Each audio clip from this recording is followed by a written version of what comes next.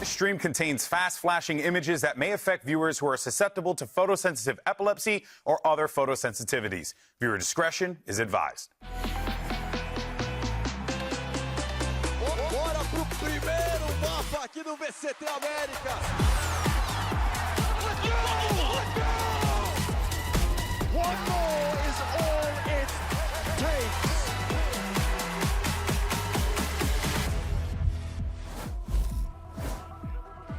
6 teams are left in the lower bracket, but only 2 of them will move forward and make it to playoffs. Hello and welcome to Day 8 of Play-Ins, coming to you live from the Riot Games Arena here in Los Angeles, California. Sierra Dawn here, back on the desk with Mimi, Athena, and a very special guest. Hello and welcome to M80's coach. We have Kaplan here. Woo! Oh my gosh, I'm so embarrassed. Oh yikes! That's I don't know. I don't know. I don't know what that that's was. I don't know how I got there. kind of crazy that was. It's gone now, then. Yeah. Don't worry about it. What was It's it? in the past. It doesn't matter. Don't worry about It's just it. a dream. It doesn't matter, but for real, thank you so much for joining us today. It's a pleasure to have you. Thank you for having me. It's gonna be a great day. We'll have to make sure to get all the analysis from you going into today, but Gotcha. Because we aren't enough. hey, don't put words in my mouth. You guys are always enough for me, except for today. Oh, okay. Before we jump into today, though, we have to talk about yesterday as we looked at the upper brackets for 2 of our playoff qualification matches. First, it was MIBR versus Envy, and this upper bracket matches, teams have been ramping up here. How do you feel like their form has improved throughout this? I think that there's some teams that are doing a great job. For example, Envy, I think they made these changes to these Phoenix comps. It clearly fits their team better. They're running hot. I think an MIBR loss, it was close. I don't think it's enough to really stop a honeymoon. I think they're going to be feeling good. Yeah, it feels the same for Fury as well in this game. It got close versus EG when that streak of rounds went away from them on Sunset. But since they made that change as well, picking up the Neon Phoenix, going in line with the meta, as every team that was struggling in Americas has done, was also the solution for them. Koala looked amazing in that last showing on the Neon. We had a huge redemption game from Shy as well. And on top of that, I think they've just looked far more cohesive as a team since those changes. And I'm really looking forward to seeing them in the playoffs and trying to make that run back after having such a rough year post-kickoff. And being able to secure a spot in the playoffs bracket now, much appreciated, because taking a look at our bracket and this lower bracket, this one's a tough one. There's a lot of really strong teams here, like the lower bracket of Doom. This is, I don't know, this is a scary prospect. Yeah, I have some personal experience with it. It's pretty terrifying. You cannot count any team out except for M80 apparently, but that's okay. If you told me that there's a world where G2 might not potentially make playoffs, I wouldn't have believed you at the beginning of plays, especially with all the teams. But there's been a lot of surprises, so I think this lower bracket is definitely deadly, but it makes a lot of sense. Yeah, they got pushed in your game. Yeah. A few rounds different on Breeze. Yeah. I know. You're gonna make him cry, dude. That's great. Be nice to our guest, Mimi, okay? I'm trying. I was. Yeah, I appreciate played it. pretty well. A for effort. Before we jump into our matches, though, okay, let's play a little bit of a game as we look at their 6 teams trying to push their way through. Anyone can make it to playoffs, but how do they do it? Let's play the Wheel of Play-ins. So we got all of our remaining teams here, okay? And simple. We're gonna spin the wheel. You gotta make the case for your team. You become their biggest fan. Number one fan. Number one and it's fan. required. It's required. All right. Required. You need to spin that wheel. Spin the Okay, wheel. I guess you go first. Yeah, I'm That's pretty stepping in. Who do I get? Ooh, that's a good Okay, one. so argument That's for pretty KRU. good. They are one of the teams that have done the classic reinvent yourself by changing into the meta. They're now playing basically the same comp on every map, and the players look much more comfortable across the board. Sadak is in IGL. We're gonna go history narrative. How many times has this guy gone on crazy lower bracket runs? How many times has KRU made it to champions through crazy lower bracket runs? You combine that with a Dante who had one of the roughest group stages, has really turned that around in the play-ins so far. And I think the side of the bracket that they're on down below, not having to play with G2 there as well, I think this is a very winnable position for them to be in. That's pretty good. That's a pretty good sell. I'm actually inspired. I like that. Good. I like that. Let me go next. Who are you I defending? got us. I got us. Ready? Tough one to Come follow. on, Bestia. I feel like mine is not going to be as convincing. It is Bestia, my goats. I mean, the only challengers team to make it through for a reason. I feel like this team has so much potential when it comes to that firepower. You have Melzer kind of leading that charge as well. He's been on this stage before. He had a really nice run with KRU. He's able to get the team all together in the middle of the server, and it feels like a little bit of that proactivity is starting to pay off because they're very aggressive. When they're playing against teams like G2, some of those teams don't tend to hold proactivity and aggression really well. And so I think that's one thing that they have in their pockets. And of course, you have Loss, you have Taco, who have been doing so good on those double duelists. I feel like they're just fitting into the meta really well. Okay. I'm picking up what you're throwing down. All right. You like that? I like you it. like that? All right, Kaplan, it's your turn. Oh, the what funniest team? thing could happen. Let's see. Oh, well, we already did KRU, Yeah, and you we gotta already did spin it Bestia, again. so I feel like the next team on here is just...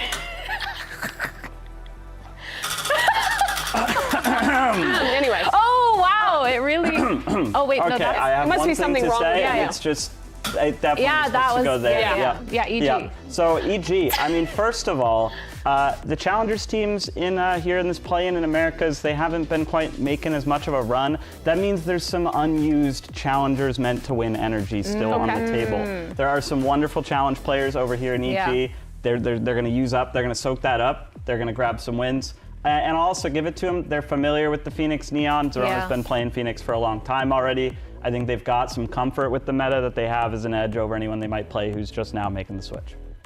That's pretty good, too. You're selling me on talking about the challengers players. A little bit of bias over here, but Of course. they're cooking. We know the skill and the talent here, but this lower bracket is going to be absolutely grueling, and we need to see who can stay alive today. So let's start talking about our match and move on to G2. We're trying to make a case that they have a chance to win Americas once again, but there is that opportunity today of that dream just completely ending. This is, again, as Mimi was saying, top of day. It's shocking that we're in a world where they might not make it.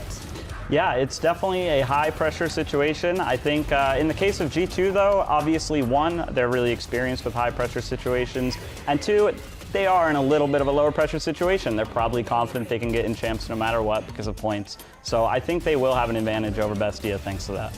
Yeah, what's your impression on this team? You guys obviously played them. They're kind of in flux right now of trying to find their identity, not really being able to make it work with the Neon Phoenix the way other teams have. Do you think there's a place right now for a team that is playing off meta, who is still figuring it out, to be able to compete with top squads in Americas?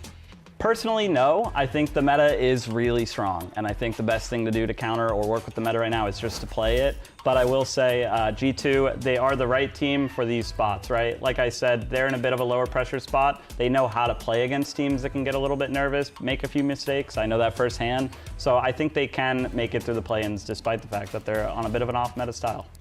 I mean, there's definitely players on the team that you can tell they're feeling confident just by how they're showing up in this server. We have to talk about Trent. The guy's just dropping 30 bombs out there. He's been insane. on a run. I feel like this player, just in general, has to have the most util hit by Sova. Just in general, his Hunter's Fury always seems to get a kill, and every single time he seems to get shock dart kills when it's in a map. So I think just in general, though, Trent, he's done such a good job at positioning himself in the server on the map. He's able to get those 3Ks more often than not, able to hold and defend when he needs to. And I think even playing forward, sometimes as an initiator, it gets kind of scary, but he does it really well and he pulls it off. Yeah, he's super consistent. For a team that's been in flux a lot with the compositions they're changing, with having to modify a lot of their style to find themselves again, he's been the guy that you can always rely on to win out those late rounds. Sky to Jail. be very on point with his initiator utility, no matter what he's playing. And I feel like he's also just has a certain confidence and X factor when he's in those late round clutches. I know you've played against him both in this tournament and before when you were with SEN in Americas. He's one of those players that it seems like almost every game is just winning at least a round or two for his team. Yeah, I have a lot of respect for the fact that, like you said, even when the comps are moving around, they're trying to find their style, he can be that role player. He's not chasing those clutches. He doesn't seem like a player that goes in thinking, I need to be this X factor, but then suddenly he's in a 1v3, in a 1v4, and he can take it home, and we've already seen him do that a few times this year. I mean, we keep talking about the confidence of this team, right? But I want to hear it from them. Let's check in with Jogamo. Elizabeth caught up with him earlier today. All right, Ja, we saw Bestia take down Cloud9 with an incredibly aggressive style. That was a lot of fun to watch. How have you prepared for that today? How we prepare for it? I mean, we've been going game by game, step by step. That's kind of been our motive. I mean, we're not really worried about what they're doing as much, if you think about it. We've been losing to ourselves more than we've been losing to teams, to be honest. So just doing us today. So just to be clear, you're not really anti-shrouding. It's more like self-focus, work on our mistakes? Yeah, team focus, self-focus, make sure we're not shooting ourselves in the foot, and we'll be right back. All right, well, best of luck today.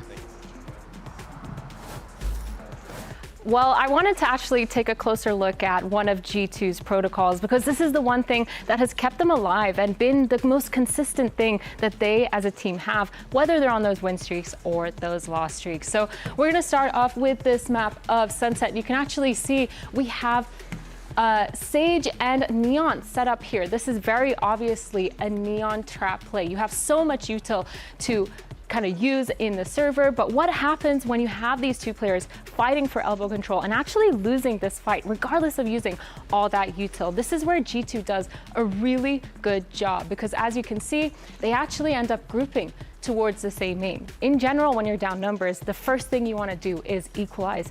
But the good thing about G2 is they do not overextend right away. They actually take their time. You can see Baby Bay grouping up with Valen over here. They're hearing a lot of noise because KO has actually grabbed this orb, and they're just waiting for that noise to dissipate before they start to walk up and creep up and get a pick.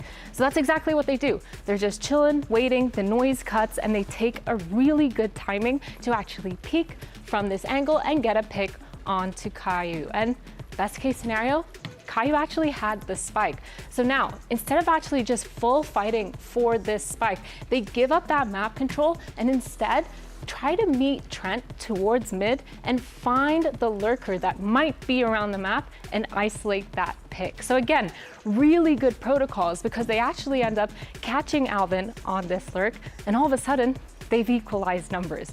So it's a 3v2. It was a 4v3 at the beginning of this. And the next thing that they do, this is why G2 is so good, because they have so many layers when it comes to the way they play, is they group up towards spawn. The reason why this is so important is because their winning condition at this point is the fact that Trent still has all of his util. He had two flashes. He used one of them just now. He has a dog as well, and he has that heal. This is their winning condition because they can get back into sight and be able to play it really well. So they use that dog initially to get onto site, clear that corner. That is so much information for them, and they just win out the rest of this round because they've just played it almost perfectly to a T. So it's really interesting to see how they're playing these kind of maps and how they have these protocols on so many of these maps. And I think that goes to show that the main reason why they do that is because they've just been playing together for so long. I love anything a Telestrator segment. Oh, really? I'm in awe. I'm in awe. Do I get a thumbs up, guys? Oh my God, she gave me a thumbs up. She's so good. She's so good. We'll have to see how their protocols come to life today and if we can get a win. But we have to talk about their opponents on the other end. talk about our first and only Challengers team to score a win on the Americas stage. They did it on the back of a lot of clutches. They did it on the back of a lot of just heart and prowess. But do we think that it's going to be enough to make this run? I think it's going to be tough. I think, they've got that breeze. I think they can grab a breeze against G2. But looking at their past games, their vetoes, the rest of their map pool, I think they got a really big hill to climb, and I'm going G2 here. Ooh, that's crazy. I think these clutches were really good. I think this one in particular, the David Ace, was kind of insane. But it is a lot of these picks that they're getting because C9's positioning is so bad. The peaks that they're taking are a little bit suspicious and the spacing is a little rough. But I do believe that this part of Bestia is so good because they're so confident. They're so active. It feels like at no point are they just standing there. But the best part is they do all this stuff after just defaulting, which I feel like we don't see anymore. Yeah, I'll give them credit for how they're playing with extreme confidence. I think they play off each other quite well. They won a lot of these rounds where C9 gave them an opportunity, like you're saying. I thought that this was, in a lot of rounds, kind of a disaster from C9, honestly, in how they were playing, especially their man-up situations. But they still got through, and that's where you have to give them the credit. The issue, though, is playing against G2. You just highlighted how good their protocols are, how good they are, even in man-down situations, constantly thinking of the proper way out of this round.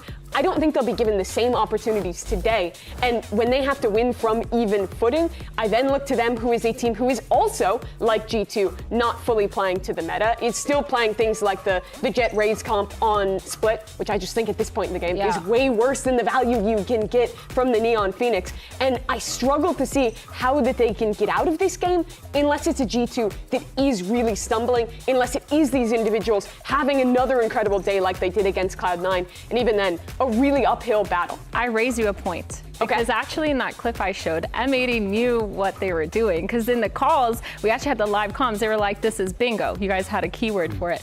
So what if Bestia's done all their homework and they know all of G2's protocols? They're ready for it the whole time. They're aggressing and forcing the timings to be on their I don't think it side. matters because I don't think it's that G2 has like really good set plays and like micro like that, the way a team Lev does. They do, to be clear. But I think what makes G2 great is how when they're down a man, they play to a win condition. When they're up a man, they play to a win condition. They're always making the right decision in a round, not necessarily just something that's pre-prepped that you can counter. I mean, we'll have to see if Bestia is ready for their match today. Let's send it to Elizabeth and hear from them and Loss.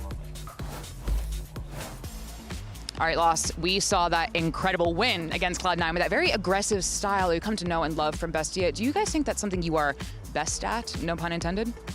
I think we are a pretty aggressive team, and it's really nice because playing against the teams in here, it's getting great for us. And that's it. Do you think can we expect that aggression from you against G2 today? For me, you can always expect aggression. All right, well, best of luck today being aggressive. Looking forward to it. Regardless of how the match goes, being able to see the aggression from the team is incredible. And Lawson Takulia put up some big numbers up against Cloud9. They need to repeat that today if they want to make it to playoffs. Do we think they can repeat it? I'm not feeling too confident in them. I think they'll give it a good shot. I think they can take a map, but I think G2, same way we were talking about them prepping for G2, G2 are going to be able to prep for them, and I think they're going to do a really good job knowing where to capitalize on them. And okay, well, there's so much Bestia slander here. Okay, listen, they find where they find where the op is. They go the other way. They abuse that. They're so good at doing that. They did that against C9 the whole time. They actually punished Oxy. Whose site would they be hitting if they're going away from the op? It doesn't matter because it's not baby base. Trent. Don't worry about it. He's rotating. Fallon. Don't worry about that either. It's fine. All right. Fair enough. Catherine, I'm so sorry we had to bring you into this. Yeah, you got the worst best, to be honest. I will say, I think what I give a lot of respect to Bestia for is that they're playing the way that they are in Challengers. Yeah. And I'm interested in your impression of that as a coach, because for bringing young, new players into a bigger stage against a team that they've been watching for a long time, I think it can be hard to maintain your style in that circumstance. Yeah, absolutely. I think, I alluded to it earlier, G2 definitely have a style. They're very patient. They're very, like you guys were talking about, in any situation, they know the fundamentals, they know the win conditions. They're really good at playing around teams that don't know these things as well. Yeah. When you're coming from Challengers as the top team, you don't run into a lot of teams like that in Challengers. It's a style that you need to be prepared for in Tier 1, but it's really difficult to get experience playing against it before you get to it in a game like this. And again, for Bestia being our last remaining challengers team, they have no continues left, and the stakes are so high for them.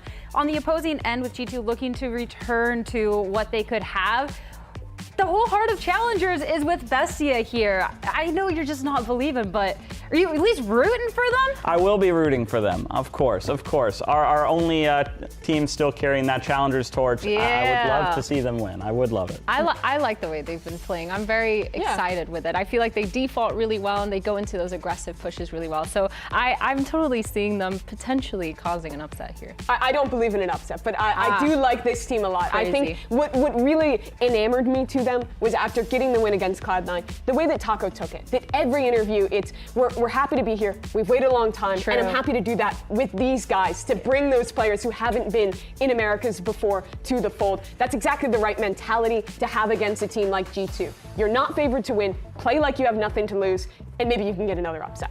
You know what the best part is I'm not on this prediction. You don't even know. But I picked Bestia. I'm telling you right now, I picked Bestia. That could be a lie and you wouldn't actually know. You gotta lock it in right now. Did you pick Bestia? Yes.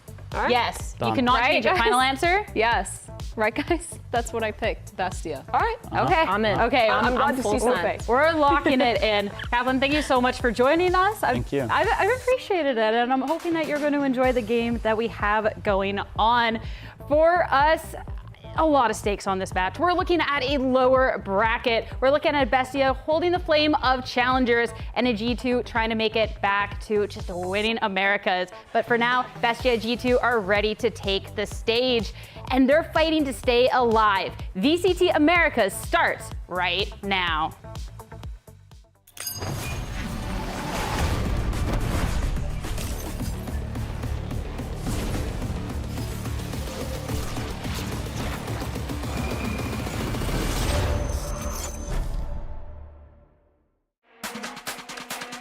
Bestia beat Cloud9, we're gonna have to be worried about them. It's Bestia's day today. It's an insane way for us to go in the match with momentum. We're already in the lower bracket, so we don't really have another life. They have been playing here for ages now. I think they're a pretty structured team. I know that our playstyle is gonna surprise them. We kind of just have to shut down Takulia and Loss. They're gonna be very aggro. We're gonna have to be able to deny their aggression, not let them do whatever they want. Lo viene a buscar David, que lo marca el segundo y el tercero para él, el 4K, y es David! Good teams beat good teams, and if you wanna win, you gotta beat all of them. This match is the one that will give us momentum to win the whole thing. Go short. Nice! We just gotta take it one game at a time, trying to make it through play-ins to get to playoffs and play the G2 way.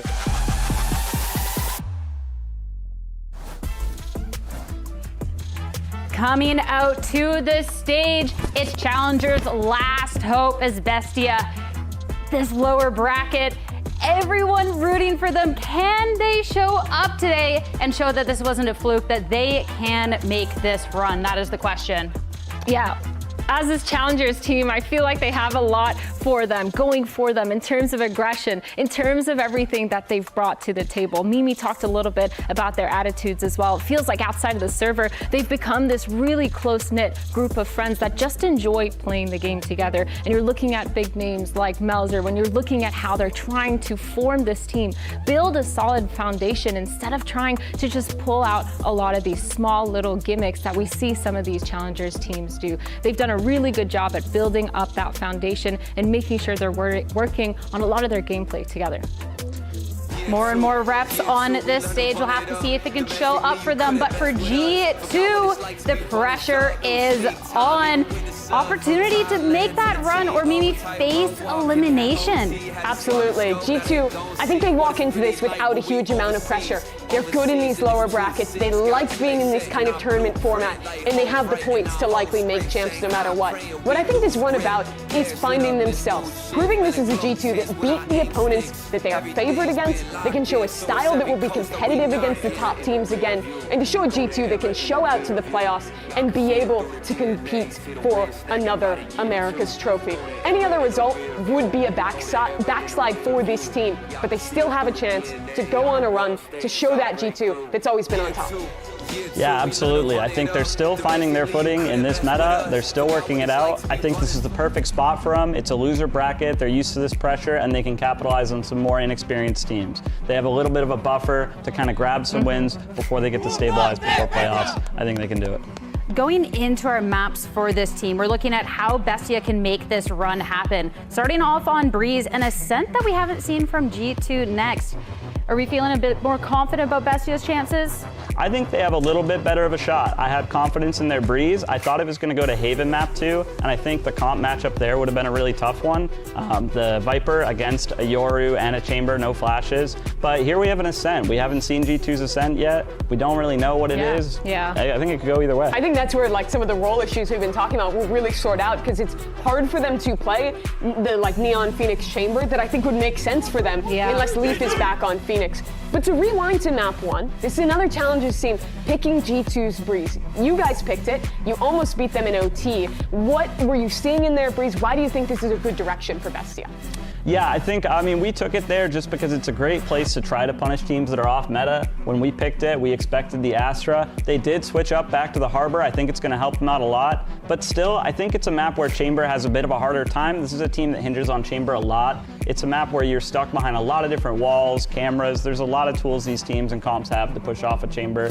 And I think Bestia can just make it so Baby Bay can't find the value they're hoping he gets. Yeah, it feels like they've done that, especially when I'm looking at that C9 game where they punished Oxy the whole time. Every time he got an operator, they knew exactly where he was and went the other way. And I feel like this map coming up first, for me at least, when I'm looking at Bestia as a team, it's a really good start to this series because they do tend to get that momentum and tend to fly it into that rest of the series. They are starting with that double duelist, which is normal for them, the Taco and the Loss. I really like the way that they play with this double duelist. It's not always just super send it, super aggressive the whole time. They pick and choose their timings, which I think is something that a lot of challengers teams tend to struggle with, and it might be enough to just catch G2 off guard. I will say playing this version of the comp with the kind of double dive agents of the Jet and the Neon means you're giving up the Phoenix flashes, which is normally one of the tools that makes it really easy to, for example, like accelerate back sight and fight through this Harbor utility. Yeah. So I think you end up being a lot more reliant on these fights with the G2, who also doesn't play the Phoenix into their comp because they pick up the Chamber, where it's just walls drop and then it's just who's better in the big team fight brawl. And honestly, I lean heavily towards G2 in those situations. Heading into this first map of the series, we'll have to see if it can be a Bestia that can punish G2 on Breeze. Let's get this do or die elimination match started and send it over to your casters. Here's Vansili and Riv. And Bestia need to make a miracle run through this lower bracket. It is going to be a gauntlet, and they're basically going up against a final boss here in this game, G2 Americas Champions. Yeah, that's it. It's the last team that we have for Challengers in 2026 versus the first team that ever ascended to the VCT Americas in 2024. We'll see if the old guard can remain victorious in this matchup, or will the beast of the South Bestia out. Let's go to the Samsung OLED match start here with the pistol round. Bestia on the defensive side. As G2, this is a good thing for them to start off on the attack side as well. They get to dictate the tempo here. As Riv, it looks like it will be a very quick start. Well, at least on the pressure over on that B side. So think about how much pressure they're trying to do. They're trying to lay here onto David, who's been awesome on this map against Cloud9 recently. Honestly, the clutch we saw just in the preview coming today, an ace for himself there. He's going to be tested immediately versus G2 if they decide to commit. Already getting a bit of noise as it looks like they set up the rendezvous, foreshadowing a further peek. And there goes the utility, wasting no time. Less than 20 seconds into the first round of this series, G2 finds themselves in B side of Breeze. Easy one, too, even avoiding that trip that was placed there from the two defenders over on that half wall, looking for the spam kill for the trip. This is a prime position for G2 to convert the pistol. The util is so good from G2 just to chip away at that retake for Bestia. The frenzy, he's been going crazy for Jogamo in a lot of these instances, least to start them off on the right foot. But Bestia has an answer, and they're trying to do it again. Leaf still fighting a few. Jogamo and Valen getting two as Bestia come back with a few of their own. David left alone, and that's what we were wondering. It's not going to be enough as Valen takes him down.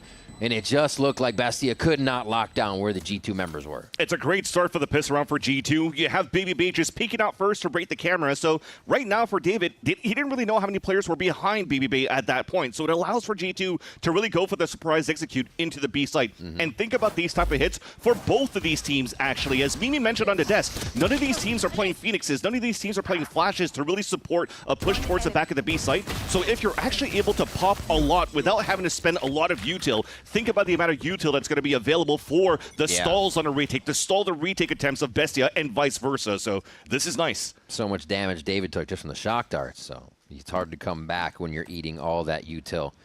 And possibly a rinse and repeat as that util goes right back into the choke of B. Loss is ready to take a fight. Protected for a moment by the cover, but Jogamo gets space, makes that area open for the team as they continue to push forward. And this time they do have Baby Bay on that flank, so they're covering all their bases. And you see the difference, too. This fight's about to happen here towards that flank, but Baby Bay usually will not miss that fight. But you see just on the presence of loss inside of that dome, inside of that cove, how much util was actually expended just to get onto site. That's a lot less for G2 to have in the post plan. So think about those when Bestia is going to start getting their gun rounds and their money right. So far should be good for G2, though. They've been 100% conversion rate so far in this stage after winning Pistol. So if you're a G2 fan right now, you can be comfortable here that you'll see a 2-0 scoreline, potentially even a stronger buy for the bonus round as they'll bring in 3 Bulldogs here. Out of charges. A few spams, escape frags, Leaf. The only one on the other end of this as they try to go for the spike deaths. And another alt orb going to David. As they do clear through that round. Nice and easy for G2 to start this one off and see if they can get through the bonus. Now, you mentioned those Bulldogs are going to be helpful as they get through this. It's going to get a lot of bite for sure. For G2 here on the bonus round, they have that option. Because Baby Bay also have the Guardian, you could play slow if you want and default across the map because the Bulldogs are still quite good in terms of the buy that Bestia will bring out. They didn't get too many kills in the first couple of rounds, so there's no Operator. There's no Outlaw that's being purchased by Bestia this time around too. So there's a chance here for G2 to walk around that map to scan a little bit in terms of how Bestia sets up the defense so they can run a better attack once they get their guns. Conditioning again. At least some forces for G2 towards this B area. So now Bastia's heard this 3 rounds in a row, but they may not get the complete strat. So G2 already putting a lot in their mind. The map still covered by G2 members across the board here. Because the Cove was there, but they never threw the high tide for Valen that was sectioning off this side of B, there's no rotations coming out right now from Bestia. So they're assuming already that there's a fake going on. So it's Baby Bay to try to get this pick onto loss. Quick peek. Info gained. Whether they smother him or not is the question. We see everybody running over here actually going quite quick on this pace, leaving Leaf for that mid control. And now they tempt A for the first time. G2 is going to try to crash through here. Yeah, Leaf is just going to watch rotate. He's got this Outlaw, which would do some decent damage on the ones rotating across. And here's that fight on the back of the A site, though. Lost his challenge. 16. He's actually back up after the wall. And now Chibazine and him are going to try to defend the back side of the site. A spam in from Trent and Valen. Clear some space for breathing room and a quick plant. Baby Bay could just be positioned here. Sees that fight. Information on one. Still trying to figure out what the rotation's going to come from, but because it's so slow and Leaf already has that presence on mid, G2 will have an idea that's the full rotate from the defender spawn of Bestia. And after losing another one there, where you have a bonus round that's guaranteed to be converted for G2 now, the last 2 players will try to salvage these weapons into the next round. So a great start for G2. We talked about how it's going to be such an uphill battle for the Challengers team. As Kaplan mentioned, you know, it could work so well for you to play this double duelist meta, or to not play to the Leviatán way with the Phoenix in your comps locally. But once you step onto the main stage, even if your opponent's not playing to that meta either, they're still playing a different type of style and protocol that you're going to have to keep guessing every single time. This is going to give a lot of pressure for Bestia to learn every single round. And it's something that G2 is refining too, right? They just get Valen on this Harbor instead of an Astra or an Omen. So yeah, they have to learn what it's going to be. And right now, a lot of it, as we mentioned before, is G2 walking a lot of it in here. Saving that util and just being able to throw it all in Bestia's face. Valen there actually 3-0 on top. We'll start with the Harbor, that gun round getting through smooth for everybody. Leaf keeps the Outlaw in mid, so it looks like they might repeat on A here as Bestia is going to try to get in their face for a round. Triple well done on elbow, which is fine. It's the Outlaw watching it from a long range as well. G2 senses that against the anti-eco, or against the eco for their opponents, they should be playing a little bit more passively towards the spawn.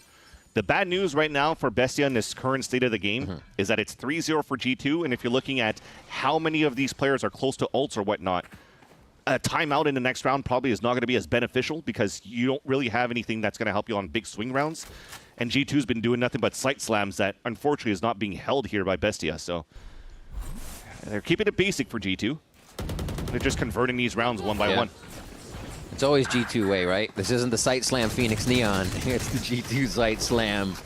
They lose Leaf in this process, but should be able to spam back on some nice util pings as G2 once again clears away into sight. They still have to go up against the two rifles, Chubazine and David, and that could cause some issues here. Baby Bay is going to be the first contact into the site if that angle isn't for Jogamo just yet. Baby Bay actually fails on the first shot, and that's more space for Bestia as they lose another 2v3 here. It's just a late lurk from Trent, though. That's going to be the final nail in the coffin. He's probably going to move a little faster now as he hears the shots knife out to get those steps and get the pacing. So now I see the back of Melzer cleaned up. There it is. Trent on that lurk, cleaning up the round, and 4 in a row now for G2. And Bestia thought that it was going to be easier for them to retake towards that site because they already took down Leaf at the bottom of middle after that first trade. So technically there shouldn't be anybody else moving on that side, especially when also this just happened. The recon dart came from site into the mid-double doors, so for them, the bingo call was already that Trent is still on A site with the rest of the team. So good readjustments coming out from G2 to always keep Bestia on their toes. Currently being tamed in this first half of Breeze, but they are looking for aggression. The first op comes out for a loss, holding it towards middle. An ult from main, and we slide stun. Like, I can ult from here, and it'll push him in, and you slide stun. He's in main right now. Or dart the fall away as well. I'm a drone with it. I dart for deeper. Okay. Ready? Yeah. 3, 2, 1, running. Could be in main. He's here, on the right. Tag. I'm darting as well. 3, 2, 1. 3, 2, Yo, 1, small gap dart. on slant on the right. Small gap on slant on the right. Slant, I think. He got out to yellow. Got out. They full gave, boys. They have up. I'm gonna planning recall to the open. right. Okay, play up. It's 2 yellow, boys. I'm holding left side yellow. Could be bridge. They have an up. You want to claim? Up dead. Up 3, dead. 2, 1, claim. Shocking in front of you Nice, guys. one more Jake yellow. Harden and back up. Dead. You're good. Back Wait, up, we back just up. got a shot mid on it? Layers. Up down mid, I'm gonna fight him. We didn't see yellow, boys. Alright, relax. Just wrapping playtime, okay? He's going spawn 100%. Play time. I'm fighting him. I'm making noise for you, Nate. He fully dipped. No, he's on the right. Chill, boys. I'm He's 1. We're good. He He's can't still walk. fighting spawn. He's still fighting spawn. Right here. He's right here. Can't see him. I'll kill him in 3. He's on you. Don't see him. He's still On you, Trent. close to you, Trent. Nice. Let's go, boys. This hot dog. Good fucking lurk. Even better that they stay alive right now for G2 so that Leaf can get the backstab and get one pip closer to the ult. But the protocols, as sometimes people are criticizing the communications that could be a little bit muddied for G2, but that was actually quite clean in terms of how fast you wanted to go off the exit, off the reckoning, making sure that they're crossing all the T's, dotting all the I's from reckoning on the left side, recon on the right side, and making sure that Bestia has no chance to hold sight to fight back. A big sigh there from Melzer as the timeout button is hit, and you're right, everything from G2 seems so orchestrated there. So the conductor on Bestia has to get everything in order now, so they can start singing their song. A lot of the problems Bestia talked about in their interviews, Melzer was saying, and Taco, is that it came down to the anxiety. Just being on stage. Yeah, they came out really strong in that first Breeze game, but when everything's clicking and flowing, the practice hits just like you are on stage. There's no problems until they faced that second map when they didn't have an answer, and being on the stage then really started to get to them. So they got to figure that out, shake it off, and see how they can come out of this timeout. You can see here for G2, it is a race for champs. Kaplan mentioned it. Pretty much the chances are quite high for G2 to really already make it, so they don't have that much pressure going forward. But you're still in control of your own destiny. Yeah. Trying to make it to at least the top 4 of the Americas of Stage 2 will guarantee you an extra 4 points, therefore even hiring the chances and confirming your spot at Champs in Shanghai later this year. But yeah, what is the conversation here from Coach Phonics going into the next round on to Bestia? And the one thing that you mentioned here, Riv, in terms of how much pressure they felt when they played against KRU, the good news is that they at least won the first map of the series, so that confidence is there. And they also bounced back in the lower brackets with a revitalized C9 when Coach Veer took over, and they were looking primed exactly for a deep run. So for them, they've had a nice little cushion moving into, in terms of confidence, moving into this matchup. And G2, the same thing. They had to play against M80, the best team in Challengers that we had this year. And that's a nice cushion for them, mentioned by Trent, for them to have the lower bracket run as well. So the hill continues to be also steep for Bestia.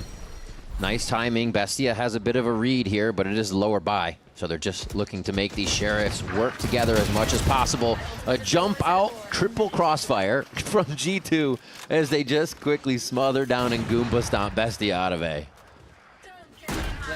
Makes me notice, too, like how assertive they are for some calls. Last time when we just had the comms in the previous round, I think it was Trent saying, do you want to claim, get into the cove, 3, 2, 1, go in.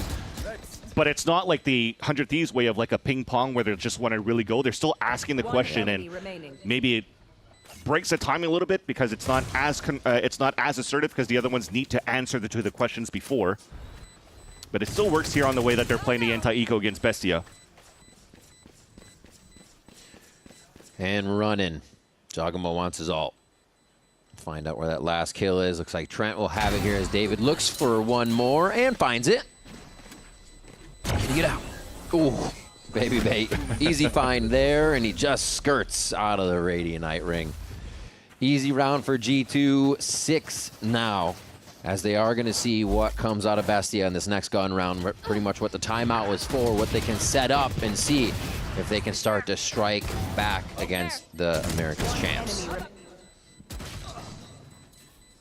Oh, David. Sometimes it'd be like that. And this is a lot of confidence for G2 to move into this series as well. We haven't seen, as Kaplan mentioned, the Ascent for G2 going into the stage. Overall, Ascent has not been the best for a G2 throughout this year with so many different comp changes that they tried to utilize across. But most recently, I think the last time that we did have some information on the Ascent games, it wasn't looking too good either. So I think right now it's for G2. They want to go for some sort of Hail Mary, testing out their compositions, testing out something new. While Bestia, because locally for them in LATAM South, they haven't had the best results either going to play Ascent. Switching from the default comp to trying to bring a chamber in there. And unfortunately not getting any Ws for their column either for Bestia. Well, they hope the W finally comes out of an operator purchase, but Bestia have placed it in A main. Unlikely to see G2 this round. And Baby Bay is going to be working the op on the other side here to try to open up B site. Lost may actually find Trent. Util out for a moment, but he drops the op. A huge investment for Bestia off the map, and now they realize a big focus was over towards A, so G2 starts to hit. Jogamo's cleared, though. The ultimate David got from last round on that Sheriff shot comes into play huge, and now G2 has to skirt around this. Melzer picks up his first kill. Can it be another one? This is huge. He starts to clear mid, and now G2 have nowhere to run. What a round for Bestia to get back. It's on a pressure cooker. 10 seconds left here as Valen's forced to plant. We talked about the Harbor fragging. We talked about him being on the new agent. Now it's can he clutch on it in this situation. Takes a bit of chip there, but this is going to be tough. He's got a bit of a wall to work with. Looks for the gap, and he finds the first one. Jubazine is down. He doesn't really have to work against too much util. It's all about the firefight now as Valen takes a bit of the high ground. This angle is insane, actually, to see somebody's head cross, but he's going to find the 1v1, and it is going to be for Takolia. Valen buys a bit of time, but it's always going to be for Bestia in that 1v2. Look very doable, rather, for Valen back on this Harbor. Baby Bay also mentioned here when they were playing the composition in the past and you had Valen on the Astra, it just allows for him to be a little bit more free and more confident here around his util to play. Because you have to think mechanically of how to play the Harbor. You have to get into a zone to throw an orb. The wall, you're kind of like just shackled to move. But he had enough time to place the Cove down, isolate some fights around his bubble, but just couldn't win the 1v1 against Takulia, who has also had a resurgence in terms of his performances ever since 2026 with Bestia here. A bit of momentum. You could say that timeout does pay off. Bestia find an answer. Taco is able to invest in an op again, and that's what they were looking for last time. It was in the hands of Lost before, and that's the beauty of this comp as well, or this team. Double duelists, both of them could op with aggression between Lost and Taco. Leaf jumps in, creating a bit of noise there, and he goes down. An interesting choice by G2 to see if they can kind of tempt what Bestia is going to do in the situation. They lose 2 already here. And now G2 really have to call the audible. What a resurgence just from these last few rounds, but can Bestia contain the momentum? There's still a lot of options that G2 could work with right now, though. They have 2 big ults. BabyBay's watching that line in case Bestia, under that minute mark, wants to clear up in front of the A site to get a little bit more map control. But because this camera's over here, too, it's easy for them to take control of that B side, get that information late round where players are coming from, and they can just play a 5-man retake over onto the B site. So if VALORANT could actually make it into the site with Trent, those ults could actually do a good job in terms of stalling Bestia and dwindling down numbers as Bestia will try to retake. He almost has to let VALORANT in alone so he can keep the Hunter's Fury away, but they are going to commit. Help each other out as that plant comes in. A little bit of denial to give Bestia time to move across the map throughout that Hunter's Fury. Pressure when he gets VALORANT. What a shot to find him in the site. The push-in comes from David as well, and now BabyBay is just watching the coattails of Bestia head in to protect the spike on B. Another round, and this one's going to be flawless coming from the Let 'Em squad. And you would think here that VALORANT was going to be able to dodge that and get that plant down here for G2, but somehow just guessing where that third beam should be shot connects here onto VALORANT, and that's a spike down. Beautiful first shot here by Takulia, yeah. All of them trying to find timings to encroach. Both duelists playing together on Bestia to watch each other's backs to make sure that nobody gets the timing on that backstab for G2. And to stop that push, to get a flawless round for them as well while they have the operator, you're happy with it. And Josh, half-half. Was he happy or not? I thought about it. He was going to hit that timeout button, but he waited. Happy with the call probably from VALORANT in this round, who are looking to move aggressively through the mid-double doors. The detection, the util. Great start by Bestia here to gain confidence a little bit more, but can they convert the 4v5 now as G2 is waltzing in just as if they had won the site take? Keep it simple. You have a Reckoning to stall. Keep Trent towards that back of the site, towards A main. You have a Hunter's Fury. So right now for Bestia, you have to start hurrying up. Tries to get him off the slow tag, and they do find it. Actually taking down the Jet is nutty with the Hunter's Fury. Beautiful from Trent, and Leaf has that angle. Misses the first shot and has to reposition here. They're all getting squeezed into the A main position, which could be a bit sticky here for G2. Taco waiting for the rest of the team to make this distraction, to start breaking the crosshairs. He actually identifies one, Bricks is down, and they're going to be able to squeeze the last 2 G2 members into A main. David has to get back to the spike, though, and it looks like Trent is going to have this all locked up from his position. Ooh, and he even steps out to make sure David can't get away. I felt I was dubbing that when I said the woo, looking at Trent's face, because he was actually quite happy of the clean shot he just pulled there on that release and the fallback of David trying to save his weapon. But the 2 shots that we saw here off screen, right here now for BabyBay, close range right into that Neon ult, was what was needed here for G2 to win that round. Focusing on the first one, trying to defuse, and there you go. That's what we wanted. Dre to pop off here with the op on the side of G2, and he's got some huge impulse frags. Things got exciting. We had some water spillage on the stage. We're going to get that cleaned up. Tech pause player. Might be a first. No. But yeah, G2 are swinging for the fences right now. Even in the rounds where you think Bestia is going to get that momentum, they only had 2. And G2 steal it right back. But those 2 rounds don't initially reset Bestia's money. So they're still here, coming out with a bye, and they can recapture a few more rounds.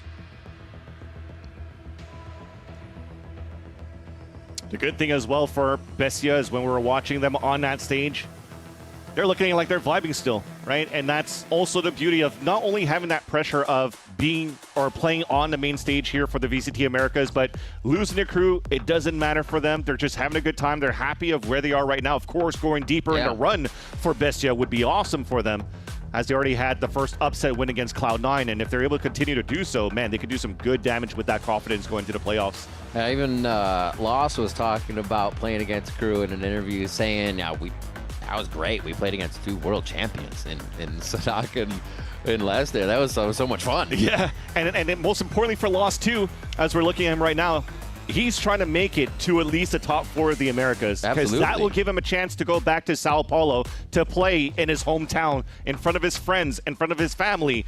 So now that you're having so much aura for a guy for the first time on the stage in the Americas, and he's just absorbing all of that fun. Yeah. And he's also looking over the stage and saying, oh, to see the crowd cheering for me when I'm doing these cool shots, when I'm playing the game, that was me a couple of years ago when I was aspiring to become a pro player. So it's cool that he's being able to experience that from the point of view, the lenses of a pro player, and hopefully now help Bestia move over to the top 4 and play in Sao Paulo. Well, it is one of the names we look at here for Bestia. Currently at the bottom, 4-7-1. So we'll see if he can pick it back up here. It does seem like that's just G2 really on their game today, able to hit these shots. And if it's not right when they open the site, it is defending the site aggressively. Well, the mouse pad has been dried up, but we still have the Cove winning up the map. That's being controlled here for G2 to start. And that's just to fake some pressure on middle. It's going to have to keep players really a little bit turtled back. They don't have full control, speaking of Bestia, on mid control here. It comes down to the extremity control from the camera look and the op once again from Lost down towards this A main line.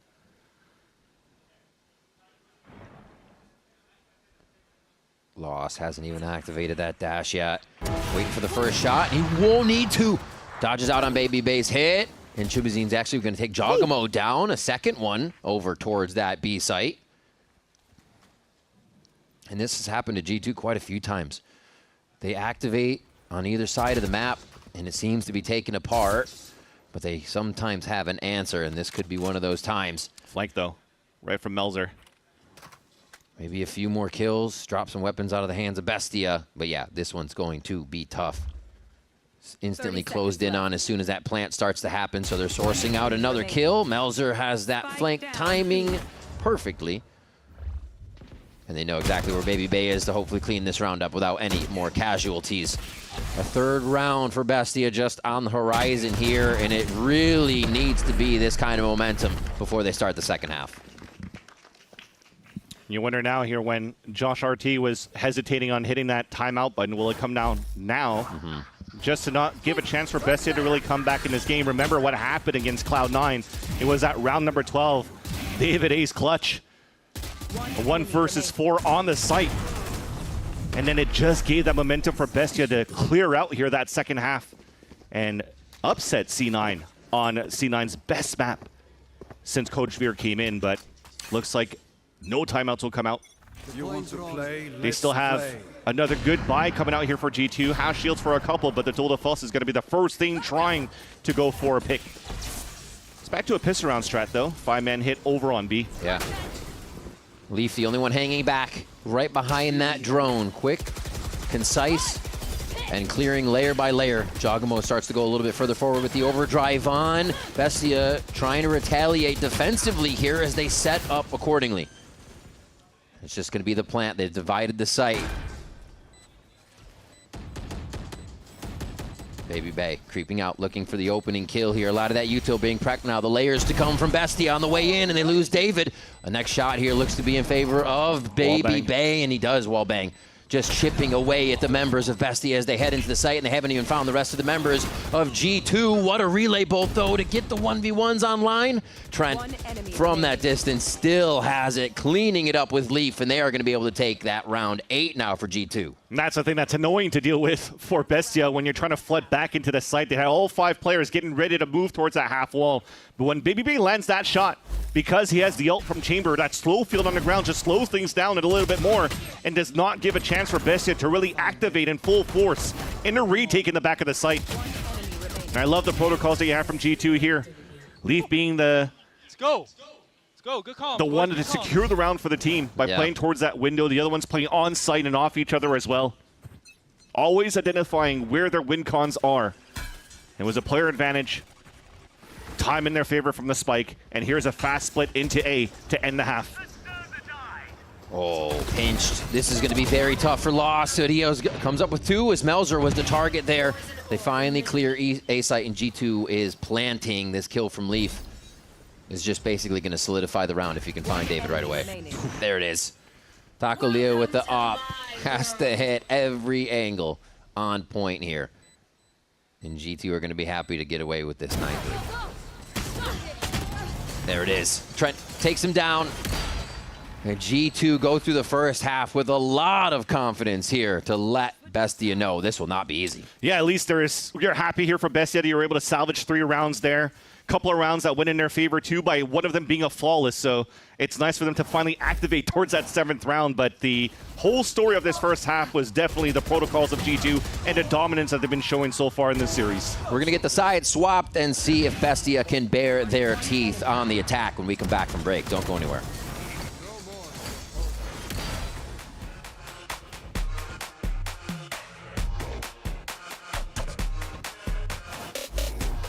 Yep, that's me.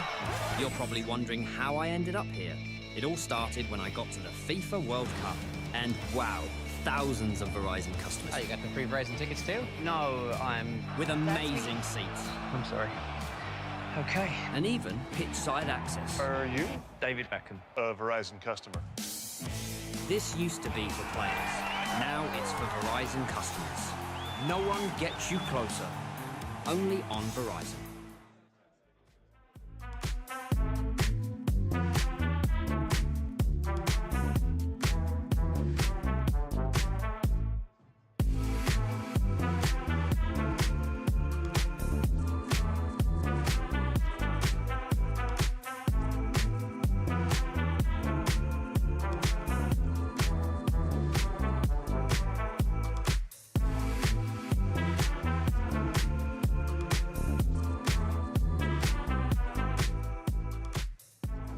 All right, Trent, we're in the lower bracket. Sometimes you can get frustrated, or just people's confidence gets down. How do you hype the team up? How do you keep that energy, that positive energy coming in and going into games? Usually that's Baby Bay's job, but if it ever comes to me, kind of just, try to keep the morale high, just tell the boys we got this, we're better than them, just do our thing, basically just, the standard things. What does Dre do specifically? I don't know. He's just kind of got that. He's got that fire in him that kind of just, he has so much energy that it just goes to everyone, and it kind of just, it brings you up without you even noticing. Well, best of luck today, Trent.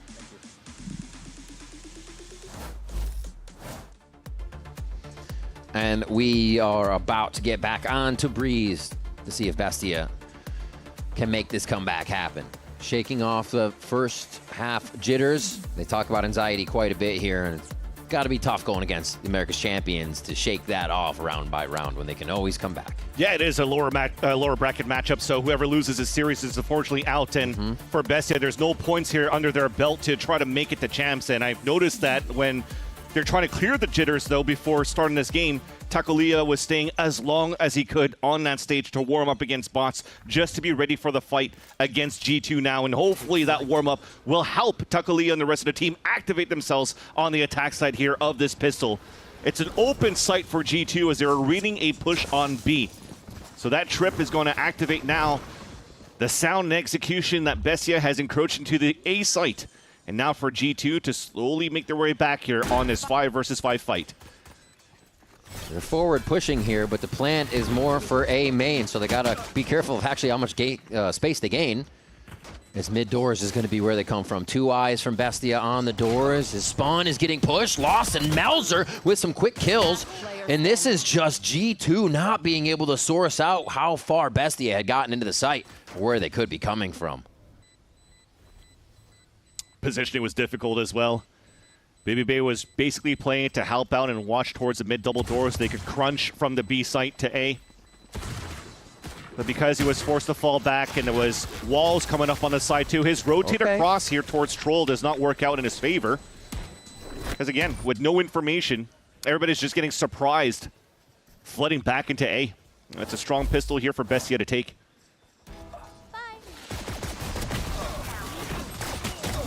What a push. Melzer coming online for this pistol. And it's the momentum Bestia needs here, especially for the younger players to get in here and feel comfortable on the stage. I think Melzer, one of the things he said was important to tell him is you can beat any of these guys any day. Sometimes that's all a player needs to hear. Okay, getting that spam. Hearing for the quick fight, and Lost gets another one with a snap kill here, and he's not going to stop David and him go for more as they protect elbow, and G2 goes for a quick attack round. All right, just jumping across here too, just to potentially maximize orbs. Lost was already halfway there, but Taco is also slowly creeping up. Second flawless of this matchup for Bestia against G2 so far. Yeah, you're seeing G2 trying to do almost as similar than their pistol round strat, just to continue that pressure over on that B line. Good news for them is they can see here how Bestia kind of opens up when they're leaning towards this B side. But it's only going to be good enough in my eyes for this next upcoming round if you have Bestia try to work towards the B side again, because they're in their bonus round. They don't have the best of weapons. It's not going to be a full rifle round where potentially they could have wanted to push quickly into the B site. But very similar to G2 on the first half, it's a slow default.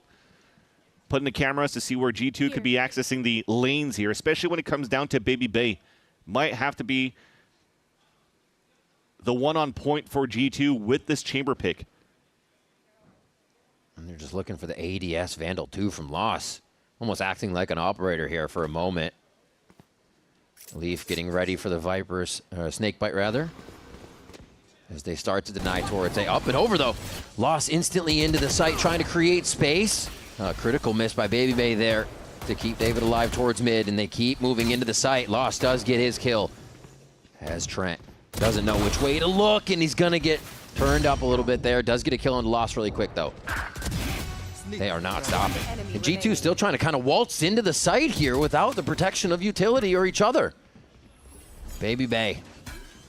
This is a very big ask. And one is checked off the box. They've created the 1v1s for him. It's going to be pop-up, though, and he's not going to have that decision correct. 4 for Melzer as he starts to get himself online. Yeah, big round for Melzer.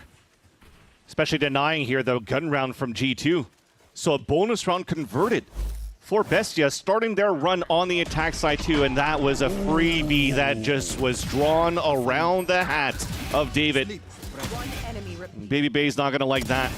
Or it comes down to missing those critical fights for that first angle. You TP away and you lose all that space where your teammates are relying on you to cover up towards the tunnel. So the two players towards that back of the site start isolating each other where they can't help each other out. And that's why you saw here like it was a little bit mismatched and playing the protocols and playing to their strength for G2, who are usually very good for trades. But Bestia are identifying that. Just to continue to move forward, the wall contact play does great pressure, gives great pressure onto G2's defense. And that was one of the win cons looking at this matchup here between Bestia and G2. They go for somewhat of their stinger play, but only on 2 players from the side of G2. Oh my God, Baby Bay coming online. He wasn't happy about that miss last round, so he goes for the quick close-up right. Actually gets himself a gun and ships in the night right now. Can he snap this one? Loss is a little bit faster there, and he needed to be if they would have any chance in this round. 2 different timings here, though. Trent is going to spot these 2 players, but there comes Leaf. But he only has a stinger to work with. Oh, the discipline. He's going to... Oh, he gets peeked at the time. Chibazine knowing exactly what needed to happen across the map. Now they've just got G2 split here for an easy sight. And what would be cruising in with this stinger and this bandit in just a bit. Just alt orbs for the side of Bestia. Another nice round. That was the only win con here that G2 had when Leaf was on that flank after Baby Bay did whatever he could on middle, holding that with that headhunter. Double picked up. Some time to upgrade through mid. Those weren't protected. Still have the camera out. No, they're not coming from elbow.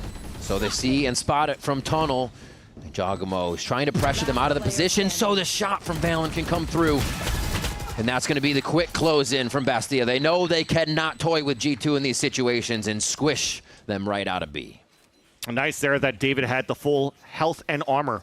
VALORANT did connect with the Outlaw, but it did a 140. So David was able to stay alive. But these shots from BBB, like I said, did whatever he was trying to do to hold down towards that middle. But then that flank could have been the best thing. Because David was in the window, he was watching for that push towards B main. Leaf was able to sneak through that. But thankfully here, Bestia, grouping up together, was able to just capitalize on Leaf on that rotate. There's no chance here for G2 to play that. At least they did some good damage on their eco round. Only investing in, what, 2 stingers on the previous round? Now an op on the attack side for Lost, watching towards the window into the B site.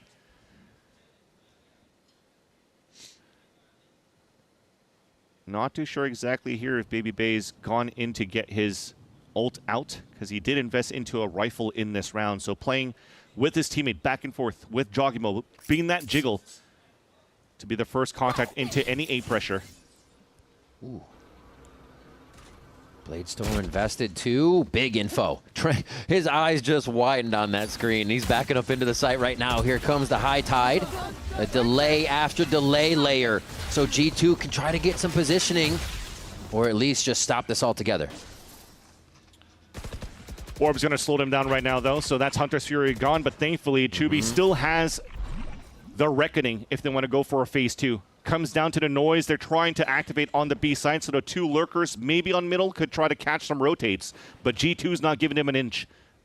So no punishment there for G2. Comes down to the anchoring and the triple setup that they have on the B side for G2 to hold the B hit. G2's just wondering if mid could be pushed as well, but they have to focus forward. You see everyone crashing in from Bestia towards that ladder and castle side.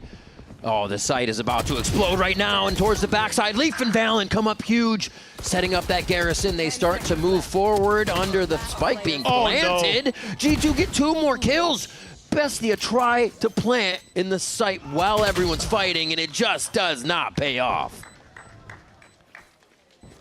For when you had a nice 4-piece from Melzer in that 3rd round, unfortunately this time around could not get the spray down onto who I think was Trent or VALORANT, either or.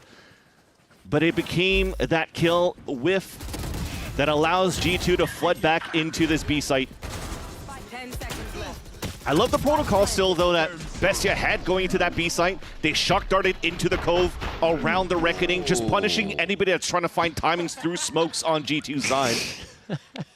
Yeah, the vibes are still good. Sometimes you gotta laugh at yourself. We've all been there. Law still has that up. Baby Bay has the ultimate. It looks like he pulls that right out too. So Tour de Force is here. We're gonna go long guns against each other, as A is where that will happen. Ooh. Lost it. Was not favored in that situation. And Baby Bay comes out on top. He actually pushes forward to go for it again without Rendezvous up. Why would you expect this? Oh my God, he's smeeking. And now he needs to unsmeek very fast before he goes down. Oh, Takulia takes advantage of that. They don't want it though, not yet. Really nice to pull out the Reckoning. You still have the lurk from David. That's the biggest thing, because all of G2's defense had been pulled out from the B side. Nothing really watching towards B or middle, because they're not playing a Cypher. It's up to Leaf. He's playing out in the open to show himself, and that's how it happens. Ooh. As you get punished, it gives a chance now for Bestia to open up and get information on site, and it's B for the taking. Easy. It is Bestia's way right now, and that is all the way to B. I mean, you still have Melzer looking for any breadcrumbs that could be over towards the A site, and we'll have a hopeful answer here as they lose Taco. He has to move a little bit faster. They're looking for him, and now they know they can push that fact inside the site. But everybody's out. Bestia just playing the distance. This must be so weird for G2. Not finding anybody in sight. Cove getting dropped quite fast there, and now they're in the open. Camera's not going to be active for this. Half defuse. Actually, VALORANT comes up with 2, and Bestia plays with their food a little too long. Bestia had such good information after that duel won by David, but they played too many inserts. Chibazine was playing on the top of middle. Melzer was trying to flank from the back out towards that spawn. and then the other two played outside of sight, so there was no way for them to communicate with each other to try to win the round. I guess because they knew nobody was retaking so far for G2, you could play outside of the site and try to catch players off the rotate. But with nobody really focusing on, you know, the site takes, anchoring on that spot to delay and give a chance here for those that were inserted to come back into the B site. Well, you saw how that ended. G2 was able to pull Magic out of that round that they shouldn't have won after David worked some magic in the mid-round against Leaf. See the loss stats on your screen. There's Lotus versus C9 there. Honestly, enjoying his time on the stage, we already said before, and he has a lot to show. The teams to put him on the stage, doesn't mind, says he likes duelists, but he's a flexible player, and that's great to see from Bestia. Yeah, I mean, he's also a player that comes in from the Furia Academy, and he joins in after Shy left the roster to go join Furia and try to go on a deep run to champs with that organization. That kind of changes the composition, the synergy a bit of Bestia as well, because Lost and Takalia will take advantage of that double duelist when David used to play a lot of that Phoenix in Challengers. So they were at some point playing a lot of that Leviatán meta. But going into the play-ins, they found their own type of playstyle by putting David into the Senti. He finds his timings on alerts just like you saw in the previous round, and Lost and Taco could leverage their aim to win the rounds back potentially here for Bestia as we come back from a timeout. Baby Bay forced into Rendezvous, and out of that position as he still hits a few shots. They can understand a bit of how this is being protected, but can they kill him? Taco with a nice slide into safety there as Loss encroaches into the site faster than Valen can react. Jeez, this was explosive from Bestia, and Coach hit that timeout button pretty hard, so we can see what they have now in the works. Already loss again in their face, and I think this is something we saw from them before, is that they kept pushing up, they kept getting a little more aggressive after their plays. G2 was trying to find a little bit of a timing, feeling that because they were able to convert a scenario where they had less players in the previous round into a W in their column, they could do it again here in a 3 versus 5, especially with the mixed pot of buys that you have for Bestia. But again, David's utility, the camera sees one, and everybody's just kind of isolated in the end, and Bestia's aggression turns out to be another flawless. Third one for them now in this game. See, Lost with the Furia spray there. Called that out from Academy. Paying respects. You see this again. Oof. Just ducks right under it. They're making Baby Bay feel the pressure this time, too. When they find them, they kind of source them out immediately. That's definitely the important thing for this comp too for G2, right? When you're putting a lot of trust into Baby Bay as his chamber, you gotta be on point every single one of these games. He had a rough one against Furia in the upper brackets, but found his footing against M80 and has had some pretty decent shots so far against Bestia. But definitely, as you mentioned it, Riv, as soon as a shot is missed, how much space is instantly taken by Bestia, and G2 has to make sure that they plug those holes a lot more quickly when Baby Bay misses a shot and is forced to TP out. A new look from Jogamo here, sliding across the middle of the map, figuring out what to do on this Viper wall. A little control from that operator. Moving to the right side here. It looks like Lost is going to set back up in A main, but the space is gained, I feel, from G2. They can make the informed decision that a lot of this action could be coming A or double doors. And there's the rest of the audio cues that will confirm they are correct. Oh my God, Valen hiding amongst the enemy right now, actually within arm's reach, and that's not what Lost wanted. Dashes right into a hug from Jog. Where are they going to go from here? Got 2 in A main, 2 in the back of the site. G2 has to figure out how to get him out here as we're looking through the eyes of Chibazine. They need to protect the VIP, which is Leaf here. If you're able to make it in the back of the site with the pit, that gives G2 a chance, and it starts off well with Taco falling down. They might be able to strip Bestia of their members before they even need to get the pit down. They've been so good at dissecting these site holds here from Bestia, and they will do it once again to push Melzer off of the site. They hold that all. Leaf's still going to get the defuse anyways. I mean, Valen should be getting it, but it doesn't matter. That's how confident they are. They are just cruising through right now. G2 get to map point.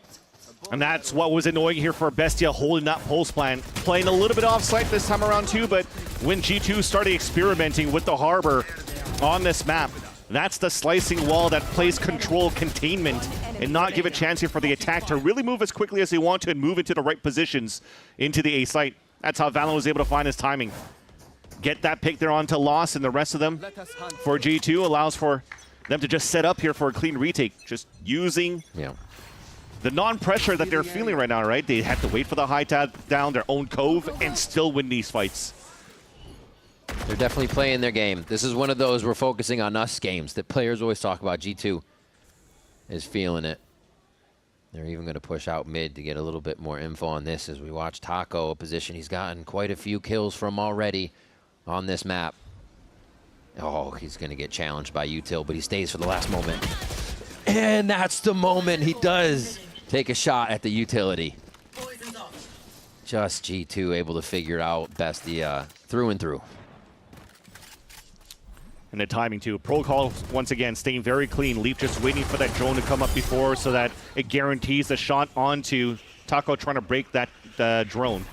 Advantage now is Lost though, finds a little bit of a space towards the tunnels. Oh. Put the barrel right in Trent's face. Leaf puts a bullet. Very fast trade. Doesn't even care what the range is on that. But this is the run. Bestia actually quickly choose the soft site. Wait a minute.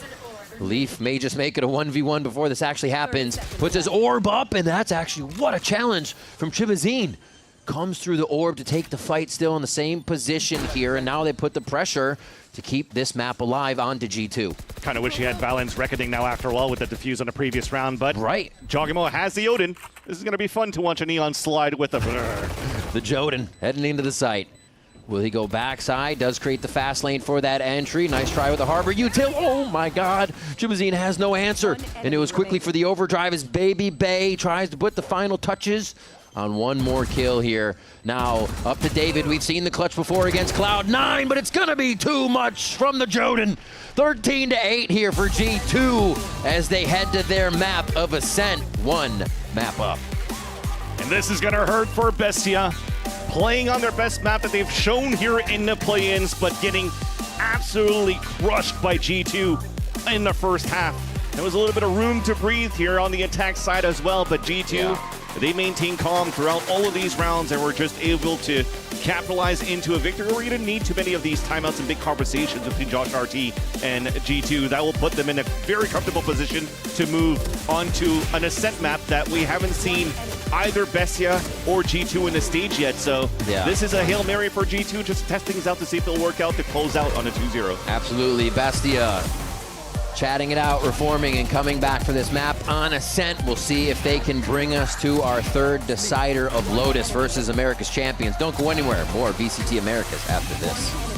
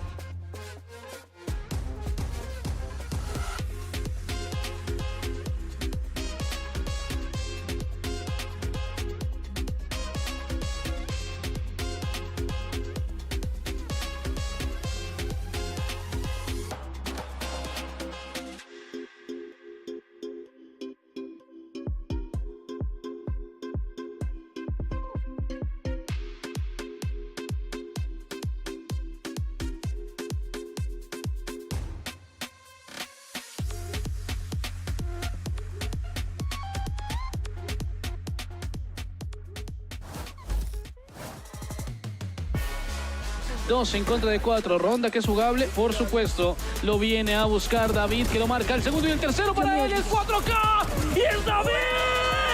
¡Es David! Kid's going 32 HP. Throw your body at the problem, my boy. Oh, it's more than that! It's Leaf with everybody! Here, the coach of G2 Esports, Josh RT. I mean, that was brilliant, stealing their map pick. I'm going to talk to you about the Ascent that we have coming up, because we haven't seen your Ascent since Masters London, where you lost to Foot, and now you were playing a Waylay into Phoenix. Can you give us any indication about what your plan is for this Ascent that you picked? We picked a comp that fits our team identity a bit, something more our speed, and it took a little bit to get over the PTSD of our Ascent. Like, it took a lot of scrims for me to convince the team, like, yo, it's ready, we can pull it out here. And so I think it'll be a better showing this time around. When you say your identity, do you mean, you know, just kind of protocols, or what do you mean by that? More about the comp choice. Okay. Yeah. All right. Best of luck. Starting off this do or die series, Bestia try and take G2 to Breeze, maybe one of their best chances at taking them down, but it's a switcheroo. G2 instead take their map pick, a crazy dominant attack side, winning 9 rounds, be up 1 in this series.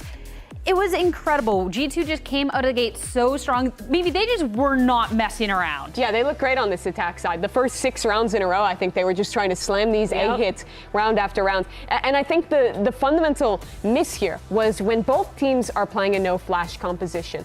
You look at Breeze, and traditionally we think of this as like the out-aim, outplay map where you can often get upsets. But I think when you play in this harbor mirror meta and you don't have any agents with flashes, the fights, especially on defense, are so often coming down to the timings of harbor utility dropping and having to have better trading, better team play in these very on-the-fly team fights. And that's where I think G2 just looked a league above in this game. Yeah, it felt like their timings with a lot of their util was a lot better than what we were seeing from Bestia. And I think for me too, we saw that actually Bestia had more first kills than G2, and I think they couldn't capitalize on that, mainly because of the way that they were fighting. It felt like every time that they were sitting on backside, they were struggling, unable to get the trades when they were swinging and trying to keep that A site. And eventually, when they did give it up, their retakes were struggling. Yeah, they really were. I mean, you saw in that first round through the bonus G2 won, that's when they tried to play hard on site, just destroyed them backside. Then they're trying to play these set retake rounds, and look what Leaf is doing.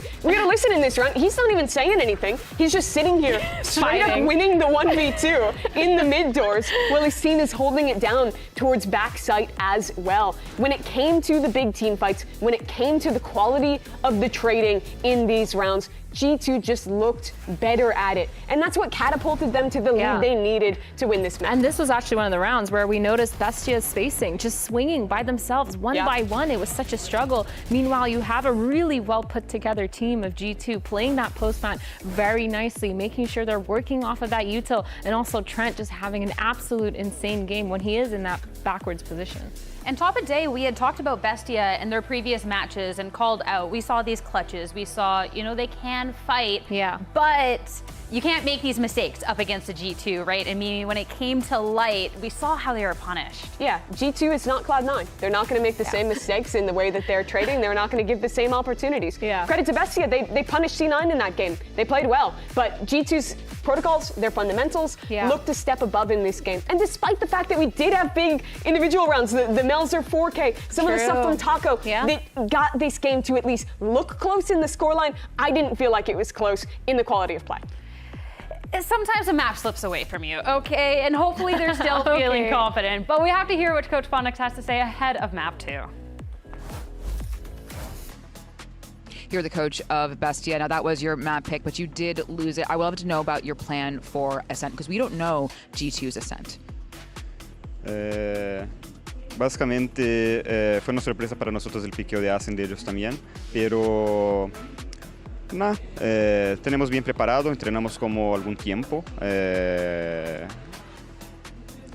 un poco estar considerando el meta actual, entonces igual es mirar que se sale bien nuestro juego, lo que entrenamos y básicamente eso. Yeah, you know, it surprises us too, this Ascent pick from G2, but we've practiced and we trained specific meta comps for this map, so hopefully we'll be ready and prepared. All right, well, best of luck. Ascent's going to be a surprise for a lot of us out here. G2's map pick, and I loved hearing the insight earlier of, okay, I know it wasn't, we had problems in the past, but we fixed it. We're confident. What are we expecting from G2 here? I mean, for me, hearing Josh RT talk about how they're trying to play that more meta comp, knowing that they're switching to that and actually feeling confident, I'm expecting to see a little bit more of meta. Maybe a Chamber, definitely a Neon up there somewhere. I don't know if we're going to be seeing the Phoenix, but it feels like G2 have a solid hold, or else they wouldn't have let this map through. Yeah, I think this is really the test for which direction G2 go in their identity. Did they return to forcing Leaf onto the Phoenix and thinking that straight up following the meta is best for them? Or do they look to divert, maybe play that Phoenix-less composition, put them on something more comfortable instead? I think this is really where we're going to get to see if they're full committing into the Phoenix, into the meta, or if they're trying to blaze their own path. I think ideas around Yoru on this map can actually be quite interesting, and that would help fix some of the role issues. But with the amount of time it's been since they played this all the way back in London, this is bound to be a surprise that I think is going to be really difficult for Bestia to recover from, especially with their elimination on the line. And on the other side, Bestia, the last time we saw this, they played Waylay Chamber. I feel like we're going to see a different look on the other side of the stage as well. We have to, because for Bestia, they are fighting for their lives. Have to see if they can make that comeback. Rivet Bands will be back with map 2 after this short break.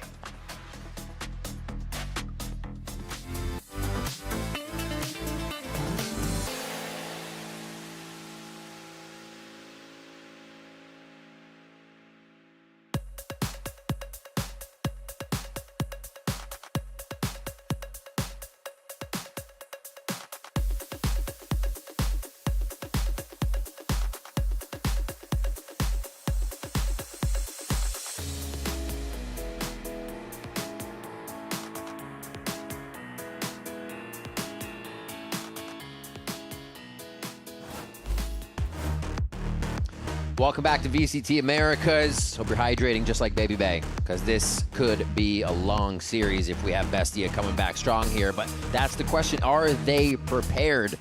As we heard from the coach, they're going to try to play their game and come into this one. They weren't really ready for the G2 pick on SEN, and maybe this is why. I think I was expecting this after listening to Josh RT speak to Liz, because when he talked about we scrimmed it a lot, we could bring it back, and when you think about G2 finding their form again within this stage, it's also a lot of their reverting back to the old ways. So this is where it was very dominant for them going into 2025. They were unstoppable on this map, winning this map week after week. They played it 5 times, won into the grand finals, went 6-0 in that stage in 2025 with this comp right here. So that's going to put everybody into their comfortable roles, and for Jogimo to just find that the better timings. I think that's the biggest difference, is just the timings of the TPs from Jogimo that maybe will force him to be a little bit more antsy, or we'll see how that's going to pan out. We're definitely going to see the spray paint thumbs up a few times in this exactly. game. Also, the Chamber not there for Bestia. Now they have the Neon and the Waylay, as we just heard the desk talking about that. Maybe finding a change, and it certainly does. I agree. Bestia there going into the, this is what works for us. Just making sure that we're able to continue to dive and pressure with a double duelist look without really leveraging going into the Phoenix, just because they want to add a little bit more speed in terms of what Lost could bring. I think it's better for him in terms of how he could escape, tackle Leah the same way as a Neon. And I think that's why they want to sacrifice not having a Phoenix in their compositions and their identity for this play-ins. Well, here we go. On to map 2 for this matchup. Losing this ends your playoff race. And as we said before, G2 is basically a final boss of this lower bracket run, as Bestia is trying to do their best to get a win here and keep it alive. Looks like the focus towards A is going to find that soft site. Lost is going to have to do quite a bit to stay alive here. Using the util bit. Finds one great choice there, actually running in front of the clone. Cost Jogimo his life. Ooh, quick trades. Baby Bay actually went for a solo there. You see that happened over at Tiles as they're re-wrapping through mid, but that's also Trent. He could have a timing, and he has to be the one to really make an impact on this round, because his team is about to get swarmed in sight. Was able to have a huge backstab previously. Let's see if he can do it again, this time on Ascent. That is Trent. He's waiting for their activation, knowing they might be looking his way. They go for the 360 spin, and he still clears both. A turret just coming back through for the squad here, and G2 are able to answer right back. Even losing Jogamo on the site take. Taco, huge on the Bandit. You didn't come here to die. Has to almost stay on this now. Trent has all the advantage, and a 3K for him. That lurk was huge once again for G2.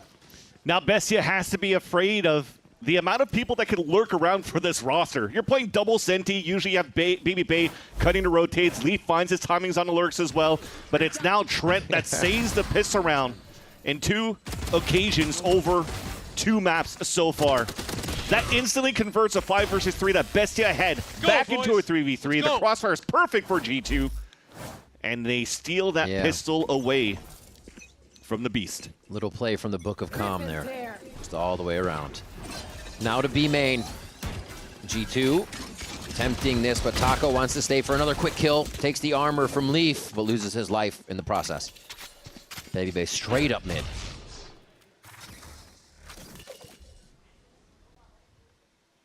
God, he is just schmoovin'. Oh, cleans up the second one. May not realize there's a few more, but he actually skirts around the situation. And man, G2 has all the positioning to make this one work. They are really making Bestia feel uncomfortable on this map to start. You're going to have to think for Bestia here is, again, this was a composition that G2 really used it as their signature back last year. You're going to have to go back into the old vaunts to remember how G2 kind of plays this map, especially on the attack side. It's usually fairly slow because you're playing double Sentis. You have aggressive walls being thrown here on either A or B, so you have to force Bestia maybe to play some aggro lines on defense as well. Because if not, if you're depriving yourself from baiting out the information that the turret could get and the wall could get from Leaf and Baby Bay, that is still going to give some good active information for G2 of where Bestia is trying to work the map, which most likely would mean that they're given a lot of space that G2 could take because those pieces of utility are never bested and never tested. Right. Blind is dead. Another round for G2. They did lose Jogamo in the end, but that was the whole purpose of giving him the Marshall to run forward. And yeah, a little bit different than Breeze, playing both sides of the map here very early instead of conditioning towards one. Yeah. Ever since he missed that, that rifle shot, he has been kind of on it. Shook that right off. Now to bonus round here, a big one for Bestia to strike back. Disadvantage for Bestia is very similar to Breeze, not being able to capitalize on big rounds on pistol or big damages on your star duelists, so there's no operators in the round here that G2 has. So the bonus is still quite good for the attack side as they're, once again, the slow play creeping up. That's a nice little early drone, though, for Bestia to now identify this pressure on Cat. Big util fight as they float to safety on both sides, but very hurt on both sides, or at least for Jogamo. And no forward push yet. I think they're going to wait Baby Bay again to start getting up mid. They're going to have to realize at some point this needs to be more covered. Especially when there's no camera watching the mid time. Nothing. It's because the door is broken, so that means, though, you have to force these guys to watch towards spawn. That's more space now that G2 could start taking in the front in these extremities. Look at that pressure that Baby Bay brings forward just by Pizza. How much paranoia is there for Bestia because they're not finding information? Leaf can still make noise here too, or catch a rotation if that's the play. Fake into the tree area as it looks like they're going to take a bit of control of tree and jungle. But Bestia is here to anchor the site. They're not trying to leave. Quick move from Lost as he tries to reposition, and it's not going to be enough as G2 sniff him out instantly. And Taco can't even help from heaven. Yeah, they are finding the least path of resistance every time. And okay, Leaf's like, did you guys see that? I didn't expect it. Stinger kills for him. Yeah, against 2 guys that had Phantoms. That's a demoralizer for Bestia for sure. Unfortunately, you can't really call a timeout yet in my eyes for Bestia because this is just G2 winning gunfights. I think the reason why also they're kind of playing in the unknown and kind of left all that space available for G2 to take. Oh my god! Was because of the early drone that was used by Bestia. Yes, they get the early info on mid, but after they close the door and the camera's still watching towards B main, it's still question marks on Cat and middle. That's the big point. Why do you ever want to play with any of those question marks? And now, that was, I think, just a quick jiggle peek from Taco, but not fast enough for Jogamo. And Baby Bay's at the same clip right now. Leaf takes one down. And as Bestia goes for a few of these low-buy kills, they are just quickly swept away. What you want right now is for Jogamo to grab that orb, just wait it out, just make sure here that G2 gets the plant. He'll get the ult for round number 5. Pip just got picked up, as you can see here on the UI. Now they confirm where Mauser's at. They could kill him now because the plant's about to come through. And there's the ult ready for Jogamo. Very clean round for G2 once again, playing in the extremities to just stop Bestia attempting to go for a crunch play. And we saw this a few times a season or two ago where starting attack on a SEN, if you went hard, it just became attack-sided. Usually you see it be defensive-sided, but I don't think G2 is going to let that happen at all. They continue to go hard, considering it. 2 rounds in a row now, actually. We've seen the coach of Bestia look for that button, but he's going to allow the team to sort things out, get through this experience. That might cancel the push from G2 after Jogamo moves in there and sees the operator. Fake teleport actually comes out of drift back in Boathouse here.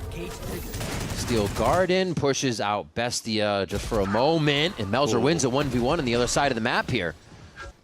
But I think they can source out that it's just Melzer, and they want to be able to push through that. Bestia is trying to chase on the other side of the map. Yeah, the hit's coming towards A, but here's a big fight now towards Shed. Jogamo doesn't clear the corner. Oh, no, he turns away. Okay, there was a chance if Jogamo looked towards that left side, but now on the A site, Valen's able to get that pick onto Loss.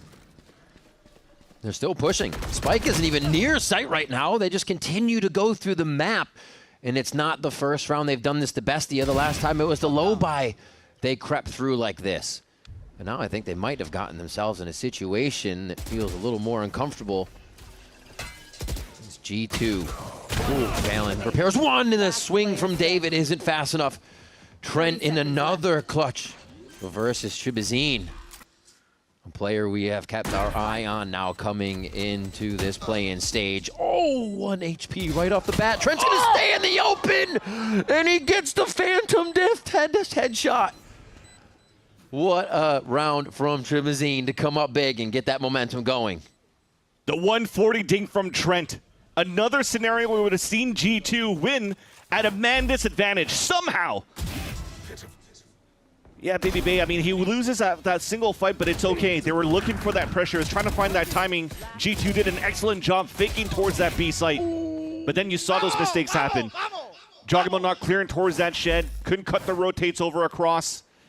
And now, unfortunately, here for G2, they couldn't just win that 1v1 on Trent to continue the steamroll of the first half, but yet, it's still a 4-on-1 here on the first half. You're happy. Yeah, they're feeling fine there. It might be some of the ults to create momentum for Bestia, but there's a few on G2 side to answer right back. Is it going to be split now for G2? Did the same thing on Breeze a few rounds into to start working the map a little more.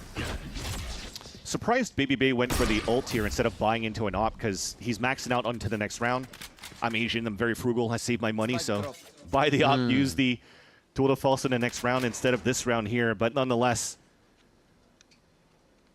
speaking of Baby Bay, he has found a gap. He's already looking towards the A side, trying to see if anybody's going to peek out. And as he clears all of this, he's like, yeah, I don't see anybody. So let's just sell this fake from the drone on the B site, pull everybody towards A, and just exit here. There's so... Now they're jumping off Fountain in the back of spawn. Bestia is no longer letting mid be open, but they have to worry about A because G2 is about to get another walk in here. As all that power is over towards Cat. Wait, they're not going to jump in right now. They can't. Yeah, they got stalled. I was going to say, Taco might... Or sorry, not Taco, Lost. I thought he was going to dive right in with that Hunter's Fury, but they keep it coordinated as G2 just gets that plant down. 5v5 retake here. And is it going to be the choice to waterfall into the site? A little bit of vision. Sees 2, 3 coming through spawn. Taco in to get his own vision here as we're playing basically where everyone is. So they can relay that back to the team. 3 up on Heaven. A few for Bestia still on that ground floor, and they're trying to stop them from getting in. G2, a few good shots from VALORANT coming in from Hell. And he starts to make it feel real sweaty for the side of Bestia. They have to push through the smoke and source out what's going here. The crossfire, almost disjointed, but it's gonna be Baby Bay that is able to pick up the final frag there as they keep a bit of safety outside the site as Bestia crash in. And staying calm there on that 1v2. The instant trade from onto Trent, but also getting the wall bang as he jiggles across. I love the amount of trades of utils, though, from both of these teams. When you had the Hail Mary play of the Paranoia of Melzer so that Bestia could actually flood into the site, Leaf actually placed his own flash from that Vice on the top of the A wall. It stalled the push from Heaven, and it allowed here for VALORANT to activate at Hell. Hot dog, come on, baby. So not only the old comps are back, but the old calls are back too by calling out the hot dogs. Dang, you saw what that meant to VALORANT too. To not let any momentum go towards Bestia for a second round. And it forces that timeout finally. It's desperate measures, though, for Bestia, right? You've tried everything. That last first hit, well, the last prevention they were trying to do here to prevent G2 from getting onto the site was trying to throw losses slow and time it with the ult from Chubizin. But unfortunately, it just did not hit. But the slow hit actually 2 players from G2. How did you not get kills out of that with the Hunter's Fury is beyond me. And that is probably the main thing here that really didn't allow Bestia to have the cleanest of flood retakes on their side. Because again, if it came down to that, it still had that big paranoia for the retake. So I feel like this type of timeout is to calm the nerves, knowing how this is a very important game for Bestia, where it's do or die, go home if you lose this series. So it's time to reel back now that pressure that they potentially feel in their shoulders. It is to carry the torch for the challenger squads here. They're trying to get that over the finish line. G2 stands in their way right now. Looking for the low buy fight over the shoulder of each other. Bestia still using a few protocols, but they just keep getting taken apart by G2. And G2 could really just take their time once again if they want to just maximize orbs one more time, but they mentioned it once again at the desk at the beginning of the series. It is one of those games where G2, they have the heavy upper hand over Bestia right now. I mean, favored for the lower bracket run too, and they know what that pressure's like if they have to play back-to-back games, whether they're BO3s, BO5. They have everything under their belt. Just a quick drone into A, as this is a very noisy map for G2 to work around their side, trying to create distraction with utility, and they still leave Baby Bay and spawn as Leafs getting kills to start off on B. Around where Bestia leave that opening once more, and VALORANT gets a quick kill there. Dogamo on another one, and they are just wondering where G2 is here. They own the entire map, 6-1 now. So it comes down to what will Bestia do in this after this timeout call here from their coach. I was wondering if they had enough money to maybe try to go for the Hail Mary double ops if they want to on the defensive side. Try to leverage that range, denying that early util that's being placed by both the Vice and the Chamber from the side of G2. It'll still be the op just on one player. That's lost so far. It's mid control on their side, where it really hasn't started that way for G2. It's always been towards the extremities at the start, opening up here and trying to break even Cypher util. And also grabbing this orb for Jogimo. More and more hits from that Yoru. A main control for Bestia here. And Baby Bay has a line at least for Cat. Loses that line. Nice job by Taco to play a little bit of a different position here. Start getting G2 to have to play the guessing game. Thankfully, though, for G2, they could just cut noise. There's no drone. Chubizin already used it at the beginning, but the contact play is good with the operator. That shows its hand. Goes right back for it. The aggression there. David with the kill straight to B main as they kind of look for that peak.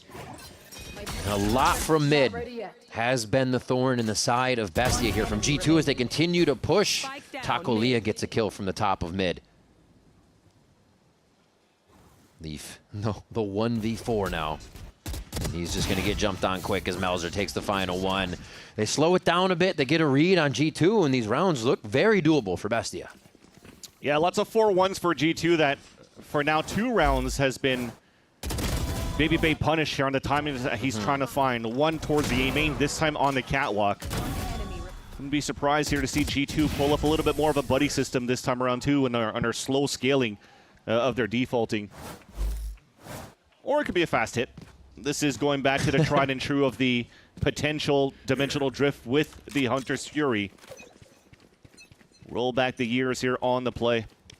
Yeah, he's going to start TPing fake on the A side, get back towards B, and try to see if you could leverage something out of that. See how fast they execute it. You don't have as much time on the gate crash anymore, so he's going to go right now, throwing as much util as he can. Gets the paranoia out. That's going to hurt Bestia's retake if we do finally get G2 inside sight.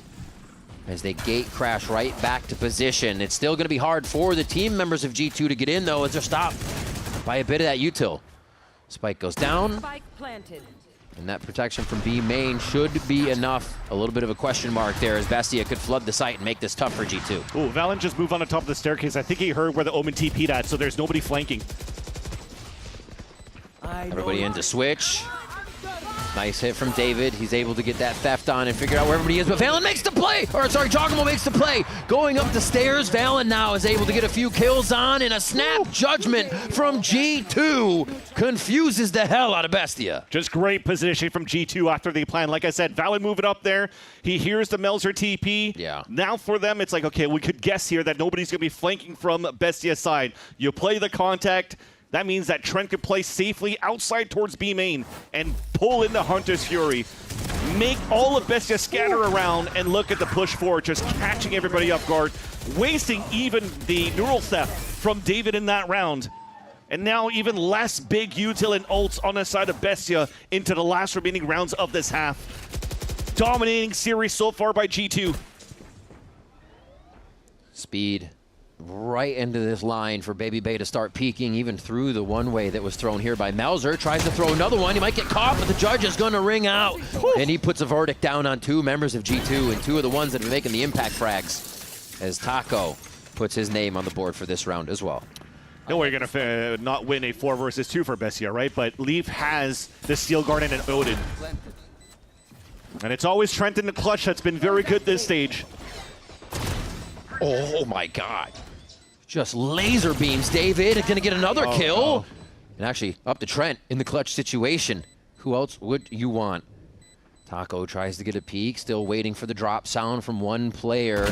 Oh, he just shoots to the left of Taco. And a beautiful round for Bestia to come back with 3 for them here, as they still got to close this gap of 4 rounds. And he needed that hit for Tacolia. The crosshair placement was there for Trent, but it was just a pixel peek on the side of Taco to land that shot. I think he shot his hair bun. It was a 4 versus 2 here for Bestia. Yeah. You almost wish it went cleaner. Yeah, and because Elite's position outside here towards A main, he couldn't really utilize the Steel Garden so that they get the advantage back in their favor on that on the 2 versus 4 for G2. So their shots had to land. Fortunately, it doesn't, and Bestia salvage a round. Eyes up. That Odin's still there for Chibazine. Tacolia with the operator. We talked about how that works a little bit better for him than if they run the traditional here on Ascent with that composition. All 5 for G2. Oh, David taking that one into his own hand, sees the entire team of G2, so the info's there, but they're a member down. His loss. Quick even up.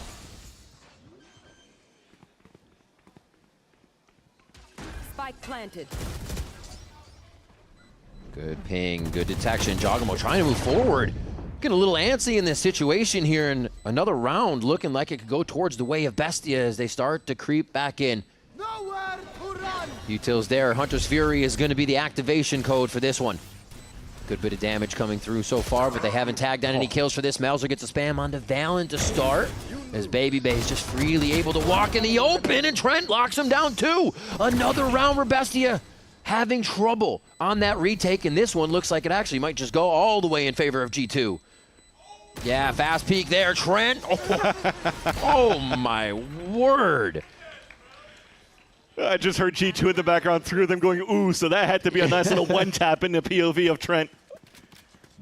But what should have been a round converted guaranteed for Bestia again? Yeah. Another 4 versus 2 scenario that unfortunately is lost by these shots from Trent. Baby B landing a beautiful off shot, and yeah, that was a nice little one there. It's not even a sidestep, it's a slide step. It's just smooth. We did it again, Trent. Yep. They did. They thrive in those clutch positions. Yeah, another day in the office for Trent for sure in these scenarios. As we talked about, not too much economy left available for Bestia in the last couple of rounds. Thankfully, salvaging that round number 11 gave them a little bit of hope. But then now for the round number 12, you can see here, Takolia and Chibazine has not too much to work with, but thankfully Taco still has the overdrive. So he's trying to gamble out, try to be active around the map so he could actually activate the overdrive to its best of its capabilities to close that gap and help the teammates on the defense. He's choosing correctly to start, though. It's mid-pressure out for G2 on the 1-3-1.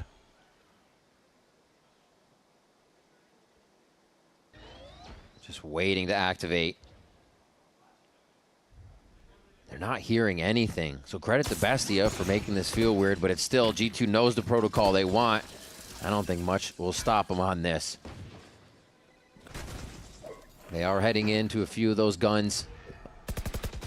As we said, a bit of that saving grace. But this is one of those rounds where it feels kind of weird for both teams. You're wondering if G2 is going to act, if they're actually going to commit, but you still have some in Boathouse. Chibazine gets cleared. And G2 are waltzing into B now. Better late than never, you could say. 15 seconds on the clock. That's going to be Leaf cleared. They jump into sight one after the other, and they have to be all on board with this player. It's not going to work. The timer too low, and they're not even going to get the plant down. They put themselves in an unwinnable position, and Bestia will get a 4th round in the first half with a Red Bull clutch. Is it going to be one of those stories again here with David getting a clutch in round number 12, and Bestia finds a little bit of hope to fight back in the second half? I mean, it was low HP for Valen. He almost made it into the site, but good on David to find his timing at 2 HP to win the round for Bestia. It's going to take a lot for our Challengers team to take down America's champions. We'll see if it happens, and they can bring us to a 3rd map when we come back from this break.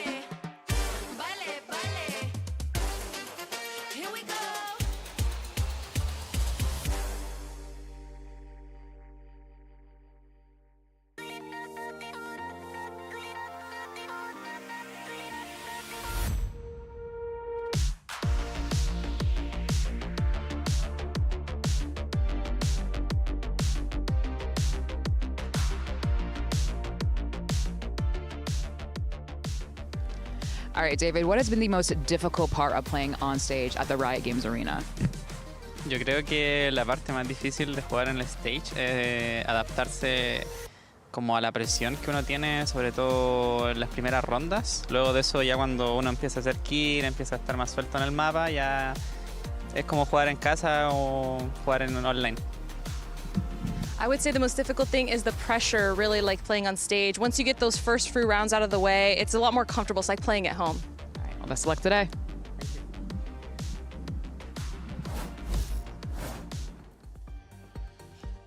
Looking start fresh here on the second half of Ascent and get those first few rounds and shake off those jitters. It's never going to be easy against G2, but it has to happen now. Yeah, that's the unfortunate part. You've already brushed out 12 rounds over here. You already played 21 on the previous one, and unfortunately, you're trailing behind by a lot. So I think that pressure is going to be even heavier going into the second half now for Bestia, and hopefully the double duelists that they have with the dive around that Neon and this Waylay could help them out now. as they're leading so many players over on this B side, but G2 still has a good stack here. Baby Bay right up in their face with Rendezvous ready. There's a bit of damage there, and the force through actually from Jogamo for a secondary hit comes through. And he's able to gate crash, so they're playing the double trickery. Oh, 3 quick kills though for Bestia. A flurry inside the site, and they gain full control here. That's crazy. I think that's 2 kills they got through smokes as well for Bestia running back into the B site. Got to count your lucky stars. A chance to fight back now as we're trading pistols potentially in this second map. Leaf, super clean. David's possibilities, he brings them very low in HP. You can see Melzer's low as well. As they creep into the site, this becomes even scarier. Van Silly, a few more shots. There's no way this is a possibility that G2 can do this. It was supposed to be Bestia's pistol round.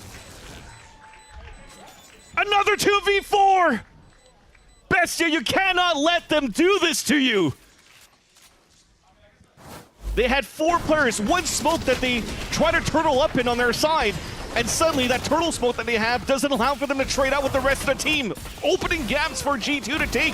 For the backstab to happen right here for Leaf.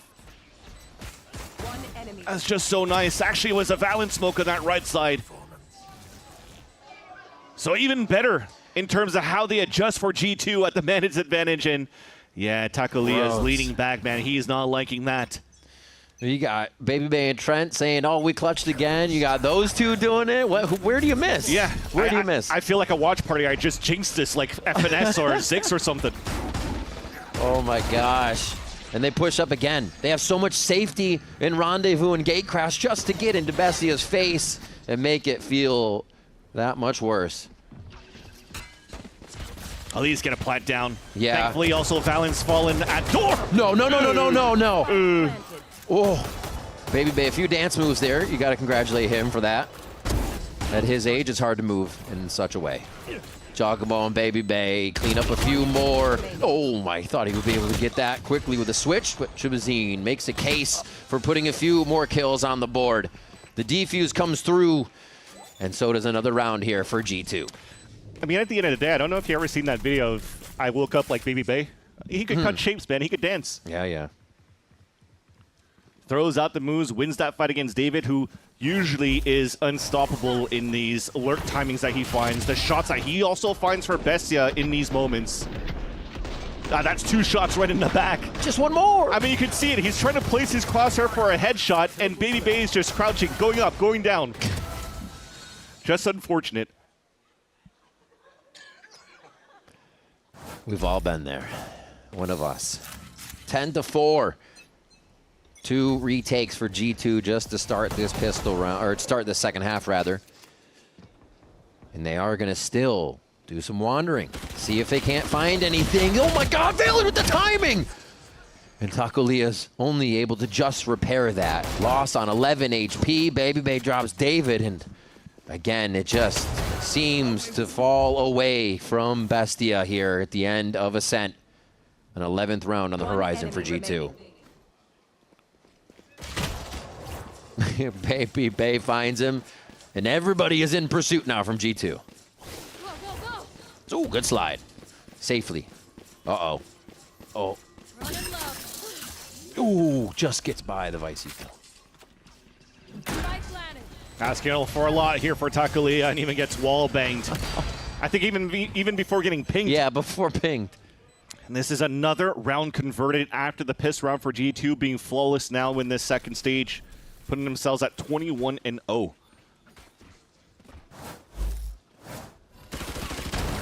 Jeez. Just playing in the heads of Bestia at this point. On top of their plays, inside their plays. And Bestia can now, nope, not another water spill. The cap's there, it's all good. We're good. But look at that. A round coming in for G2 where they could flood, have the possibility of flood retaking with Leaf if they want to. Yeah. Still playing a 3-man stack, but this time not having Jogimo with them. Jogimo's trying to find some info in front of A main to start. He finds it. Valen, the sliver peek. Nice job by Lost, though, taking a different position here. Just a different look. Something is all they need. to throw G2 off here. This is going to be keeping G2 off a game point. Keeping themselves alive in this series. That much more. David's going all the way around here for a bit of a late play. Not too sure with Leaf at the door there. Like I said, they had the Steel Garden to work with for the retake. But I guess too afraid of the lurk of David in case the backstack came back from tree. You can already see even Baby Bay's trying to find him, trying to take him down, so that wastes the clock down even more. And Trent cannot do the heroic plays. And because of that threat of David just lurking around that site, there's no capabilities of and opportunities for G2 to win another 2 versus X round. So Bestia scores a 5th. Money's still pretty decent out for G2 in the next round, though. Yeah, they've got to work through quite a bit of G2's economy to feel super comfortable. And Bestia need to find everything within them that they've practiced. Hold that torch up high for the challenger squads and bring it all to G2 here. Because this is where G2 can find all the experience to close out the game and understand exactly what needs to happen. Melzer's going to be a big factor here. Loss still hyping him up. And now as the curtains might fall down onto Bestia, they're going to try whatever they can, anything that they can to fight back in this attack side. Leading on a 3-2 split, and we'll see how they activate in round 17. Pilló baranda uno, no sé quién. No hicieron nada en el agua. Claro, pilló baranda uno. Ya juntémonos. El Omen baranda de guardia. Juntémonos B. Dale. Cuidado, les pueden estar bajando medio. Hagámonos juntos para medio. Hay un jugador acá al lado, hermano. Ven, 1, 2, 3, va. Puede haber otro más medio, puchado, cuidado. Droneo, juntémonos B. Sí, espera. Me quedé cerrado B. Estoy viendo medio. Ya, te veo estos. Voy a salir hasta casi. Hermano, tengo todo el agua. O spliten o vamos en el B. Spliten para la... Piteo. Está la trapi acá, tiene toda la info. Moqueas para nosotros. Me moquearon, puede ir main. Bueno, hay un one baiteado acá, creo. Cabrón, tiempo, por favor. Ya, hemos quedado en 3 segundos. Baranda el chamber. La caja baranda. Benito, ¿usted para nada? ¿Para nosotros en baranda? Sí. Ya estoy al lado y hermano. Así para mí acá sí consigue. Quebré trapi, flasheo como sea, 1, 2, flasheo. Baranda 1. Puedo tener main, pueden. Moría baranda. ¿Puede estar abierto para mí, fecha? Cuidado la ulti la vais, puede estar retake. Cuidado, se comete uno por ti. Te miro cielo, te pueden subir cielo, te moqueo. Llegando cielo, van a sumar por tiempo, Tiene ulti Vice, van a jugar con eso. Spike planted. Lo está muy bien. Me tengo que tirar maxi, cabrón. Otro juego. Tiempo, Berser. Déjame jugar a mí primero, ¿ya? Te mirando acá casi, para que no te comas, Ahora estoy cruzado con vos. También así. Estoy trifeando igual.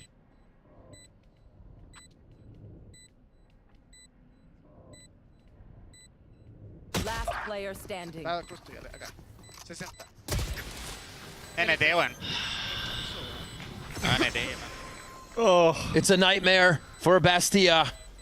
Leaf continues to be in their heads. A Red Bull clutch and a series point put onto Bestia now. All the pressure is on. It's the wrong beast that has awoken here. It's G2 just winning so many clutch scenarios against Bestia. That was a perfect crossfire setup. What an entry and a work by Loss when they were at their turn on a 3 versus 5. It was looking so doable that they finally are able to convert a minute advantage on their side for a dub. But it's Nathan Leaf. Singular Leaf finds singular fights and gets that round for G2. Map and series point. Bestia at the brink of elimination. Baby Bay. That first piece of the wall here that could stop Bestia's run. They've made it into the site, and he's keeping quiet right now in the discipline category. And the first kill comes through. They begin to extinguish that torch for Bestia. As the plant goes down, they are giving Bestia all that room to set up as G2 prepare their own retake. Drone first. Hearing the drone actually activates Shubi's ultimate. So Hunter's Fury is going to try to delay and takes down Trent. So that initiator util is going to be tough to find anywhere on the entrance to the site. Jogamo with one, and they already have a bit of forward positioning here. Goes in to source the rest of the players. David, everybody's kind of stuck on that left side of the site as G2 looks to win another one of these clutch rounds. Baby Bay with the final shot. They extinguish the challenger's flame, and G2 will continue through the lower bracket to keep that playoff dream alive. G2 after the win against M80 in the lower brackets, as mentioned before by Trent. Coming up here with a lot of confidence that he needed after that G2, after the M80 win. And showing here that redefine themselves, finding the comfort picks, not going into the meta, and also being the team that could also just play to their own game, could make things work, could be like the Energy style as they dominate Bestia in this best of 3. So many of those clutch moments that turned the game around. I mean, listening to Leaf's interview, he was talking about, oh yeah, I saw Taco get that ace. You know, David had an ace. The really good play by as well Loss on their play. So he knew what he was going up against. Leaf did his homework, and it shows. The whole team did their homework. Now Bestia is just going to be like, okay, well, G2 had a 2 versus 4 win here, a 2 versus 4 win here, a 1 versus 2 win here, and that's just unlucky there for Bestia. But they still have to be proud of the run that they have made. They've been the only team from Challengers in 2026 to get a victory over a partnership team in the Americas, and that's against Cloud9. You have to be happy here for Bestia. But for G2, for me here, Riv, this is a fun little story of their lower bracket run. It's basically an ascension run for them once again, because they just beat M80. They also just beat Bestia, and now they had to play against Envy, the latest team from last year that ascended from Challengers as the rankers to try to qualify into the playoffs. They're going to get a lot of that play time going through the lower bracket run. Coming into this one, they definitely showed that they were ready. Continuing to prepare for opponent one after the other, using Shaq on that off time as he is abroad when they're asleep.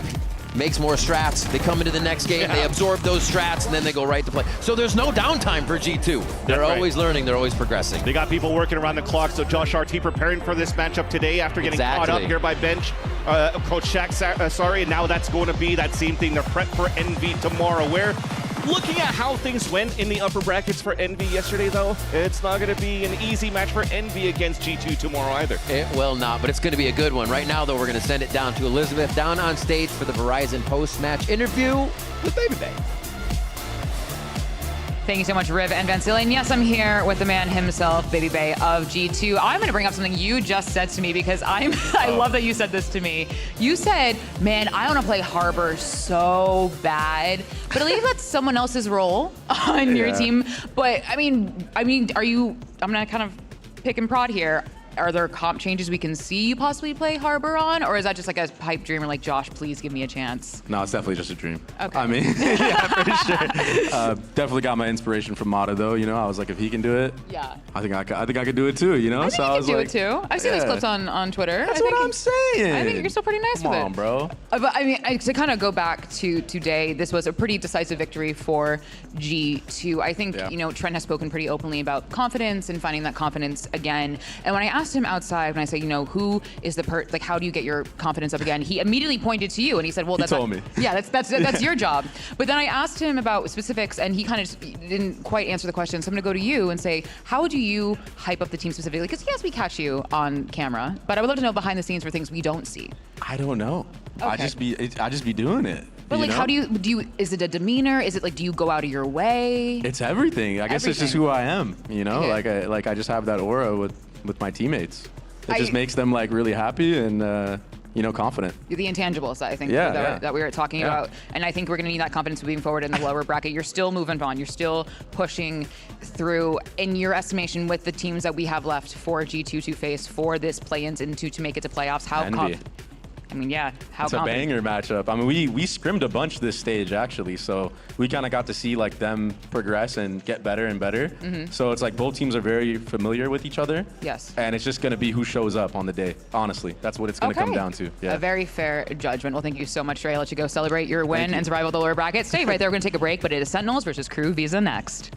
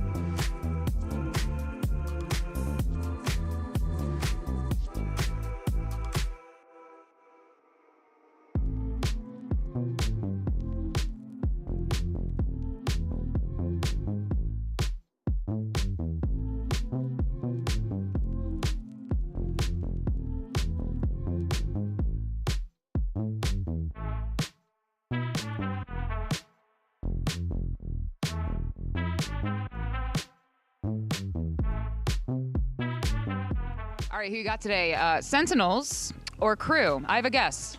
That's a tough one. That's a hard one. Yeah. I'm definitely gonna have to go for Sentinels. Yeah. Shocking. I think it's gonna be SEN. I know they have had a couple rough ones recently, but I have faith in John QT especially to do what he needs to do to get it across the line no matter what. I'm going to go SEN 2-1. I think it'll be really close. I think they're both evenly matched teams, but I'm going to give the edge to SEN. I got Sentinels, man. I gotta support John QT, man. That's my load right there, man. Sentinels. I'm here for Qbert and Qbert only. Not the players. As long as I see Qbert, I'm happy. Okay. Qbert, where are you? I need to find you. KRU is an aggressive team. They play a special type of VALORANT. They definitely rely on hits up, plus taking his lurk timings and being aggressive as a lurker. Yo creo que venimos teniendo muchos altos y bajos realmente en estos play-ins. I think we're very tense and stressed in previous matches. We have to have like really high energy on stage, carry that energy, gives you a lot of confidence. Siento que a poco vamos encontrando como un rumbo en el equipo, entonces de seguir de esta forma y ver qué sigue contra Sentinels. Individualmente creo que son muy insanos. Va a ser un partido reñido, va a ser un partido muy peleado. Was looking forward to play them, want my revenge. This time, won't make the same mistakes. No va a ser fácil ni de onda, pero bueno, esperemos que salga para nosotros la victoria.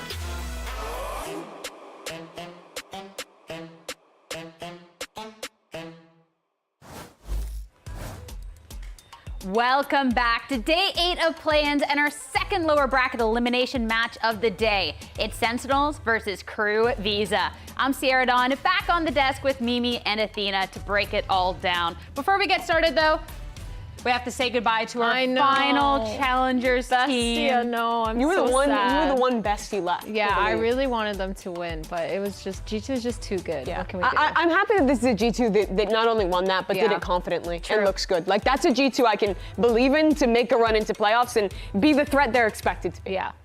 But even though we say goodbye to Bestia, it's part of all of this. We got to keep moving on and move into our next matchup of the day. One where these two teams are are very familiar with each other. This is a rematch from week 4, where we saw KRU Visa switch up their comms, and this is where Heat started his Chamber 1 trick journey, securing the win there, but looking so good since too. Yeah, it felt like he's starting to really pop off with this. His first kills have been phenomenal, but I feel like just in general, he's given that team a little bit extra confidence at being able to push. That being said, Dante also has started to step it up. It feels like we've seen him kind of underperform a little bit, but in this last matchup, they ended up playing really well. Both Dante and Heat, they had crazy first kills.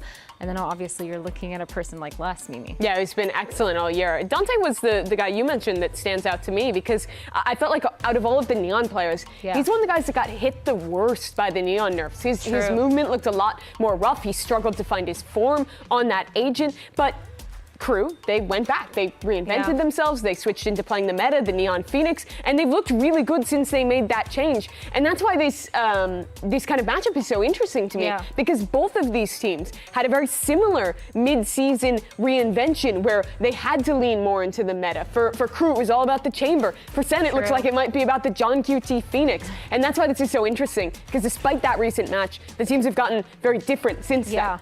I love that we get to see all these makeovers coming out, and especially when we're looking at Sentinels and how they switch things up. This is one that's been very, very recent, but this makeover has shown up so huge, taking this win over to G. And talking a little bit more about it as well, I love that we've gotten to see the confidence here with this Phoenix coming out on QT. Like, this just is, I don't know, this just makes sense.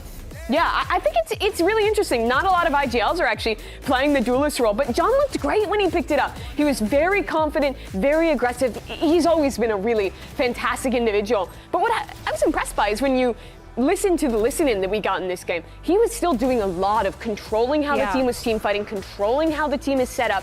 And I think that's really hard to do when you're playing one of these entries where you're constantly fighting in with the Neon. But its synergy looked fantastic as well on these entries alongside Jerwin. It was a game that they won pretty dominantly, but it was a great first sign for me. That's actually one thing I was going to talk about, is that Sentinels, one of their biggest issues, it felt like Jerwin didn't really have someone to follow him up, unless it was Redux on the Omen half the time. It felt like it just didn't match up. But now that John QT is when he was solo Waylay every round, exactly. It was rough. Now they have a body to follow him up, to be able to get a lot of those trades, because Jerwin has been phenomenal, but he just needed that little bit extra help. Plus, John QT was an initiator. He has that initiator main in him. He knows when to use those flashes to get the most value out of them. So I just think overall this is really fun to watch. I just wonder how sustainable it could be, because IGLing on duelists Phoenix is really just KO. hard. That's my take. Phoenix is just KO. It's like the same skill set. You have to run in a little bit more. You're putting your body on the line more. But John has always been very confident in those positions.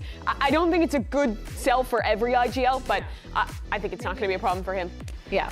See, what I'm looking at is whether it's just a honeymoon phase up against a 2G, or if it's actually going to be something that's sustainable going on forward. I feel like going into this matchup today, when you're going up against a KRU that has been ramping up with changes that have been in effect for so much longer, it goes back to that level of sustainability. Is it, oh, we feel great for this once, but it's going to get picked apart now? I mean, it also comes with like the learning curve of it, right? Like John QT has only recently introduced this. So he's fighting this. He's making sure he's introducing that meta for the rest of his team, and they have to play to that strength. So he might have a couple things on the Phoenix, which he might not be 100% on. Yeah, and looking at the team as a whole, I think the big thing for me is how much depth they have. Even in the 2G game, I think they got exposed for the limited prac time some. On their split, I noticed a lot of rounds where Jonah was playing on-site, anchoring towards A, where most of the time the best fades, like blows on Leviatán, who everyone's copying, are always playing that ramps position, looking to spam. There's even a round where a player's getting a timing past him, and you look at their defense as a whole, they didn't have a lot of preset ideas for aggro set plays, for trap plays that are the bread and butter. So it's clear that this is new, but I think this is them starting on the right direction. And I don't think KRU is necessarily the opponent to fully expose them for the weaknesses. We can talk about this Phoenix and the direction all day long, but I want to hear from the expert. For more on John QT's new role, let's hear from the man himself. All right, John QT, I mean, we got to talk about the Phoenix, right? We saw Ewok in a Sentinels video say that you were pretty keen on playing that agent. So I'd love to hear from you, directly from the horse's mouth. Is that the new identity of Sentinels, having the IGL be on the duelist and moving Redux to smokes? Yeah, in some maps it just made more sense for us, especially if Redux gets to play the Omen, which he likes a lot and he's good at. I'm just down to play whatever, to be honest. Okay, no, you're down to play whatever you want. Is there anything you want to play? Anything you're like, Coach Ewok, please let me play this duelist maybe? I'm not sure. I think when it was more kind of Euro meta, I'd play some scrims on Euro and I was nice with it. It's pretty nice. My op is pretty good, so Chamber or Euro, I'm down to play. Well, if you remember, Ghost Gaming, you were a Chamber back then, so best of luck. The good old times, and I remember. John QT and Sentinels have to be prepared for a fight today because KRU Visas showed some real resilience in their comeback win over Fluke Show. There was a moment where I thought we were getting a map 3. Oh, yeah. And this string around 6 in a row to close out. I feel like that was a real bout of confidence for the team. Yeah, it was kind of insane. It felt like we saw them have a resurgence almost in mentality when it came to that Breeze game. They were doing so good, and it just felt like they were struggling on that defense side so hard. They only got the 4 rounds. It did not feel good. Their Ascent defense, I don't know what it is that needs to change, but for me, the biggest part was that they were just struggling on a lot of those retakes. They were struggling when they were losing the numbers, and they didn't know how to adapt right away. Yeah, it was really rough for them. I will always credit the resiliency and having the mental to come back in, but to be honest, with the form that most of the Challenger teams have shown in this tournament so far, I feel like when I'm watching the VC teams play them, I need to see them winning kind of dominantly. Yeah. And I think that this was legitimately a worrying sign that their Ascent defensive side got exposed in the way that it did. Credit to Fluke Show for doing so, but I didn't feel like this game had to be a massive comeback in its way. I don't feel quite as confident in KRU coming off of their win versus the Sentinels who, despite some of the flaws I mentioned earlier, still handled 2G very quickly. Yeah, I think it was insane because when you're thinking of a player like Sarak, who's IGLing, who's been IGLing for so long, who's so good with a lot of those mid rounds, the easiest part of the game should be that defensive side, the defensive macro. A lot of those rotations and making sure that we know exactly what's happening once we have done that forward aggression at the first half of the round. So it's really interesting to see how they struggled a little bit, but I always think that KRU is one of those teams that works really well when they do see those VODs, when they do pinpoint a lot of those mistakes. And hopefully just a learning opportunity. Yeah. They've got the mistakes pointed out when it's going to be okay. They can bounce back from it. But for more with the team, let's send it back to Elizabeth and hear from the veteran MW Zera. All right, MW Zera, I think Sentinel surprised a lot of people with their composition and role changes. What have you been able to do in such a short amount of time to make that adjustment for facing them today? Cara, eu acho que o que a gente vai mudar assim, curto período, eu acho que é mais a nossa energia dentro do jogo. Querendo ou não, agora, por ser algo que tá valendo meio que a vida, a gente precisa estar com a energia muito alta assim e se apoiando muito dentro do jogo. Acho que nem falaria algo sobre composição assim do nosso jogo. I think we just need to focus on our energy and, you know, how we're going to play this game and how we're going to see things, because I wouldn't even focus much on composition or anything like that. It's just our energy inside the server. Well, best of luck today. Now, the stakes are huge for this one. Both of these teams are mainstays on the global stage, and for one of them, their season will come to an end. That's just unbelievable, Mimi. It really is. Both these teams had massive revamps this year in terms of the roster changes they made. For KRU, seeing the return of this duo, Sadak and Les, after their time in Europe, to come back to Americas, the region whose inaugural season they won for what will be the last season here for VCT Americas in its current form. They want to be able to recapture that, to bring their younger players to those heights. And for SEN, despite the fact that that roster is so fresh, it's a team that has such high expectations always. Yeah, high pressure. You have so many really good players, such high fragging power, such high skill ceiling, but they still struggle to find that identity. And I think it's really cool to see the crossroads that both these teams struggle to find them until so late in the stage. So it's really interesting. And to get this reinvention now for KRU, it has been a little bit more in the works, but for Sentinels, maybe just being able to hit that stride at the right and proper time. But going into this with our predictions, it seems like we're very heavily leaning towards a Sentinel win. Only 2 for KRU. Yeah, I'm missing again. And I'm going to be real, I don't remember who I picked. I think Why do you think it's so close then? I think it was a 50-50, and I think it's because both these teams have struggled to find that identity until so late. So for me, it's always a toss-up on who's going to perform, essentially. It's going to be a close one, though. It was a struggle considering the looks that these two teams have had, but I've loved this Phoenix. I've loved the aggression. And I don't know, I just hold so much stake in Sentinels and what they're capable of doing that I just can't bet against them at this point. I just cannot. But it's still going to be a close one with elimination on the line. But it's time to head down to the stage and bring out our squads. For KRU, Visa, this revamp that's been in works for a while. They've been on a tear since, even if they are now backs up against the wall. It was late for them to find their own identity, changing around the compositions, but it seems like they've figured out the way that they want to play. It's centered on Heat, the guy who's been a big player in so many moments in his career, but had to have that moment sent back down to Tier 2, losing out on an opportunity to play in Americas. So he brought back up here with KRU to find his peak form at just the right time.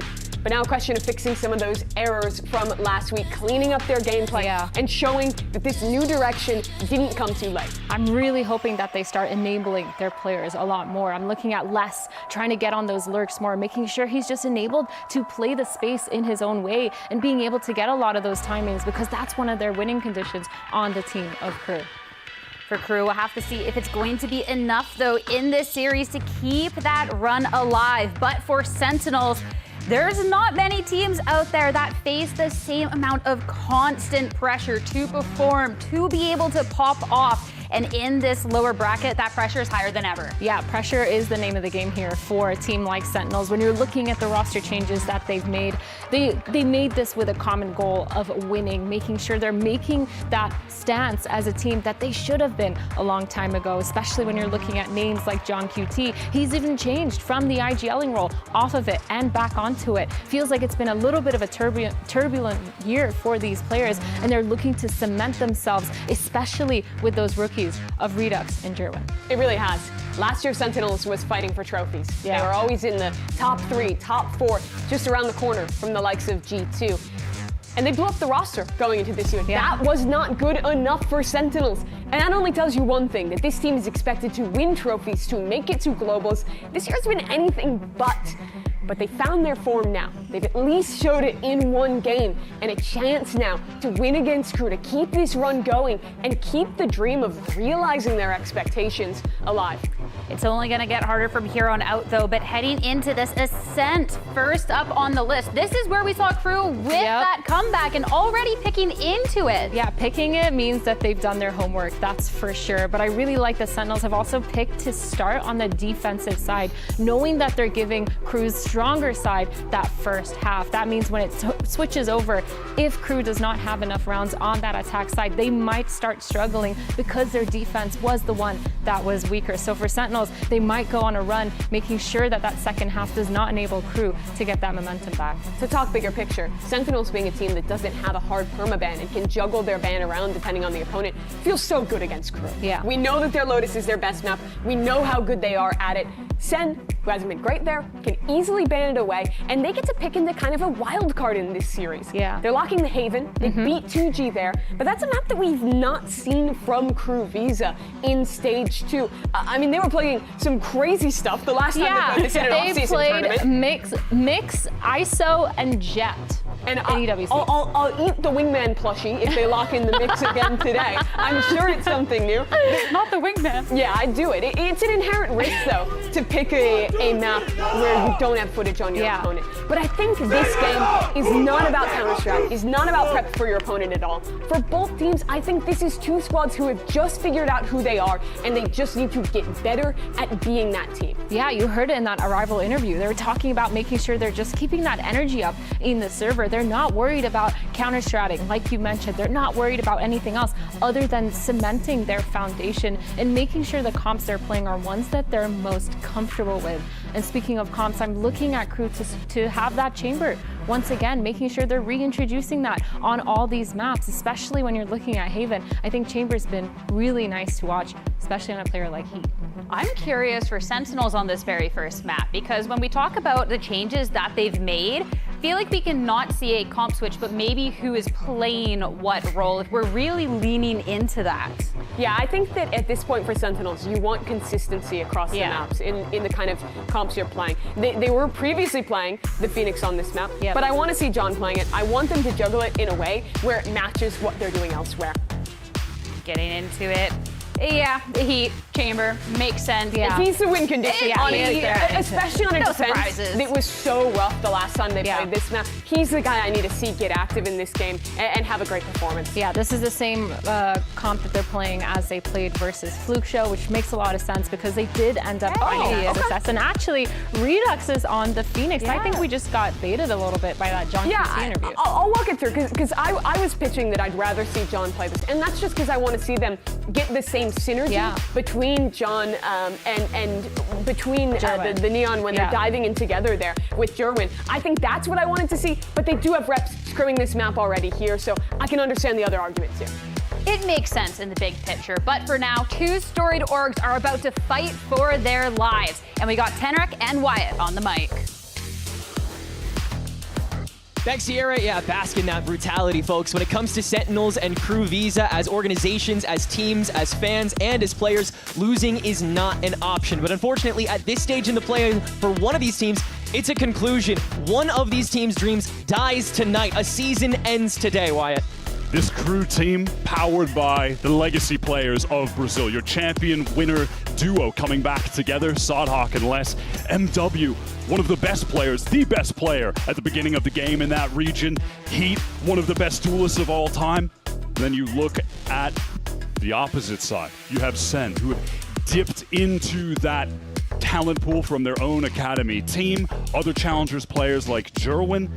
There are differences between these two squads, right? In that second stage, you have the Sentinels team playing off meta, now leaning into the meta. KRU tried to play the meta, but it didn't work, and now they're the off meta team. But the one similarity that binds them is that they are two organizations and players on either side who come with an expectation of success.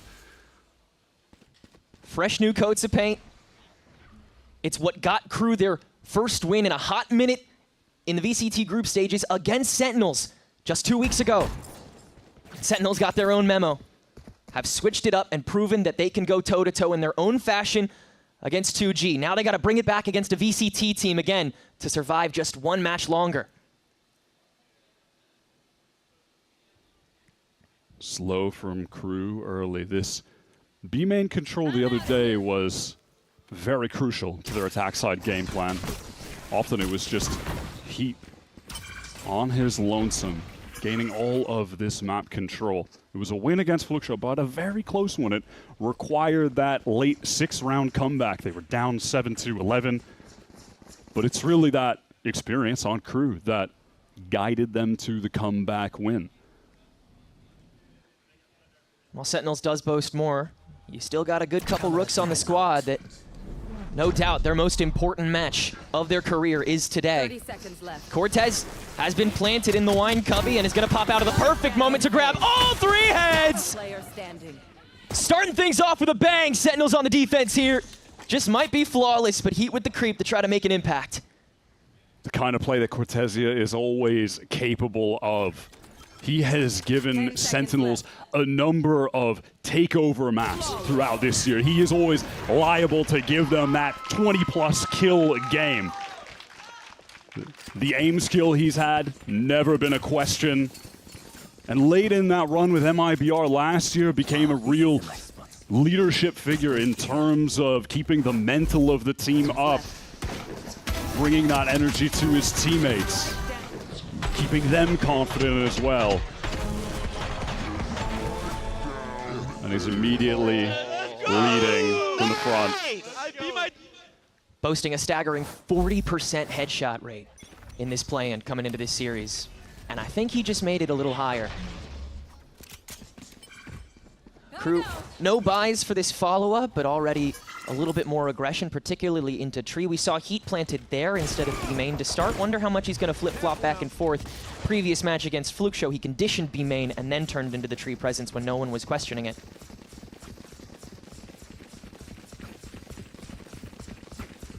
KRU just fast on this rotate back towards the B side as Les is attempting to work mid. That's a great shot from Heat. He was the problem player for Sentinels the last time these two teams matched up. It was a 2-1 win for KRU. SEN, in fact, haven't been able to beat KRU in the VCT this year. They're 0-2 against them. to stay alive, to keep their year alive. The VALORANT Champions, they'll need to beat them in a match for the first time.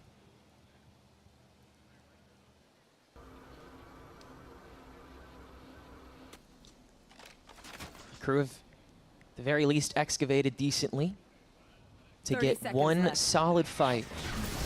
How much blood can they squeeze from the stone? Jonah P. started off with the stun on the relay bolt, but Cortez once again has his back, continuing to just farm away. Eventually gets doed into the corner, and KRU are able to blast through that site. Jonah doesn't do a thing. Can't believe they've gotten away with it. HP is 10 collective, good God. dreadful. So you have to imagine SEN could still pull this off, but even Redux, he's susceptible to just that classic headshot. Sadak would love to get that one free shot at least with this Guardian in hand. But you breathe on him, he dies. Les just taking the brunt. First flash out to sell MW. He's going to show himself first, already getting blasted through that smoke as well. He's down to 30, and you just got to throw some bullets at the problem, surely, right? MW guessing wrong on the door. The turn-in is good from John QT, and they'll make the second round work, but only with one gun remaining. Massive cost for getting the second round here. KRU are basically going to have an anti-eco coming up, aside from John debating which of the two rifles to carry over, going to have the Guardian. So KRU are in now a great position to get their first round on the board, with these anchors just being completely overwhelmed by the KRU numbers. Jesus Christ. Yeah, I was going to say that's more a sense of relief than celebration from Ewok. It's going to be a long series, for sure. Buy up from KRU here, looks solid. Heat with that glass op, though, and he is on the one. So a question of if SEN want to really press this, knowing that there's that potential for him to be a little worse for wear. And they find out that Heat is over on that B side in main. Like we said earlier, that's going to be the case constantly. Loves to control that side of the map with the operator. A little bit of danger for John. Awkward with the movement around the architecture, but does survive. It feels like SEN feel a bit comfortable to stack towards A, given they know Heat is on B. Might be that lone man. KRU are coming forward. I'll try and go for the sandwich here. They still have a good couple rooms that need to be cleared out, but Sadak able to find the fragment, bouncing onto Redux, trying to hold the lever. Cortez hasn't backed up too hard, trying to respect the space as far as he can. And yeah, SEN are not buckling for this stack. They're just leaving Jerwin with the oneer and taking care of the rest of this on their own. John QT, well pressured, not able to really do much in the trade. Dante is low, but not down, and being that nuisance, the rest of KRU have a lot of freedom to just start shooting. The verge of flawless. Dante just starting to W key a little bit with the gun diff in his hands. Feels very well imbued this time around. KRU do an excellent job syncing up that ultimate, the Hunter's Fury, with the rest of the utility, the push through tree.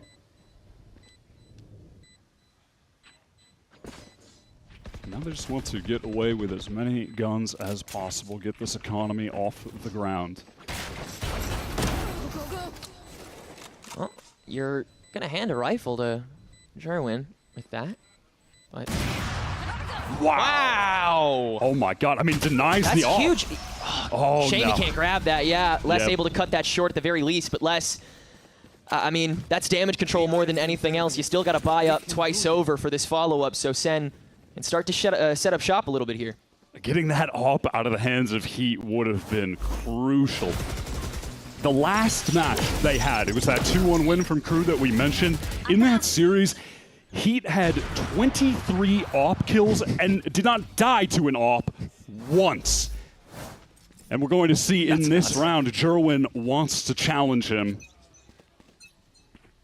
This is going to be a critical head-to-head throughout the series if SEN are intending on getting the op in Jerwin's hands. This time around, that's the call. All lights. A necessary buy. And if they're looking to dare to challenge Heat, it doesn't really impact them too much. Drone will catch Heat again. You once again confirm the 1-4.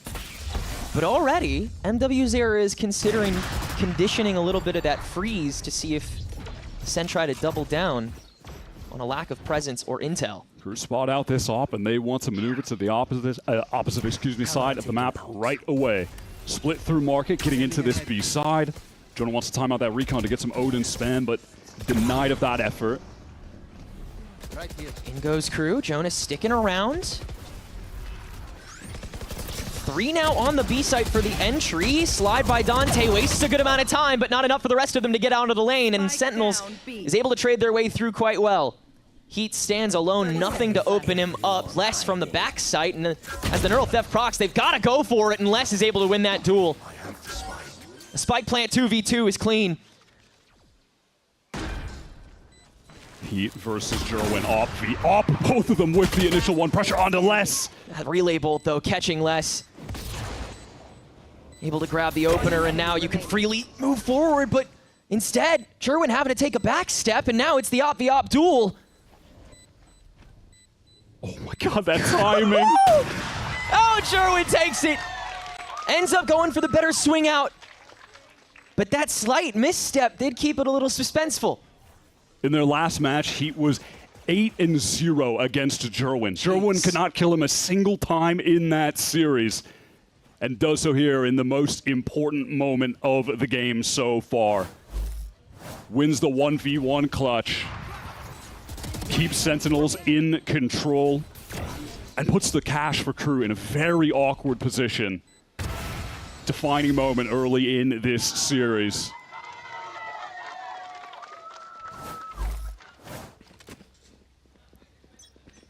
You already see KRU really debating this buy. They're going to try and send it with the guns that they could get. KRU once again maintaining Heat on that constant singular presence, even though he hasn't got the op this time. Flash in for Dante to slide out and clear wine. It forces out the hot hands early from Redux, as John QT still a ways away. Now he'll hop down a bit, check that extra vantage. And KRU will take Dante's clear, turn it into an insert to see if anybody tries to double back down the lane, but Sentinels keeping a solid equator this round.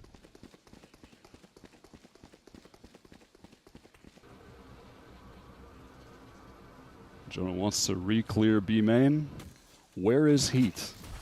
He was all the way outside of that, giving a little bit of false information to the SEN initiator, as KRU intend on just working up into B. Going to be forced to execute with some lesser weaponry. Sadok doesn't deserve to win that. No. How is the stinger good there? Jerwin will get smoked out. Oh, that proc on the cam almost lets him get a free shot. MW's Era just barely going to be able to get out of dodge and let KRU get in. But with the level of interrupt that Sentinels have to hold on to at the moment, they need to go in now and just give it their all. Les on top of the paranoia, cracks 2 from the lane, and that'll get all the resetting they need done. John QT, 12 seconds to go here, and can't really do any immediate interruption with so much in his way. And KRU take back a round. The perfect time to be able to restabilize before Sentinels can start a streak. They couldn't put together a full buy, didn't have all the rifles, it didn't matter. That opener from Sadok, pivotal to win that isolated duel. Redux just can't get the adjustment. Now I do want to call out that, man, we saw some serious proactivity from SEN there on the defense, trying to get that flood in. There was a lot of criticism thrown their way when they were on that 4-match loss streak, especially in the last one of the 4, as to how passive they were on defense. We're definitely seeing a difference here. They go for the tiles crunch straight away. He blinded up at the perfect moment. It's a gorgeous flash out from Redux, but can they finalize? Indeed, Jerwin able to grab that with the overdrive, which reactivates it. KRU will take the trade and just send it into A. It feels like a play like that will have a high success rate against KRU. You are going to find Heat on his lonesome there pretty often, and they activate that play on the perfect round. But still, the weaponry terrible, but somehow Cortesia gets the ISO kill onto Les in the 1v1 fight. And now it's suddenly so ridiculously possible for them. Dante trying to challenge Tree early, but the inside angle here from John QT might catch him unawares at the perfect moment as the explosion from heaven comes out. Twofold on the blaze now as they shuffle down. The rhythm is taken apart. John QT does find the backstab onto MW, which will let the rest of Sentinels come on down. John again gets Dante. You gotta be kidding! And Redux, now that he's picked up the rifle, clears Sadok. Well, KRU had a budget buy, but that is a tried and true thrifty from Sentinels to make it 4-2. SEN opened it up with the great tiles crunch play, but from there, just winning classic duels with consistency? How is that happening? Oh, that's Les just getting caught, pushing up alone. I mean, maybe there was going to be a Sadok pop flash coming around the corner or something. I would hope. Because if that was just a dry push-up in the 4v5 against the eco round, that's a massive risk to take.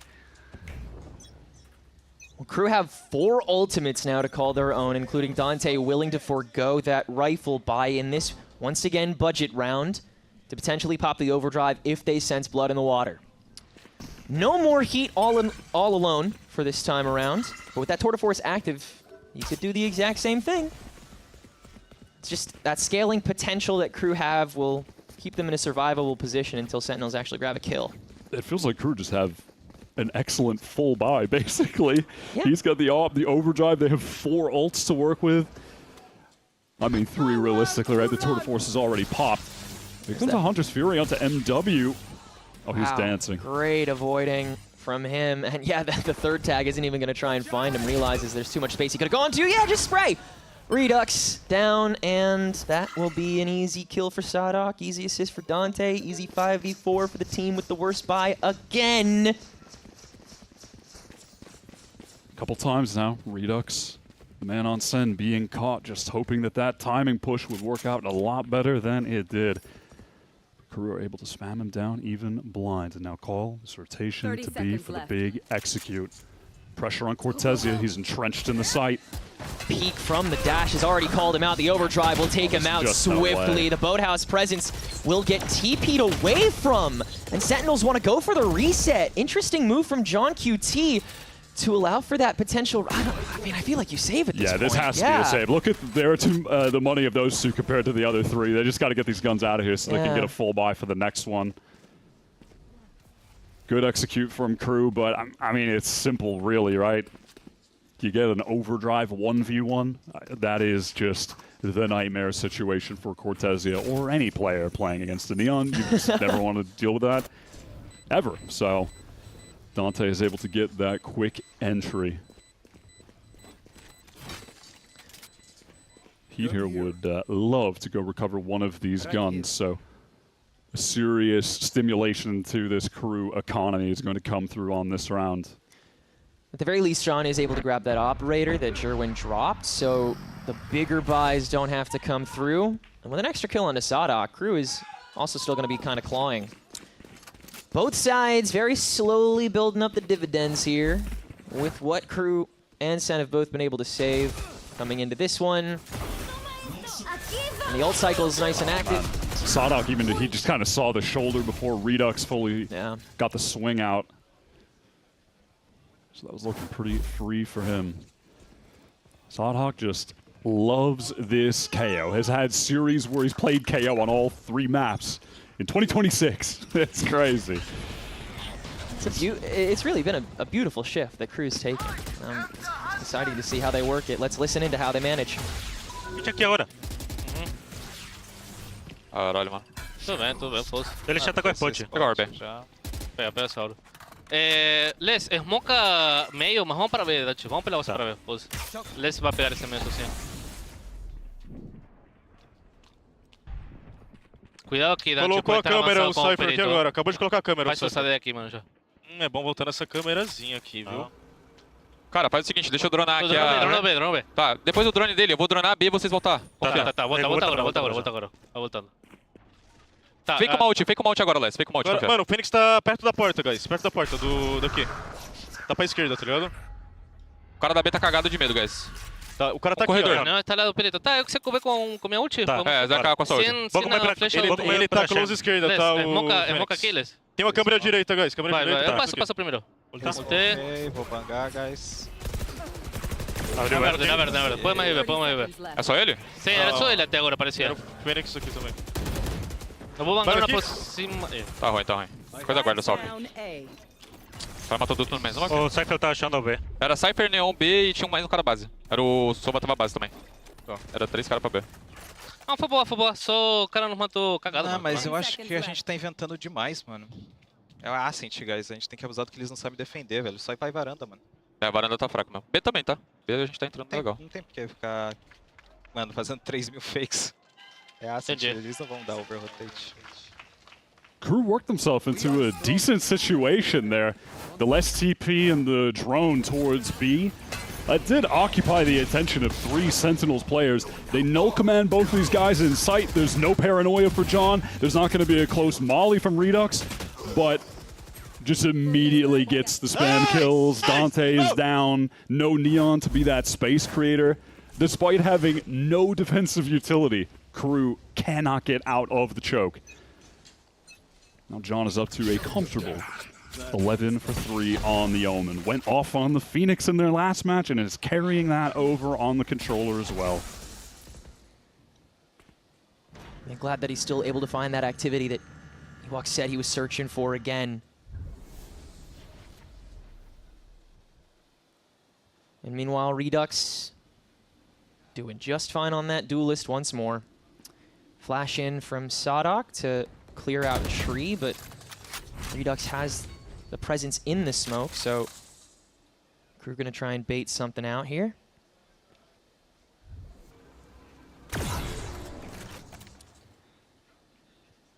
Wait, Heat's alone on B main? That's crazy. We've never seen this before. He doesn't want to overstep, though. He doesn't have any utility that could push a potential AWPer off the line, so all he can really do is hold while the rest of the team try to make this effort into A. 3 players from SEN to greet them. This fragment clears out the lever, but lets SEN have a little extra time to stack up, and everybody on Sentinels is just coming up crazy, and the kill feed Redux just dancing around Jenny, and he's gonna grab almost 4, but MW is able to shut that down and allow for at least a re-up here. Sentinels once again in time for the interruption, but Jonah P revealing his head! MW falling the slide! An ace to get KRU back on the board! Out of nowhere! Oh my god! That last shot was crazy. I can't believe it. All of those initial entry players were completely shut down by the SEN anchors. Seemed like an inevitability that Redux was going to be the MVP of that round. And yet, I mean, no, they can't believe it. No, can't believe it. That is unbelievable. And right back into it. Don't give them a second to think. Sentinels didn't call the timeout, so KRU will not let them sleep. But the Cypher setup on the A site and the freezing that KRU's already been forced to do, they won't immediately go for the fight if Sentinels doesn't choose to either. Trying to get MW towards that Hunter's Fury, now just 1 orb away. KRU work themselves into middle. They've been able to contact up and take a lot of space in these rounds before activating that full execute, throwing out all of the utility. Feels no different here up towards mid. Jonah has a sense for it. Good timing for that drone. So KRU, choose to turn it into an insert instead. Have the potential presence, but make it minuscule, make it heat. Man, SEN have lost a lot of map control here. Yeah. Dante going for the dash in, just flies through that Odin spray, but yeah, it's all debate out that run it back from Redux. Tossed aside by the fragment, just placated, slowed down, and nobody daring to peek into him, so instead he's just gonna spray right on Sadok's body! Nowhere else he could have fired, and nowhere else Sadok could have gone.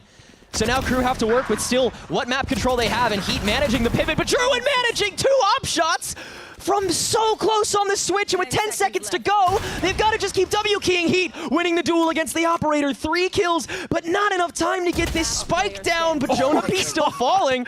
Almost another ace for KRU, if not for the clock. It is a clutch round from Sentinels, but not one that I think anybody would call it.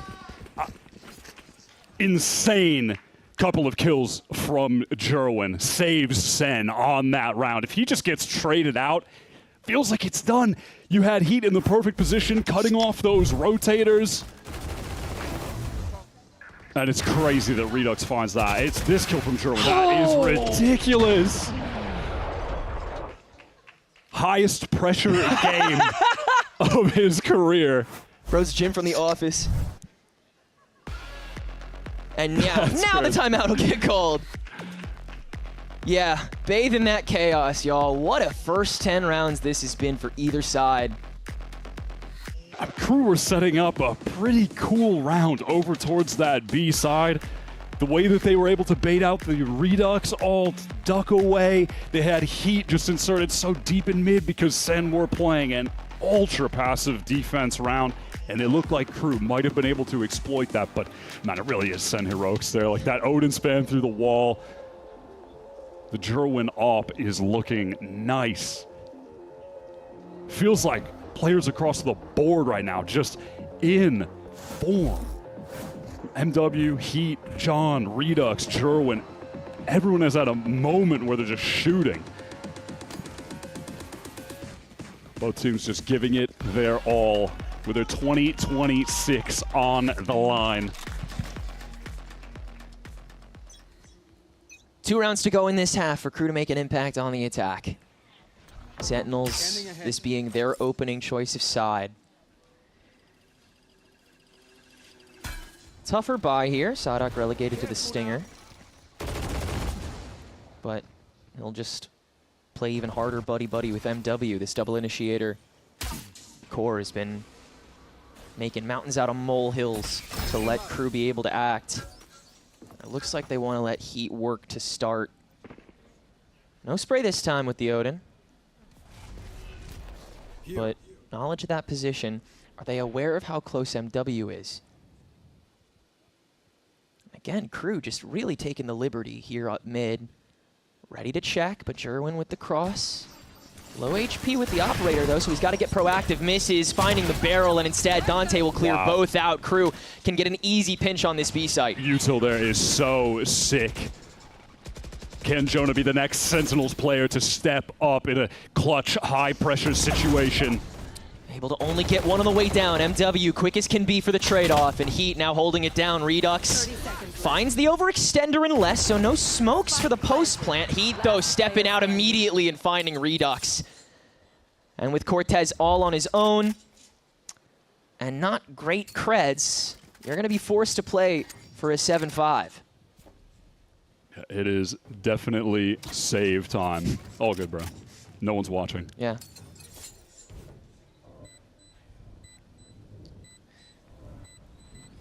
Yeah, very impressed by how they were able to manage that without giving anything away to the market peak. Yeah, those pieces of util, the stun with the molly going over to the right side, it just dismantled that SEN setup. KRU in some of these games, they are really making a case for this KO. Sadok getting a lot of value from these utility pieces. Last round in the half. Puts up an insane amount of assists when he's playing it. So many good flash timings as well. Yeah. You already see how radically teams have to play around being nulled out, whether it's by the knife or the ultimate. You see especially someone like John in this instance have to throw down those smokes a tad bit earlier, even when the push, even when noise isn't necessarily given away. You're inherently working with less intel because you want to work with more util. If KRU can maintain that tempo control with something like Sadok's ability to block out the noise, then yeah, that KO can take you so much further than the Phoenix can. All about how you work this map.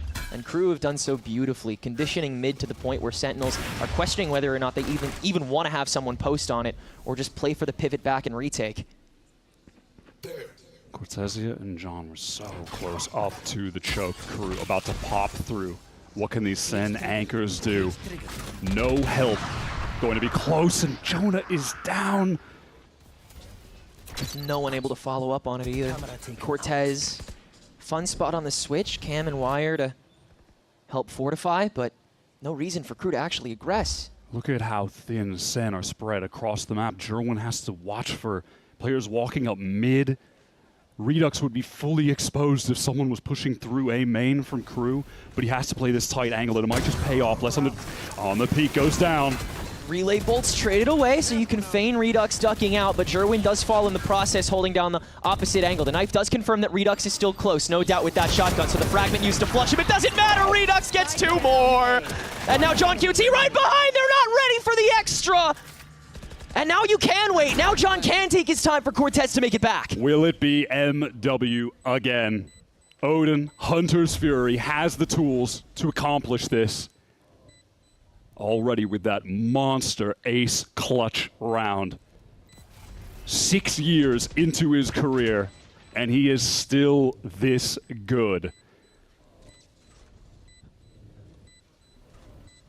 This would be a beautiful way to make it 6-all.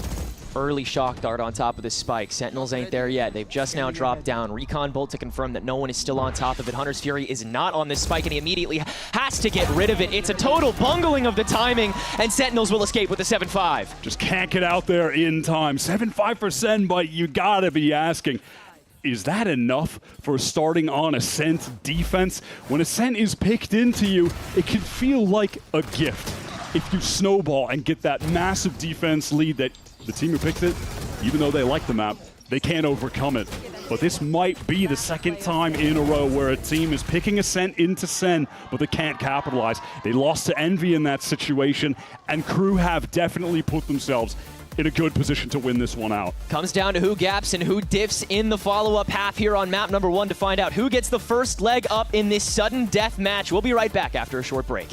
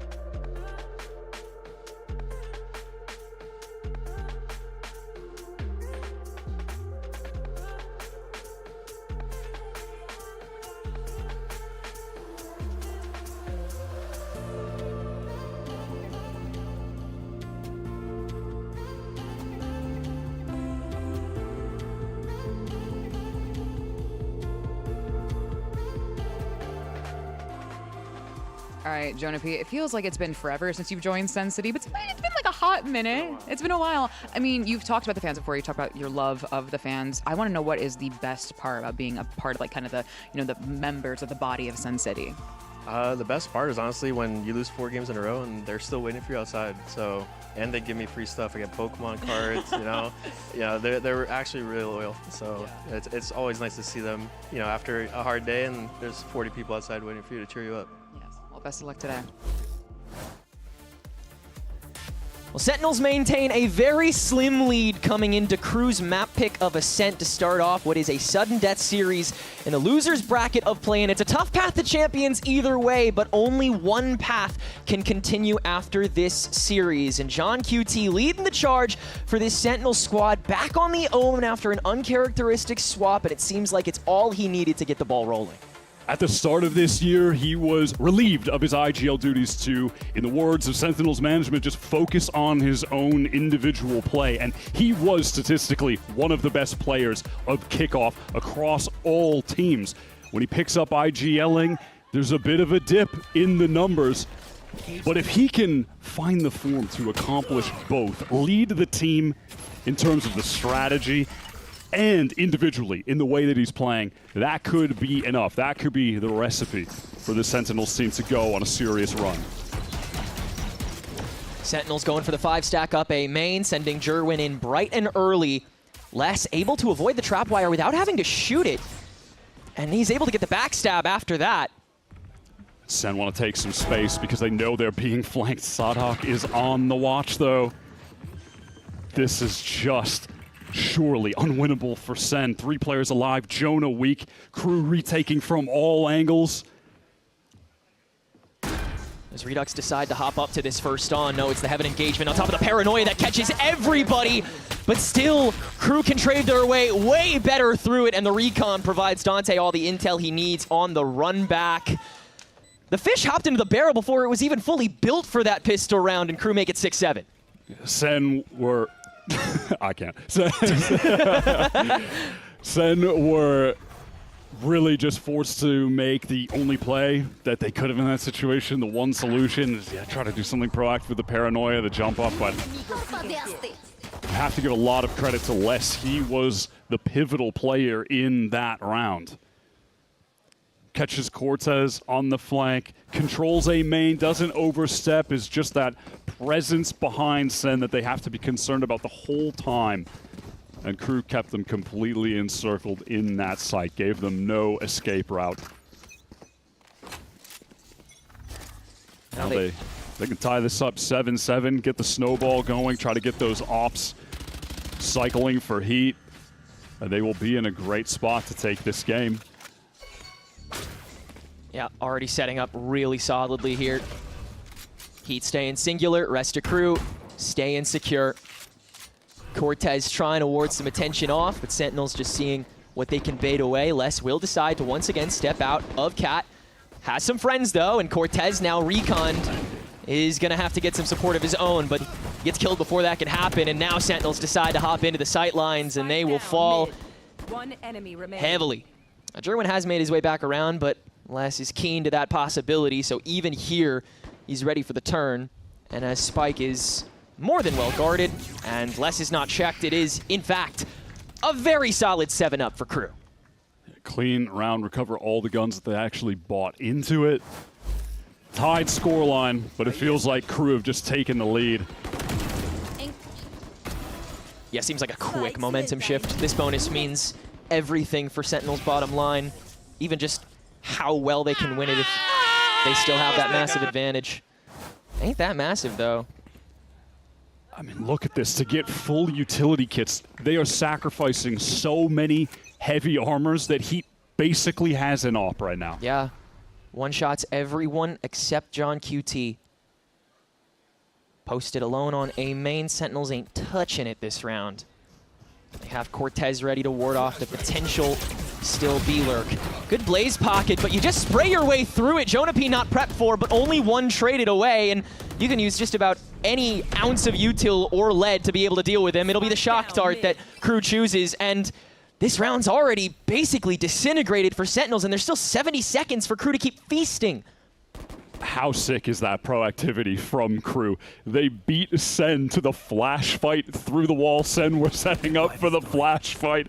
Redux doesn't even get a chance to throw one of the curveballs. Oh, not over yet. Look at that HP on Dante. Yeah, they're trying to push it a little harder, and John just sprays through the smoke again. Les is found. And yeah, with these two stars on very little HP apiece, and then your Senties trying to stay stalwart.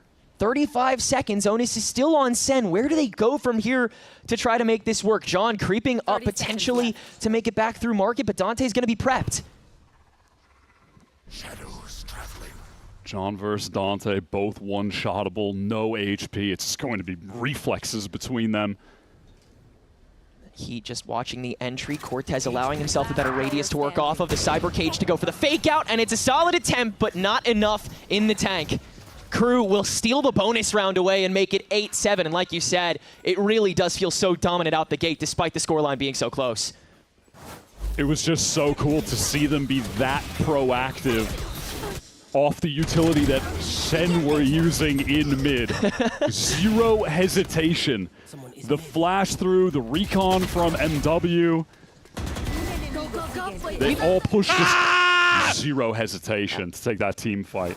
We've seen them do that before against Fluke Show, is they'll weaponize a lot of the opening attack util and use it to creep themselves. Screens go both ways, and Dante, being as fast as Jerwin is able to use these fast lanes and blazes to creep up super heavy early on, and the rest of KRU is not shy in following in behind.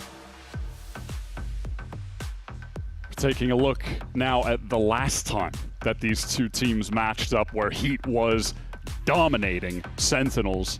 He's definitely been playing well so far, and with the state of the economy, how the game is going, he's going to be able to get the operator consistently. The snowball is absolutely forming for KRU. Players getting close to the ults already, Dante for instance.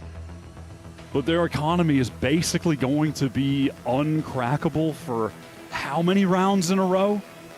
Constant Odins, constant ops.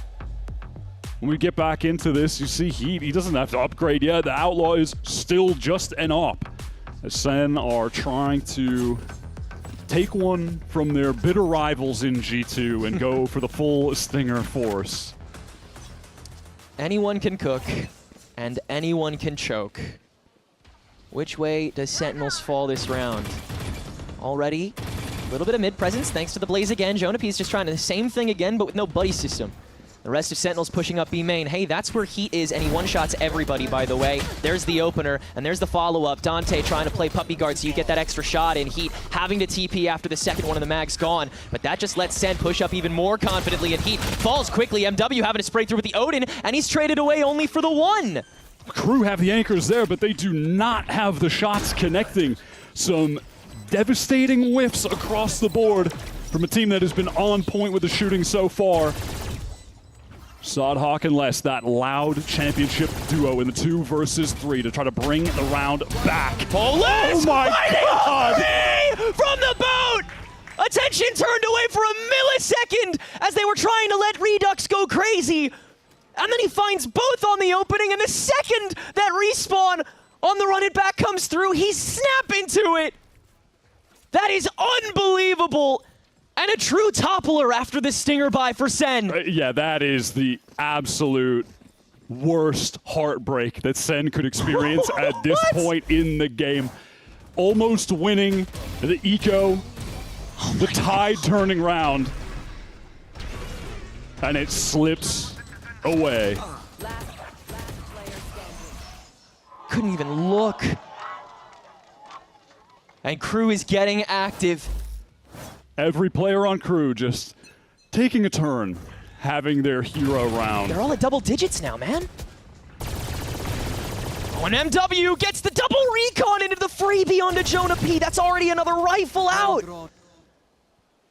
This is starting to get into smattering territory. And now no drone, no recon to try to force Heat with the op off an angle. It's going to be down to the flashes to do that.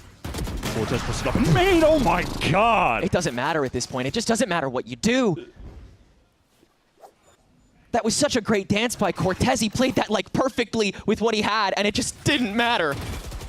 He barely even got a lick of health off of him. Sadhawk playing keep away with the flash drive. MW offered an opportunity to at least spray one more down, but now the rest of KRU just get to come in and feast. Redux is stunned by that, and blocked out by the smoke, but he still survives. Now 2v3 on the reset, 45 seconds to go, and Catwalk owned by Sen.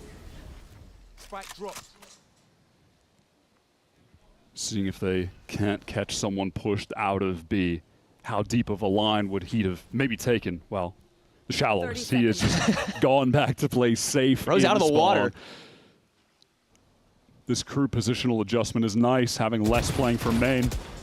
Good dance by Redux to force Sadhawk into a bad angle, but less with the immediate trade-off, and now just holding it down in main. That's how he makes it back. Yeah, just hits the door. John QT going for the TP with that spike in hand, but Heat didn't leave sight too hard just yet, and the smoke doesn't even have time to come down. Heat is so on today, bro. It's 10-7 KRU. Have yet to lose a round on defense. Heat is coming off that year with Furia, devastating. Given how talented of a player he has been. I mean, I said it at the top, but when he really burst into the scene in Brazil, kind of like 2021, he absolutely is one of the best duelists from Brazil all time.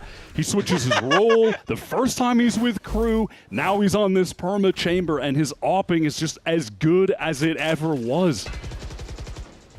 This deep into his career. Oh my God. Not even the slump eco can help you. Jerwin doesn't have his bloody gun out.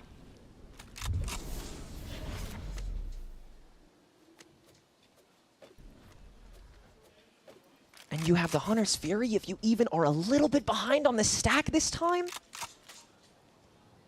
At this point, Sentinels are just reeling. They are losing the first player into all of these rounds. And you have to use all of Redux's util to get in now instead of Jerwin's fast lane. It has to be the plays, and he's probably going to have to dump both curveballs in before they even get the spike down. That less 3K is a defining moment yeah, of that's this just game. replaying in my head, Yeah, man. It feels like SEN cannot come back. Redux can only manage the one. Look, the emotional damage of that round even. Just forced to contact. Jonah doesn't have the tools to clear that out, but he can't blame him for getting a little bit greedy the way that he's playing.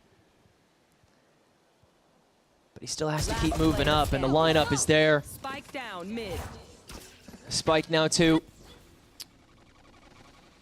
Whew. What a discouraging streak of rounds. It's really tough for anybody at any rank to have a get back this map after this kind of back and forth. And I like, it's once again a situation in which KRU didn't really have to use that much. Their ult bank is still chock full. Give me a moment. They're just managing their angles, forcing the contact, forcing players on Sentinels to peek into angles that are not solely owned by them and one opponent. Yeah, I mean, Redux is peeking into that by himself when he knows there could be someone other than Gen. It's just, there's too many options that you have to walk into and just improvise on, and KRU isn't allowing them time to. That is a somber look on the face of Coach Ewok, who has been, you know, dealt a serious task this year, joining up with the Sentinels team halfway through, who were suffering from some major struggles trying to find their footing after a year in which they qualified for every global, which was off the back of a year where they won Madrid, had a great run at champs. He has been instructed to turn the ship around for one of the orgs with the most legacy in Valorant. And he's doing so with players that have just never been in these high-pressure situations in Tier 1 yet. But Redux is stepping up to the plate. He's had some tough moments, though, on this attack side. There have been rounds where he's been getting caught first. But yet still, he is finding a solid amount of impact throughout this game. What more can he do, though? Beyond him. What about Jerwin? What about Cortez, Jonah P? They need to get some more involvement going on this attack side. KRU just 2 away from taking their map pick in dominant fashion.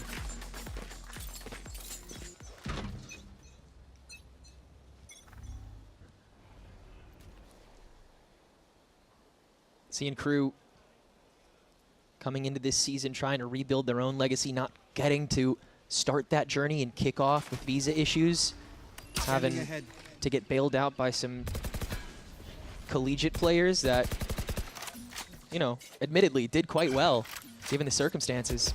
But, I mean, this is most of KRU's second stage, Heat's first of the season. They are still hungry to play more. And for Dante and Zonic, who have been together for years, since All Knights and Oxen coming into here, they are trying to form their own dynasty among these illustrious South American legends that surround him and support him. KRU have set the bar for themselves so high with the way they started that first stage. They look like a world beater team. It feels like they might be starting to get a little bit of that aura back if they can continue this play-ins run. But they are looking so good so far today. Perfect timing on this Hunter's Fury from MW. Just chasing it down, not able to find a secondary tag, and now a retaliatory Hunter's Fury to come out from Jonah P to try to clear the board away. Does a decent job, but the reposition onto the back of the hut, and Dante sliding into the switch. A war on both fronts once again managed by the Brazilians and Argentinians. They're just running it down at this point. Take us home, boys. You might as well. The KRU are just all over them in that choke point. Sentinels cannot escape the desperation to get into the site, but they're stalled out by the Hunter's Fury. The paranoia comes through. Look at how fast this flood is. There are 2 players just routed into playing logs. They're offered no space. Yeah, they can't endless get pressure. Anywhere else. Flash, paranoia, slide, stun. Screw you, dude. You don't get to play the game. It is a 7-round defensive run for KRU. Match point.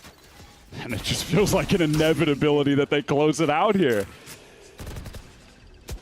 He daring to step out early into top mid. Absolutely zero support. Yeah, the perfect time to make the stupidest decision of the game is when you're at 12 rounds. Very confident from Heat. Again, he's earned it, but MW can't manage to land a spray down onto a full body. Redux and Jerwin both low, and the former can heal himself up with that Blazing Hot Hands, but Dante and Les are here nice and early. The pinch is available, and Les has turned it to a 1v1 in an instant. Neural Theft confirms his position, but the body he just dropped already kind of did that. Cortezia versus a Brazilian player that he must have idolized at one point. Les, the most legendary Sentinel from the region, and Cortezia representing that new generation to keep Sentinels in the game. The closest they've been to winning one of these attack rounds. Cortez with a cage and a wire, Les with 2 smokes. Gonna use both of them to focus on the boathouse that Cortez is going to be ducking into. It's all timing here for Sentinels to hold on even one more round. Les making his way up. He'll dissipate soon enough, and Cortez barrel spotted. Les cleared! It's a flawless defense half on Ascent. KRU picked it for a reason. They're one map out from keeping that survival here in the play-ins. The individual expression from their players across the board was just insane on this map. So many hero moments from everyone, but it was guided by good team play. It wasn't just a messy game where players stepped up individually. No, they looked great as a team, and beyond that, the individual form is insane for them today. That performance on Ascent versus the one we just saw against Flokshow, way different. That one required a late in the game comeback, down 7-11 to win 13-11. This game, it felt like they were in control the whole time. They put up a good attack half, and then defense is just a masterclass. Swift, confident, divine. It's KRU's map and KRU's series to take. Sentinels have to try to find some sort of security. Where else to do it other than Haven? We will see where they end up there. We know they've been changing stuff up. KRU sticking to their new identity. It's taken them this far. Can it bring them to the final match of the play-ins? We'll find out after this.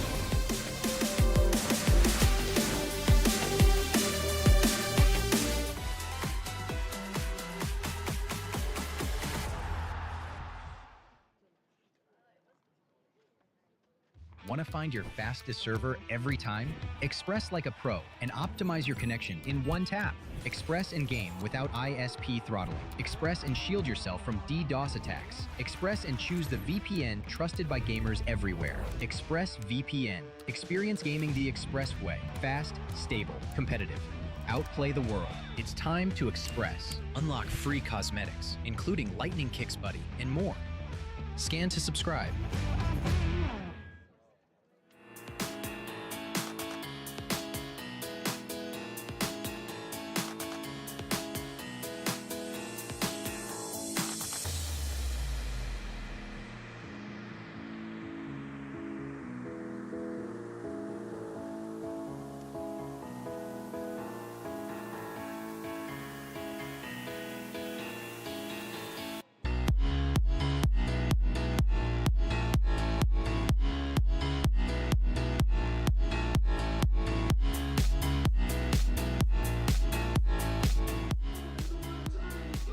Well, you might be wondering, well, where in the Riot Games arena are these gorgeous leather soft seats?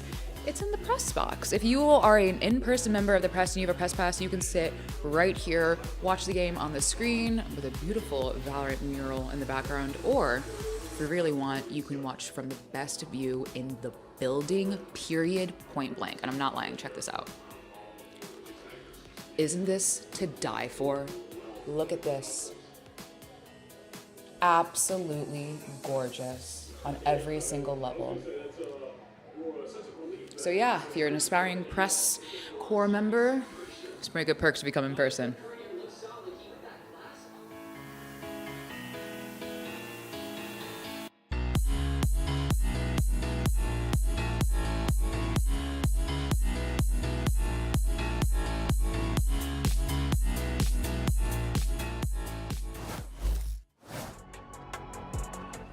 finally ended up coming to fruition.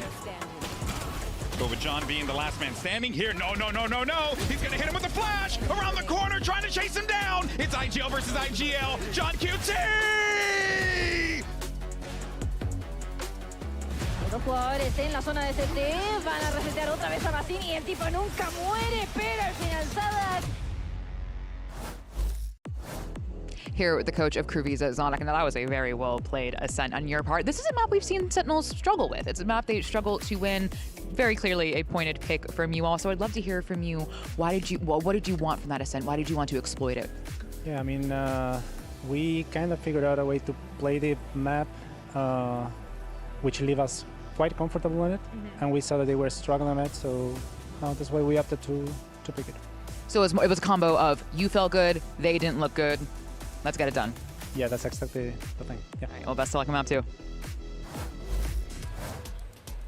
Welcome back. First map of the series going the way of KRU. This is some map that we've seen from them pretty recently. Yeah. We had some mistakes. There was questions going into today, but wow, what a turnaround. We get a completely different look. We get some hero plays. We just get a bit of everything. Oh yeah, it feels like when we were talking about this Ascent map for them earlier, it was they struggled with their defense. They were really good on their attack, and now it's like switched over, and it's insane. And you can actually see on the timeline at the bottom there. At first, it was back and forth rounds into a how many round win streak? 1, 2, 3, 4, 5, 6, 7, 8.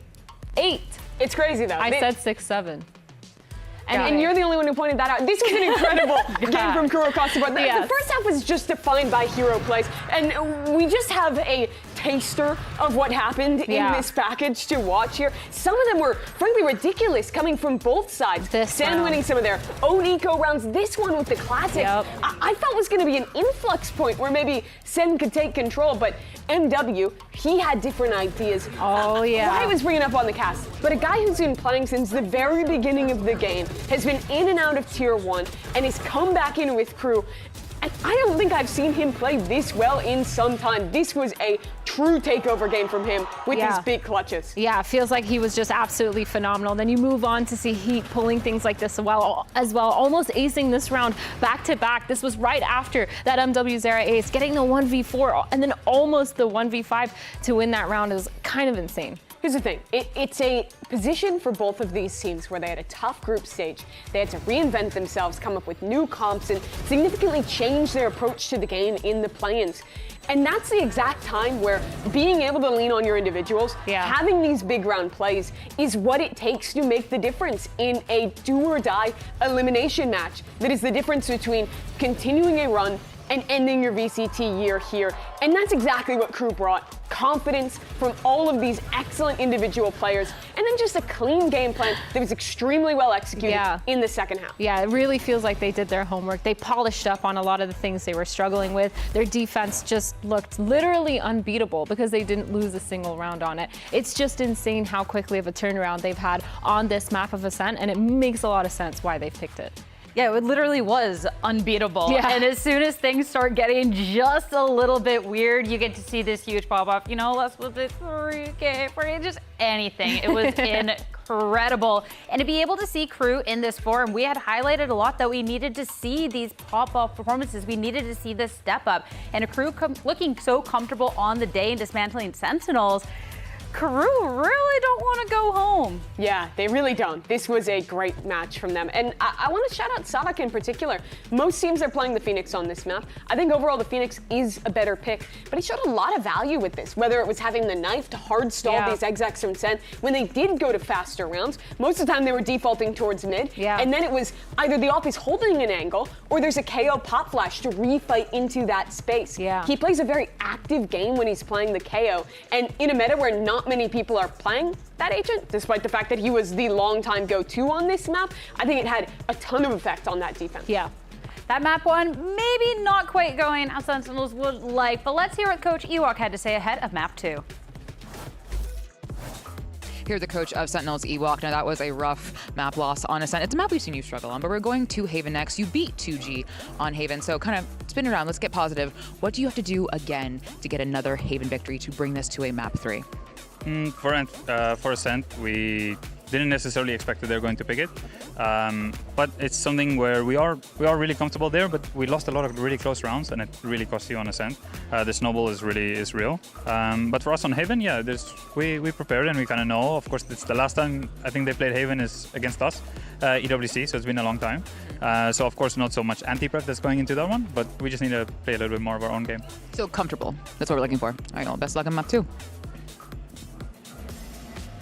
Looking at the second map of the series, Sentinels pick going into Haven, and a wild card coming out from KRU. Athena, you had some big words about this composition. Yeah. Else, it was a little crazy. Yeah, I think on KRU's side, I'm really excited to see what they're planning on picking composition-wise. They did previously run the mix and the Waylay, but we don't talk about that. I think that's over. Let's talk about what they're doing. I think they were just trying to do something. Chamber, I'm expecting Neon. a Chamber, I'm expecting a Neon, and everyone else can kind of do whatever they want. Phoenix. A Sova, an Omen, maybe a Phoenix. Maybe even a Sova and an Omen. It'd be crazy. No, I think I would be shocked if they don't just go in that direction. Yeah. Because what KRU's turnaround has been having a consistent identity, similar comps across their maps, and executing it well while their individuals are popping. That's exactly what they showed on map 1. But now Sentinels, a team that's already beaten 2G here, that looked good with their new look on this map, has to turn this around. A team with very high expectations, with aspirations of champs after making every global event last year. If this project is to pay off and give the season that SEN fans desperately want, this is the moment they need to bounce back, or this might be the last time we see this SEN here in the Riot Games arena, on this stage, in this form of VCT Americas, which they defined for years. Yeah, and that pressure also puts a lot of weight on players. When I'm looking at Jerwin, for example, he was really quiet in that last map, but now we're switching it up. We have Jerwin and John QT going to be those players on the Duelist instead of Redux. Redux playing absolutely phenomenal on the Phoenix, but I mean, going back on the Omen, we've seen John QT. We talked about him stepping into this Duelist role quite a lot, so I think there's a lot riding on the shoulders of those Duelists here on John QT to make sure that IGLing continues to be really good. Lots of mid-rounding, making sure he's calling a lot of the shots, and just securing Sentinels as a whole with the mindset. And for Sentinels here, this could be the moment where it all comes crashing down, or can they take us into a map number 3 and get that comeback? Find out after this short break.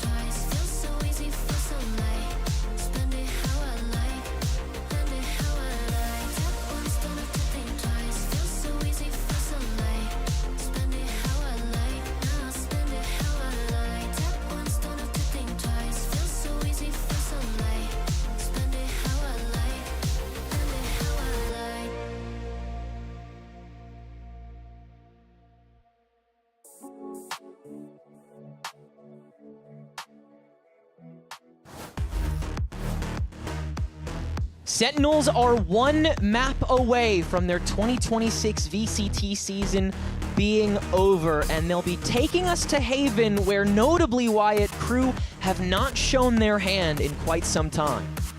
They have been banning this map constantly throughout Stage 2, 5 times, I believe. But just recently, they have swapped Breeze to their permaban, which makes sense to me because they had only one win on it and have played it in almost every single series they had. But this Haven being so new to their pool leaves us with massive question marks as to what their level on it is going to look like. And they're going back to the Heat Phoenix, which, I mean, makes sense. You need the Phoenix on this map. The double Duelist was not working out well for them, though. Their success in this second stage has started to arrive with the Heat Perma Chamber look, but it just feels like you can't play this map without a Phoenix. The Phoenix is just absolutely dominating in the non-mirror match win rate on Haven. So we'll see if KRU can display a better level of play with this very meta composition, or if they're not going to be able to put those pieces together. And the Sentinels, led by John QT in the front, picking up this Duelist, will be able to win their own map pick. Yeah, switching back after Redux and John QT both had very impressive performances on the previous map on what was their permanent roles for the majority of this season, but like we mentioned in their previous matchup against 2G, that shift that wanted to make John be that more active IGL, always on the front lines, always activating. No agent to be able to do that like Phoenix. We saw KC make that work with Aves over in EMEA, to the point where they have made it to playoffs very securely.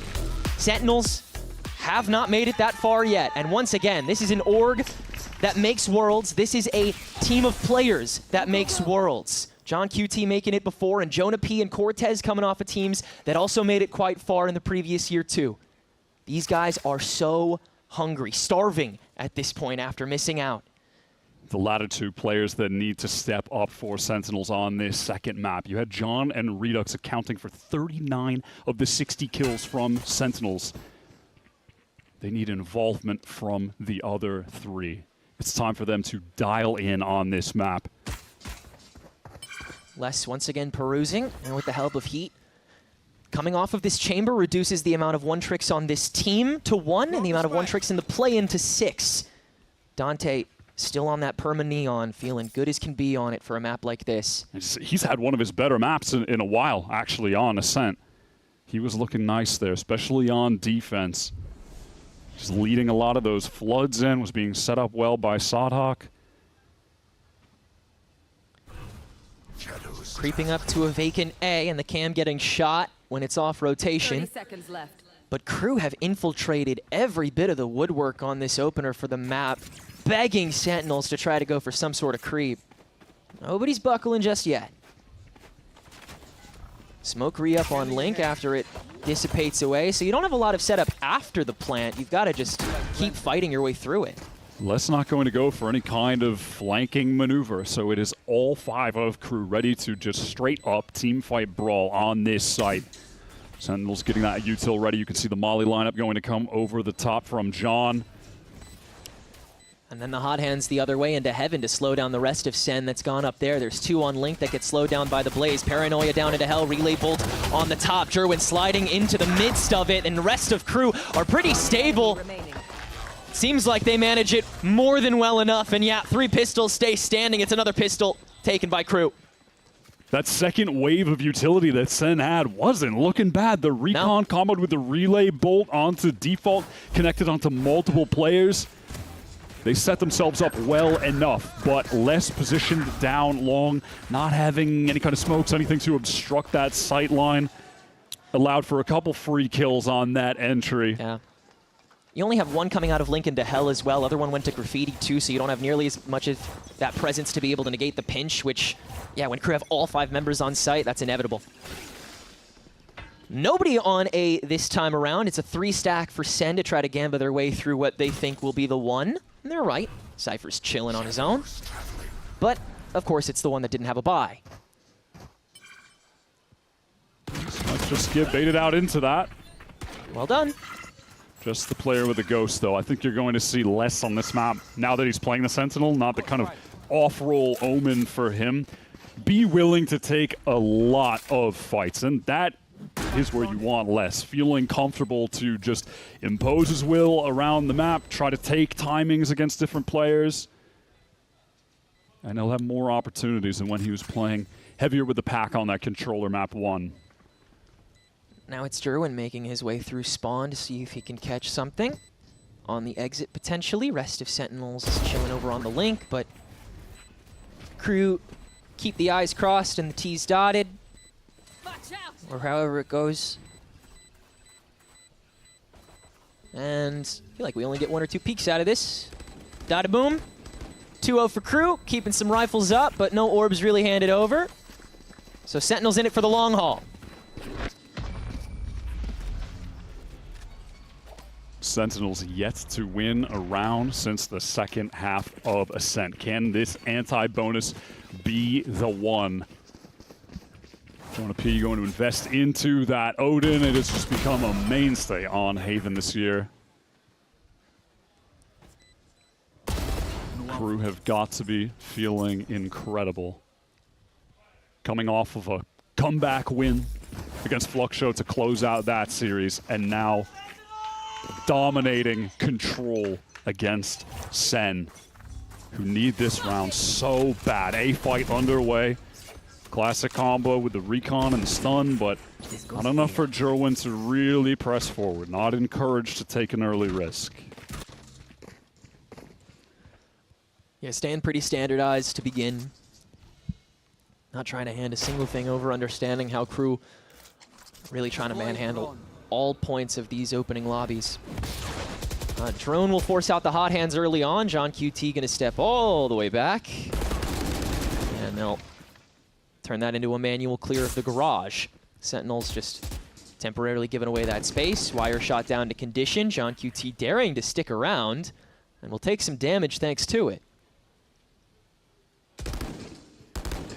And KRU have put together a pretty solid buy on this bonus round. Good rifles to work with. They want to get in towards B, but the flash from Heat leaves a little bit to be desired. Unlucky. Cortez uses that as an excuse to step out and grab 3! And that is the start that SEN was looking for. Take it one round at a time. 30 seconds left. From here, KRU seeing what they can escape with on the bonus. Les having a good vantage to let Sadak at the very least get this plant down securely. What more can you gain? KRU would be happy if they can just deal a solid amount of damage. Keep a cap on the Sentinels' economy. Who are happy to just play for this full retake. Blinding. Now, Paranoia early on there just for some slowdown and let Sadak get a little bit of a free walk up in the fast lane expiring just in time, just eating that recon bolt to be able to take the 1. It's all down to Les, and he'll only get 1 as well. Cortez with the 4K this round, and Sentinels are on the board. Cortezia started Ascent very well. You remember too, the first round on the pistol, it was a 3-piece that won it for SEN. He wasn't really able to capitalize off of a great early play though, slowed down as the series went along.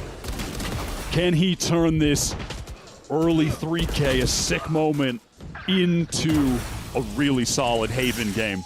He was able to the last time that he played on this map. It was 20 for 12 on the Cypher. This should do. Yes, this should do. This goes here. This buy up free. KRU seeing if they can maybe put the foot to the floor this time. Nobody heavy perusing unless restricting himself to the window. But that's what this spray on the Odin is for. Jonah getting up close, and it lets Jerwin run up. Easy twofer to start things out. KRU trying to hold from the lobby, and they'll trade their way through it a bit, but Jonah P still stands with that spraying and praying to grab another. The utility for Sentinels gets so much value in that fight. Gets them the advantage. Jonah, narrow on the escape. Some additional bullet tags bring him down to just 25 HP. The double flank from SEN coming through. I mean, they know Cortezia is on the flank at least because he had to throw the hat at a body, but do they expect 2 players to be there? Turning into it just in time, and MW almost able to land the transfer. Now the confirmation that John's there. Les taking a further back vantage to avoid all of this opening util. Still somehow gets hit by that curveball. Trying to prio and can't. John QT manages it, and we're tied up at 2. Les cannot bring the clutch magic into that situation. Sentinels off to a really nice start. Tying up after the pistol round loss. That util combo that they threw into main, the recon with the stun, the paranoia. The full fight out from Jerwin. Works out perfectly. Gets them the advantage, and then they just close out from there, trading things. KRU, though, still with the plants going down, have been able to put together a reasonable buy. With no outlaw or op, yeah, this light armor doesn't really do too much other than makes your TTK against the Odin, which SEN has now bought 2 of. A little shorter. What is John gonna do with this thing? Oh, escort once again, Jerwin, but Sadak stunned, not checked, manages to land it in time, and avoiding by the TP to get out of that spray down to try to punish Redux. Attempting to use that for the positional advantage down sewers, but it's checked, Les clocking it, forcing him back.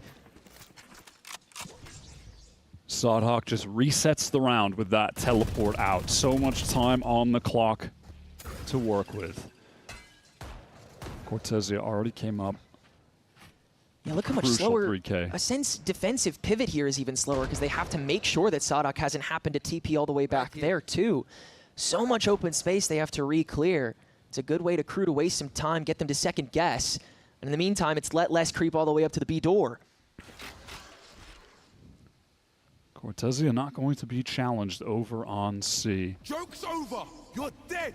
I mean, I spoke too soon. It's going to be in Garage. Deals with that ultimate from Heat, but Les takes the timing. Able to deal with Redux. And in across that street, that lets the rest of KRU get in pretty safely. Yeah, look at that fast pivot towards B. Love the call from KRU. 20 seconds. Sadhak, he might die. Oh my god, that was so close. And the shot comes in. Yep, there's the second one. That'll make it work. Sentinels now having their excuse to duck in, but Heat can play police. Time is running short, though, so the spike has to get committed. Les can luckily hold down the fort, though, and KRU have got it covered. 3 standing. 3-2 now. I love that call from KRU, trying to go through Garage. Les gets the crucial kill to really open up that B site. Instant pivot back. And SEN have a good amount of counter util. That's just brutal to lose. Yeah, Les is just waiting outside doors, gets the free kill. Him crossing that link early on to get to Gong there was everything to let the rest of KRU in. Just not fearing the Odin spray. You got to get to that at some point if SEN is going to keep buying into it. Sadhak once again, early pickup into the cubby, and Jerwin able to avoid the first peek out, so just that neutral space.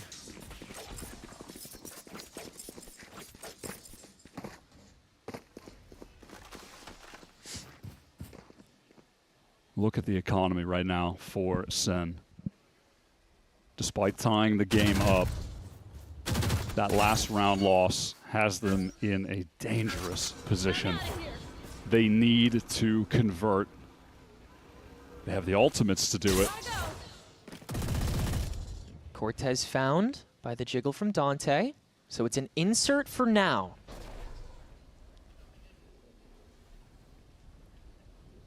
KRU have exercised a lot of patience in these mid rounds. Working in to get this Garage control. Just posted up, waiting to see if there'd be some kind of re-clear B smoke to make it seem like that execute's coming through. Utility from Heat, baits out the paranoia. Yep. The real execute is right now on to see Cortez on the defense, but stunned up. Cage can protect, but not against the shots that just come through anyway. And Dante's gonna replace that position. John has an idea, but not the shots! Still gonna respawn, and Dante's just gonna dash over to it. Redux has to trade the way through, and he can find a second as well, but the Neural Theft confirming all of these positions back up, including Jerwin's off from the Garage peak. SEN is gonna be forced to group up for this retake. MW0 can't get off-site, can't get in position to use this Hunter's Fury. It's going to come down to the team fight. Overdrive from Jerwin, able to find the first. Jonah P, Odin Spray for Odin Spray, forces Les to back out. 27 HP and nothing left in the tank. A single shock dart for Jonah P to be able to find the cubby presence that Les is ducked back into. Does he know? Surely, right? But the off angle for the spike. Jonah holds for half. Does Les dare to challenge it? No, he won't. Jonah psyching out once, and that'll do it with just enough time to go. And we're tied back up. Les was looking ice cold, but Jonah finds some heavy impact in this series. Much needed from a guy that experienced. Les so far, a couple clutch situations, but he hasn't been able to come up like he did on Ascent. Denied by Sentinels yet again. It was looking like a good KRU round. I like the way that they're working the map. That pressure over towards B, it was that smoke thrown down, Heat getting all the util in. Well, the exec comes into C. All the backside util was good, but SEN are winning out the important clutch situations.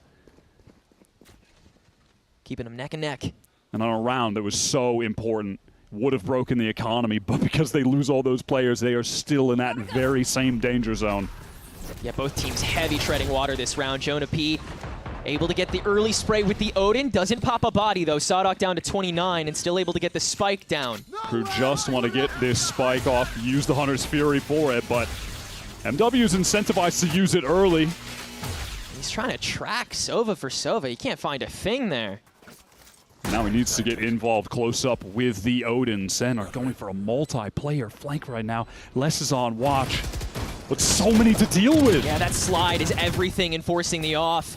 MW can at least counter the first for it and knows that there's at least one more coming his way, so he'll make a heavy reposition over to the sewer. That buddy system on Link has to push even farther down to try to flip the site. Heat'll turn it into a 1-for-1. Rest of this has to be a crew pinch and gets the spawn retake. John QT able to find the opening 2 to meet up with Jonah P, but as time ticks away, and MW still has both shock darts. It has to be a bit of a double-sided push. Can't hold on the spike, but Jonah P holds the line. And Sentinels will take the lead here on Haven. Jonah P is stepping up for the team. These late round situations, he is activating. KRU are consistently able to take the site, get the spike down, but SEN have been good on the retake. They've been loving this multiplayer flank coming through A lobby. Les is just not expecting that at all. He's happy to go and try to take the fight. Yeah, surely it's like Cortezia alone, right? And I can just take a 1v1. Nope, he's getting slid at, and then there's 2 players double swinging him. KRU having a laugh about that one. It's all right. Someone's got you, bro. Well, now KRU will choose to call that timeout. Zonic seeing that we're officially up against the economic wall here. One team finally has to fully buckle. I would not be mad at KRU throwing in some kind of crazy strat with the overdrive here, though. This SEN economy is still going to be in a bad spot. John playing on that Phoenix here, picking up the duelist for map 2, trying to reinvent himself, and he looked excellent against 2G. Kind of talking about it on Ascent, his transformation throughout this year, the various roles he's had, where he stopped being the IGL, was really good individually during kickoff, goes back to IGLing, the team feels like there'll be more value from him in that role, and now maybe able to meet in the middle and accomplish both at the same time, picking up the Phoenix.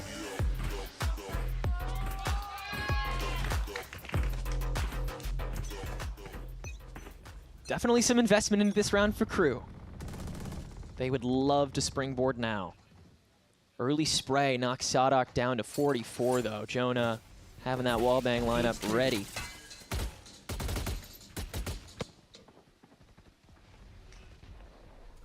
Let's just work his way into garage. Pressure applied. Amazing that he needed 0 cover on the window to be able to do all of that. You can see Jonah has to pick that up now. But if an execute towards C does come in, Sentinels have more than enough players cheating towards that side of the map to be able to handle it. But with Sodhawk embedded down in sewer with the noise they made there, they might just be encouraged to finish on the safe side. Dante trying to see if he can get that opening peak, but Jerwin staying patient with it until now. Shot number 1 will not land. Dante's got to bait out the second. Now KRU reconsidering again with how much time they're ending up wasting. Dante's going to try and go for the fake with the help of that overdrive, and now that he has the paranoia to help him out there, feels like SEN might react improperly, especially when there's only been 1 confirmed here, and Les manages to get a kill out of it. 2 on the Bandit, you're joking! KRU take over A, only 1 man to worry about for the moment. And Jerwin's about to walk into a defender up here. Sadok gets another Bandit kill! MW close up in the Sova Ditto, letting Jonah step out and grab that freebie, taking the angle back, but losing it again. This is a tough duel to take. Jonah turning it into 3. Can he make it? 4, no heat. Finally flashing his way back through it, and Cortez in the 1v2 with the run it back still available. KRU find their way back to form, and we're tied again. Pure heroics. The buffed Bandit is just crazy.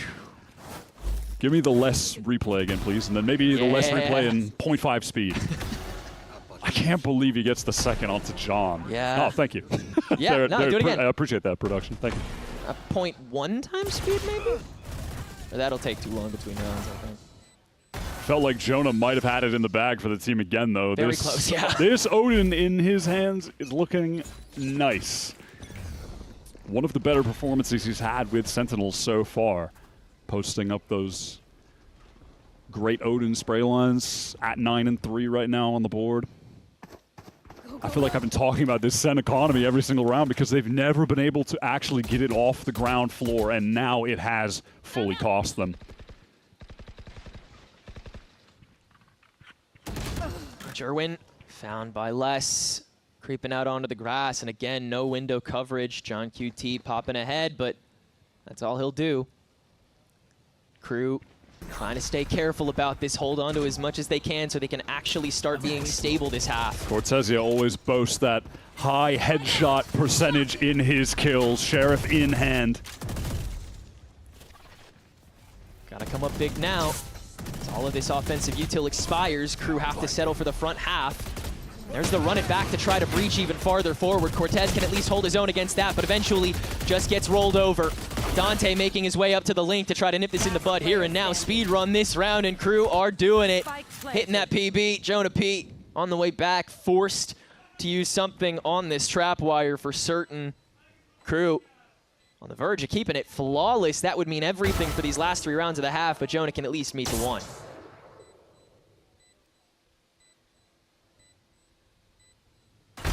KRU have put themselves, wow, great shots from Jonah. I mean, he is definitely stepping up. I think after the last couple SEN games, especially in that loss to Envy, definitely a lot of community scrutiny being thrown his way. Just trying to remind everyone that he has been to countless globals, that he has been a top-tier initiator player for years in the America scene, worldwide. KRU have now taken some control of this game with the round win. Only losing a couple players. Economy is in a great spot because they've won an eco. Yeah, the best grip on this half that a team has had yet. And it's with 3 rounds in it to go. Perfect opportunity to try to find a nice and early lead to make this a 2-0. Sentinels back up with the buy, and Jerwin finally with this operator in hand. Already getting a little bit poked at, but that's just a good reason to peek even harder and win the Ditto.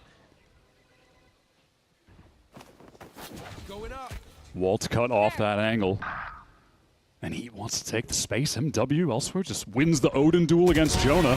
But Redux spraying back through, and Jerwin finding Heat close quarters. Both of those threats nullified. SEN have needed that from the challengers call up. A lot of responsibility put into the hands of Jerwin this year. My ult is ready.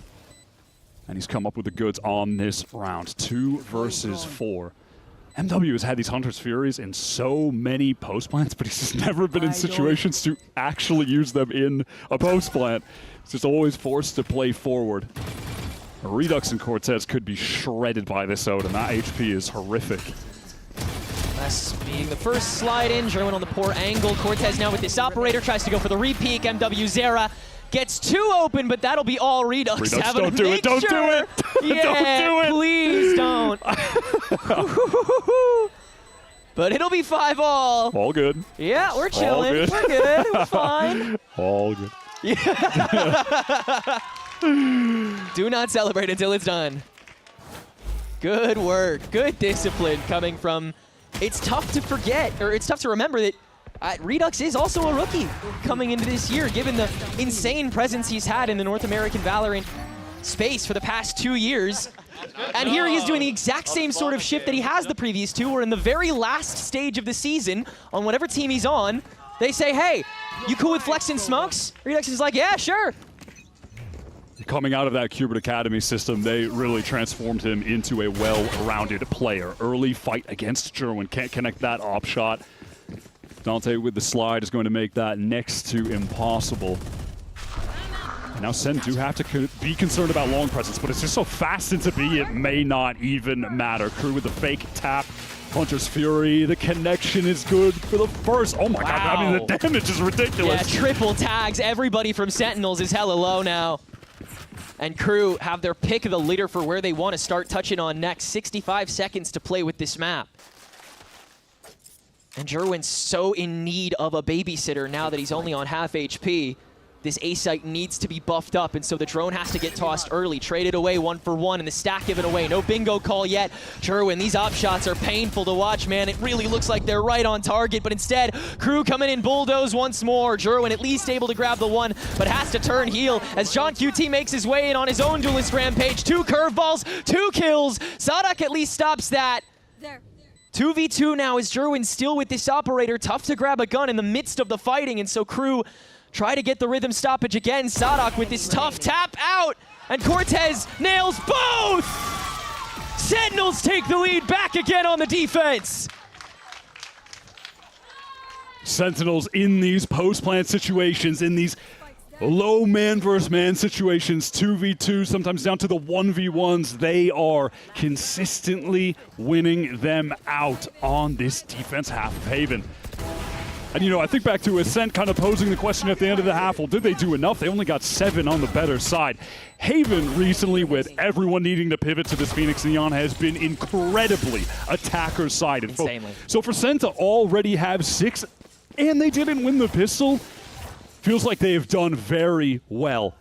And now you look at this last round, MW with just a stinger going up against 4 Sen ultimates. That run it back immediately met. Redux just hopping right in and grabbing an opening. 2-3. Odin just keeping on spraying, and John QT able to escort him all the way in down to spawn. MW and Les choked up off rip here. And Sentinels just driving the needle in harder to make sure that this half is theirs. Les only good for the 1.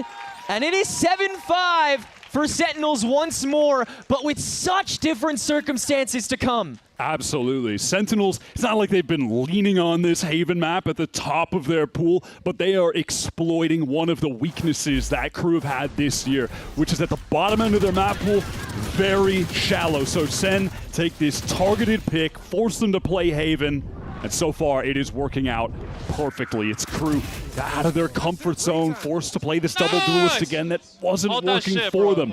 And for Sen, the John and Jerwin combo of the double duelist, it's been nice. But now you're getting the rest of the team stepping up. They didn't have that on Ascent, but Cortez and Jonah P are right there at the top of the board. The stars are aligned and Sentinels are primed to take us to sunset. The back half of Haven is coming after this short break.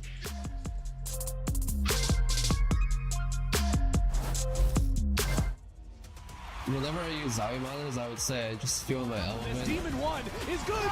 Without Nyack. The biggest difference was the ghosting. It was a immediate change. If you see something and it's not actually there, you're gonna miss your shot. Black Equalizer and Vibrance, I can react quicker to it, I can shoot better at it.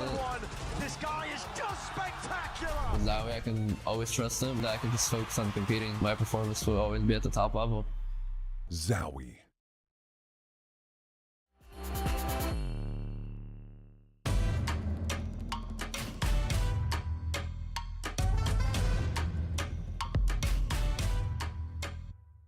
Esto es muy importante para mí porque primero que quiero jugar nuevamente en São Paulo, quiero estar en Brasil. La comunidad brasilera siempre me abrazó muchísimo y realmente me hace sentir muy bien cuando estoy jugando allá. La última vez fue en el lock-in y la pasé sensacional. Y realmente es importante porque quiero continuar representando KRU, quiero continuar representando Latinoamérica. Entonces para mí realmente tiene mucho sentido.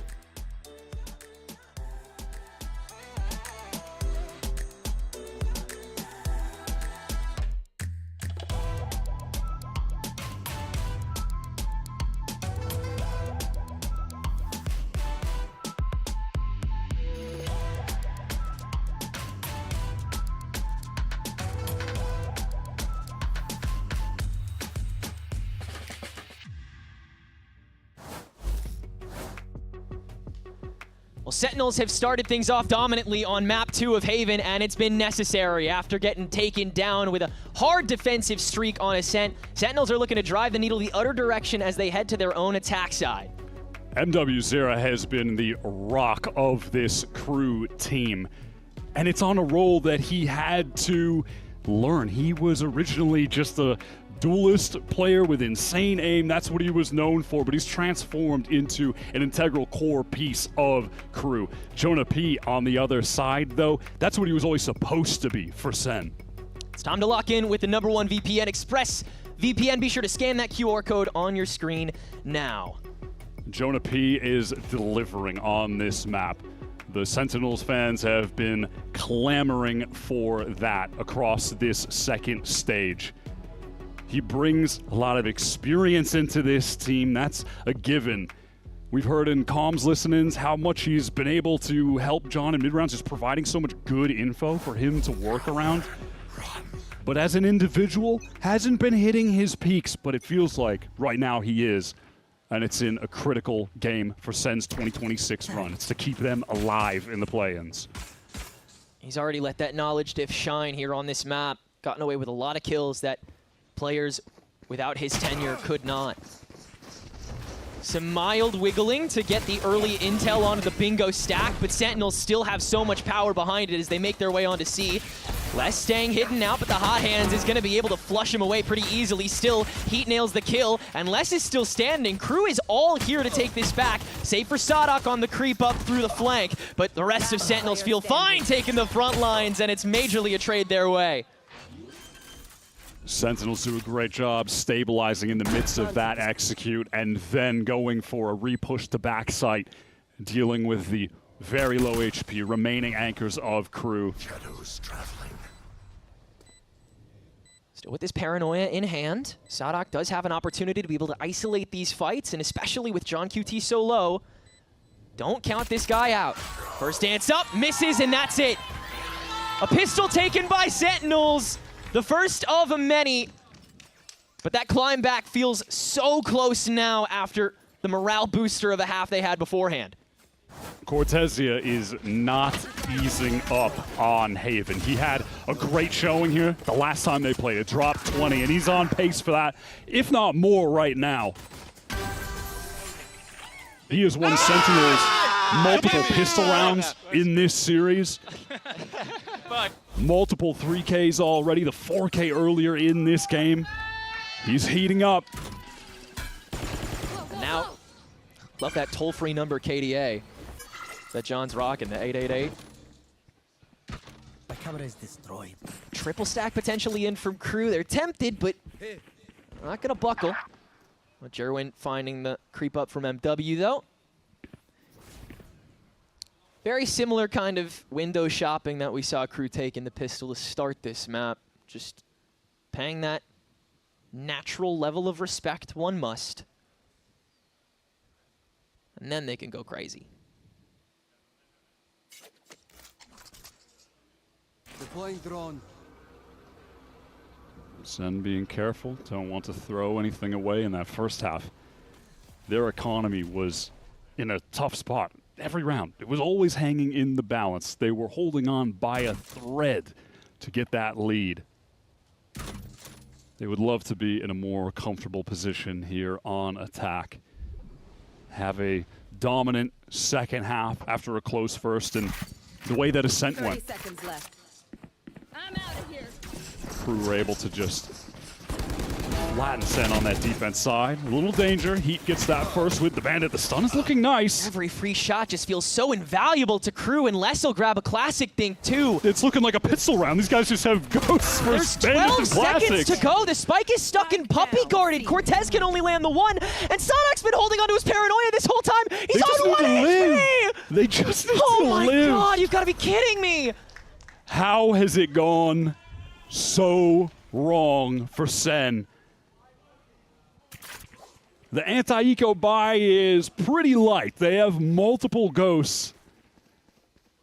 It begins with Heat in the corner, but then credit to Dante. That relay bolt he hit in the choke point was nasty. It forced Jonah out of the way. He was stunned up, couldn't assist, and then John's just caught in the corner. Freest kill of all time. Just picked clean. And now KRU has all of that momentum back again, albeit on their weaker side. And again, the big thing that has stuck out for KRU all season has been that lesser map pool. Sentinels picked this map for that reason, after KRU made the pivot off Breeze. This should be that half where more often than not, despite the buys, despite the setbacks, Sentinels is holding all the cards.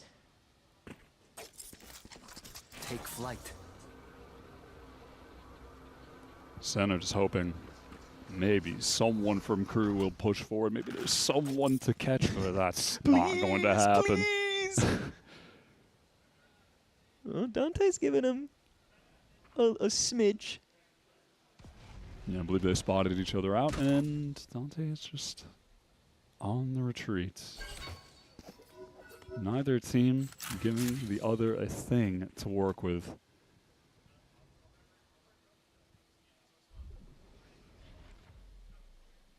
Revealing area. Go button now. Heat in a pocket that's red. Easily cleared. Cortez on the lurk as well. Less easily caught. Sure, why not, man? Whatever works for y'all. Might be time for the back-to-back eco. Cortezia lit up, but lives. And can just be that consistent, obnoxious flanking presence now. Anywhere, anytime. Can hit that door whenever he wants. 3-stack Paranoia hit, doesn't fully land, but Sadak still gets the opener. MW clears the rest of the crowd. That Hot Hands can at least take care of that Sova, but Dante's already made his way back up, and Cortez had to retreat back over to lane in order to stop this, and that Sheriff is good at headshotting, but not spraying. Sadak counters it, and KRU will stabilize. Take it to 7-8. Brutal for SEN. Set up to just eco them right back.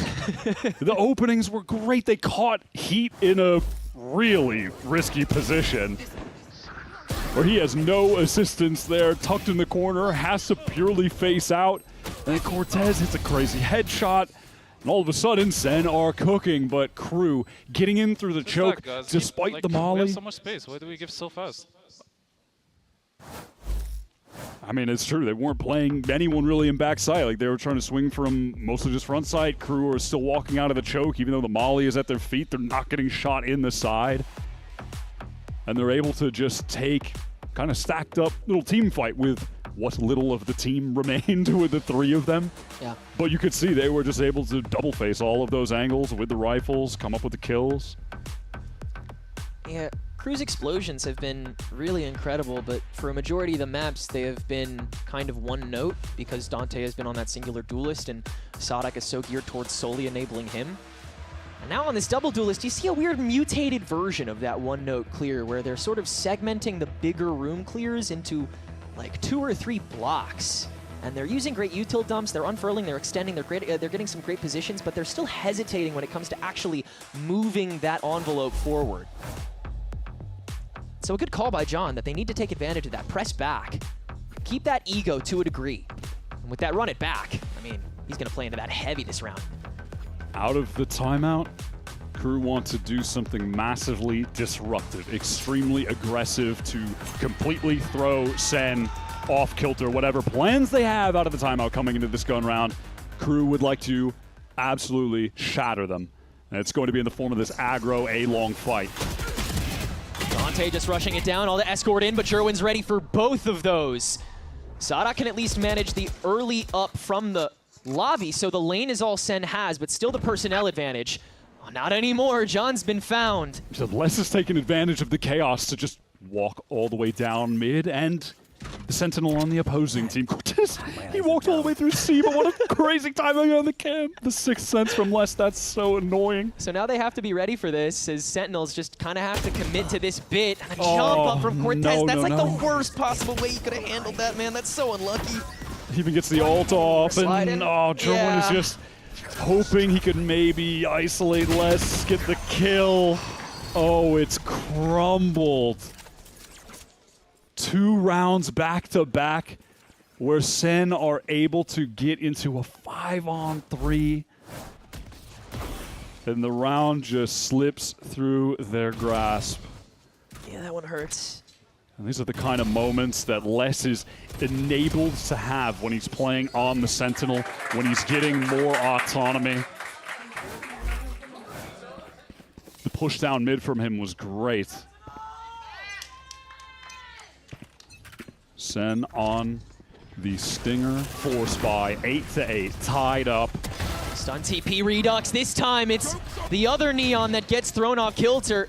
Heat trying to save the face by going for this run it back and finding the cubby, but the hot hands is going to make it so easy for Redux to just deal with that. They really want to deal with this first body, but eventually he'll get escorted out with the help of the rest of the team. Sadok takes that as an opportunity to find Jonah. In the meantime, John trying to chase this back down, and he just barely misses out on the rest of Heat with that run it back. Still, it'll be a 4v4 at the end of the day. Sentinels have one rifle to call their own off of it. That's just the economy difference, not having the rifle there, not having anything good at range. Or John absolutely would have gotten that free kill. Sentinels cannot afford to lose another round where they get the man advantage. I mean, they go into it at a huge disadvantage, obviously, in terms of the weaponry. But they keep putting themselves in position to win. This C site is free. They're going to need to play close range to find these kills. This double lurk up is both ends of it expected. 30 seconds left. Enough.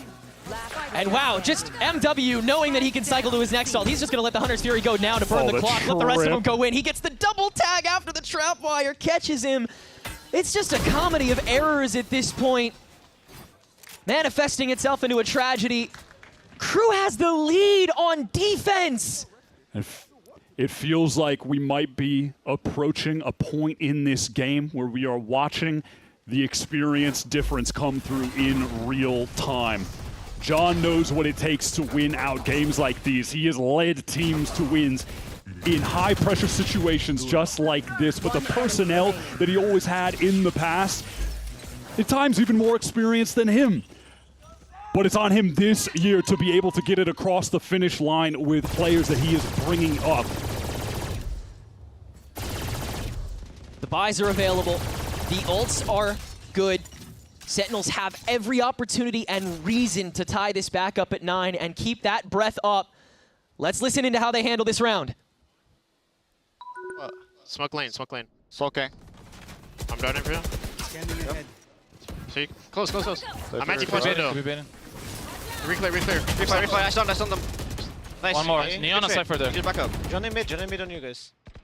Cypher's garage. Alright, I have C long. Cypher's on site, C. One HR pushing alone. Is he solo? He's only solo. I'm gonna push this guy off. Yeah, I'll get bomb. Cypher garage. Shoot that word TP. Neon pushing me, I think. No. Backed up. They're gonna pack up. No, Alpin, can we just contact? I can ult to A if I... Can we contact C? Okay. Yeah, we can. He has a question mark on it. it. Was Neon here. No stun. Did you stun? Okay. It was Neon Cypher C. Okay. I still have Jun. Alright, I'm holding. He could have walked into Cubby. Okay. Can you guys contact? We should walk. Okay. I have dart one. Ready to peek? I have dart in 5. 3, 2, 1. Camps on 3. I have dart for backside. I'm smoking. Yeah. Close. I'm gonna blind radio in a sec. I'm blinding 3, 2, 1. Blinding. Darts were backside. Or trips are backside. Radio. Radio. Let's smoke. Let's smoke. Radio. And there's smoke behind you and CG. 2 backside. Flank. Can get the bomb in hold. No time. Nice try. All good. NT. Just hoping they could make it all the way up close. See, maybe the Cypher cam would be elsewhere. But knowing the setup is there, they just walk into that trap. As soon as they're spotted, you could just see on the mini-map, KRU are going to beat them to that site. Cortezi losing that to Sadok was so brutal. Just so alone there. And even, I mean, for the garage take, they had to just abandon that plan the second that first stun came out. The slight disconnect was everything. SEN put themselves in position to win this game. They lost the first half pistol. They still are up 7-5 on defense. The harder half to play on Haven in this meta by far.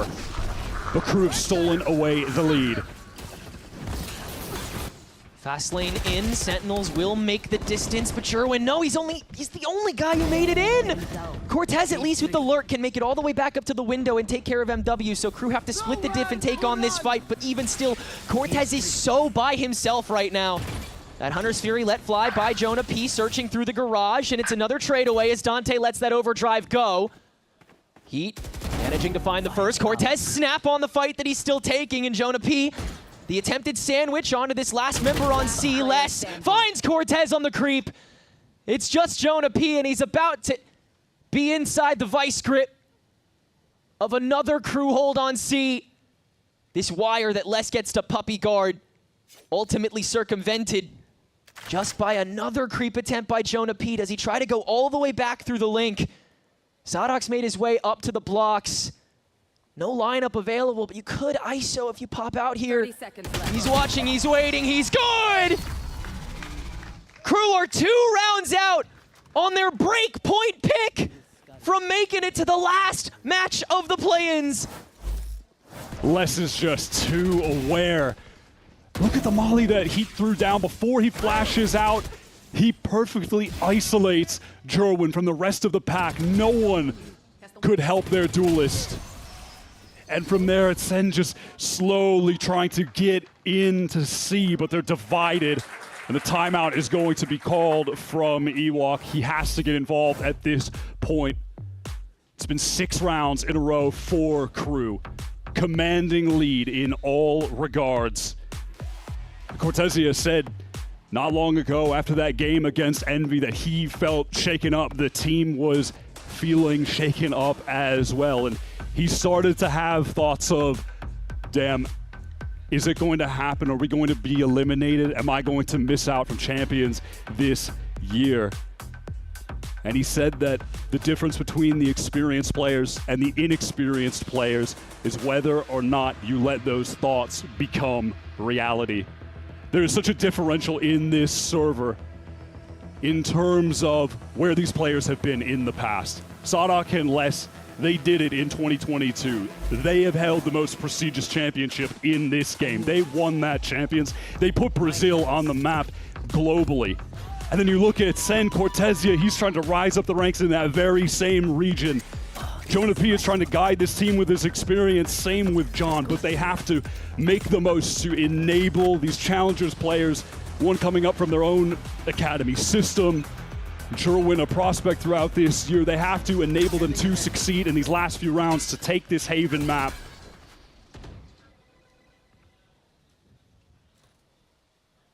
Both these teams have still so far to climb to make it to champs. That reality just seems so distant. Winning this, you have to fight EG in sudden death. Then you have to fight a loser of a winner's bracket in sudden death. Then you have to do that again. Then you have to do that again. Then you have to do that again. And so for either of these teams at this point, they just want to play another game. They just don't want it to end here. Big grass presence here from SEN, 4 on the 1. Les holding solid to try to sell Heat's presence, and no one is watching for it. 1 down, and it's a total blender in the garage. Nyon done out the gate. And Sentinels are 1 death away from going, what? 1 for 12, 13 in the second half of these maps? Cortesia has been left in an impossible situation after the team walked into the trap and was just massacred in garage. Can't connect. Dante undoes him, and KRU are now on match point.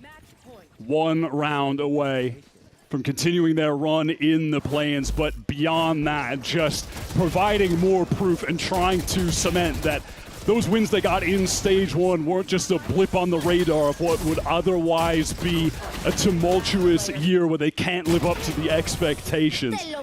They are continuing to prove that they can bounce back, that they can evolve late into this year, and maybe do what the KRU org has always seemed to do, which is make champions despite the odds. And they are insurmountable at this stage.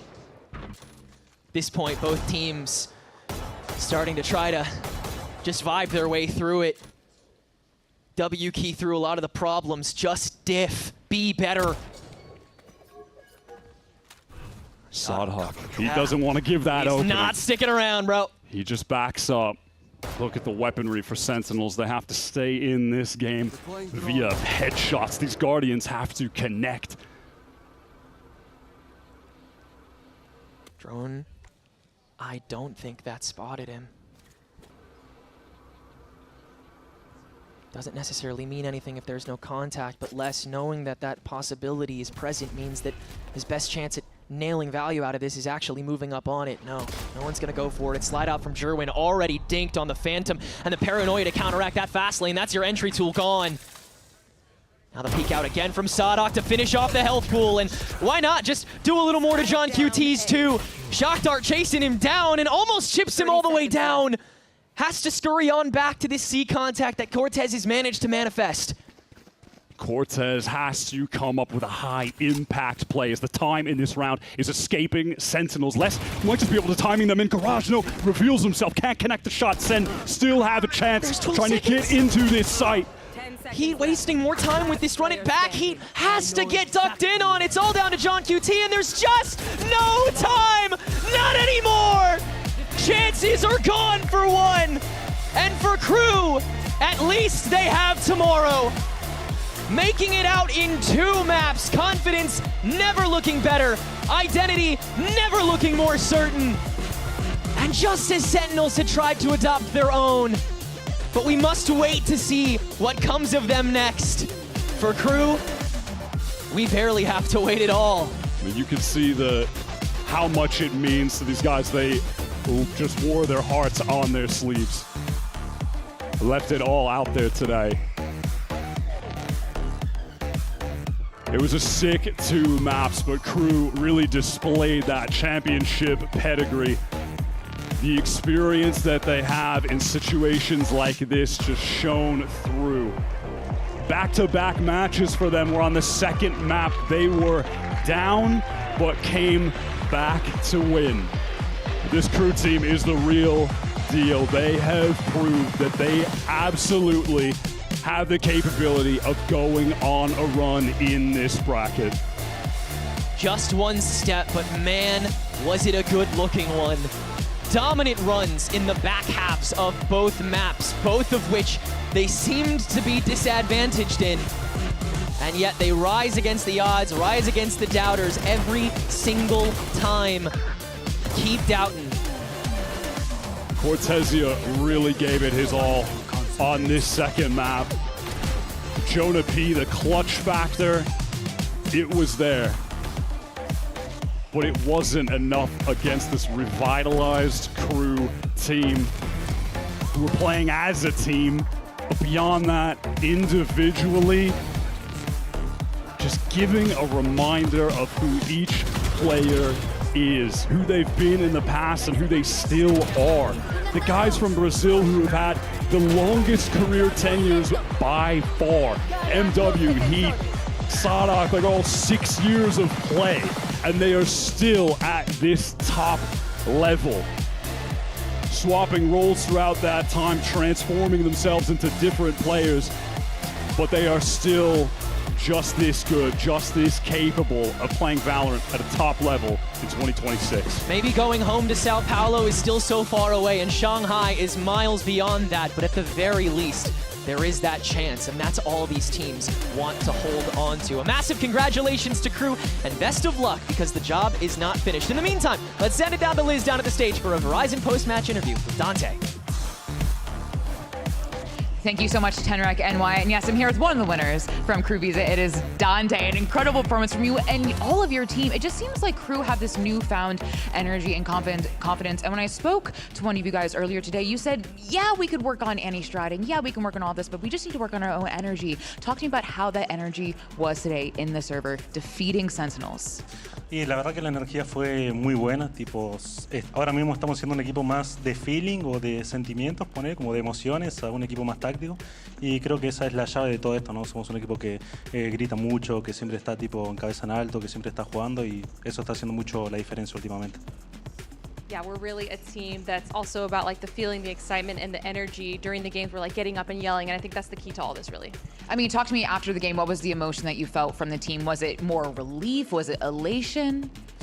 Y la verdad que fue increíble, tipo, ganarle a un equipo como Sentinel, no es fácil. Siempre, yo lo dije incluso en la entrevista que tuve, que iba a ser un partido difícil y lo fue. Entonces, estoy muy feliz y quiero ya jugar el siguiente partido. Yeah, you know, it's incredible beating this team of Sentinels. I'm like really elated. In an interview, I talked about just how tough of a match this would be. So, and you did it. Was it as tough as you thought it was going to be going into today? Because it looked very convincing from our end. It looked like easy 2-0 for you guys. Y la verdad, espero que sea un partido bueno porque nada, yo compito porque son partidos muy cerrados, tipo 2-1 o 13-11, algo así, que sea muy reñido, porque para mí eso es como la gracia de competir, pues si es muy sencillo, no tiene gracia para mí. yeah, you know, there's these matches where you have like these really close maps, and then there's these matches where you get like 2-0s. And for me, that's like the fun of it when it's like kind of like that. Well, your next opponent will be Evil Geniuses in this incredible lower bracket run that we've had from KRU. What are your thoughts going into Evil Geniuses? Is it going to be another Sentinels 2-0 like today, or is it going to be one of those, like you're talking about, one of those harder matches? Y va a ser un partido difícil. Tengo muchas ganas de jugar contra IG, quiero jugar contra DG5, que es un output muy bueno. Quiero jugar contra todos los chicos ahí, también que está Bao, que es un sentinel muy insano. Así que nada, quiero ver qué onda y cómo es ese in-game. Yeah, you know, this game is going to be really tough for us. We have DJ Zane, who's a really good off player, and as well as Bao, and all the boys are really great, so it's going to be a good match. Well, I am so excited for it. I can't even wait for tomorrow, but I'll let you go prep for tomorrow because you have a go. But congratulations, and we're going to send over to match point.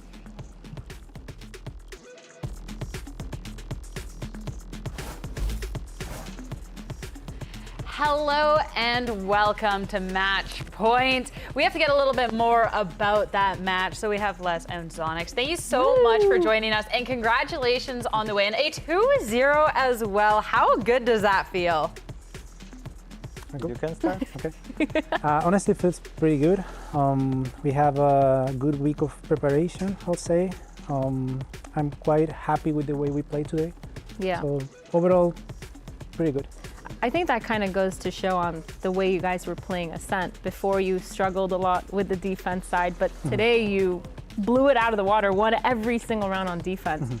Was that prep, or was it mainly like anti-stratting against Sentinels, or was it just you guys as a I game? think it was both, of course, but we saw a lot of mistakes on defense last game against... I don't remember. The last game that we played, Fluxo. Yeah. So we did a lot of mistakes on defense. It's okay, I forgot to. I was like, and then we were like, but at the same time that we had a lot of mistakes on defense, we loved our attack against Fluxo. So we thought like, we like this map. We are good in this map. We just need to fix some mistakes on defense, and we did that.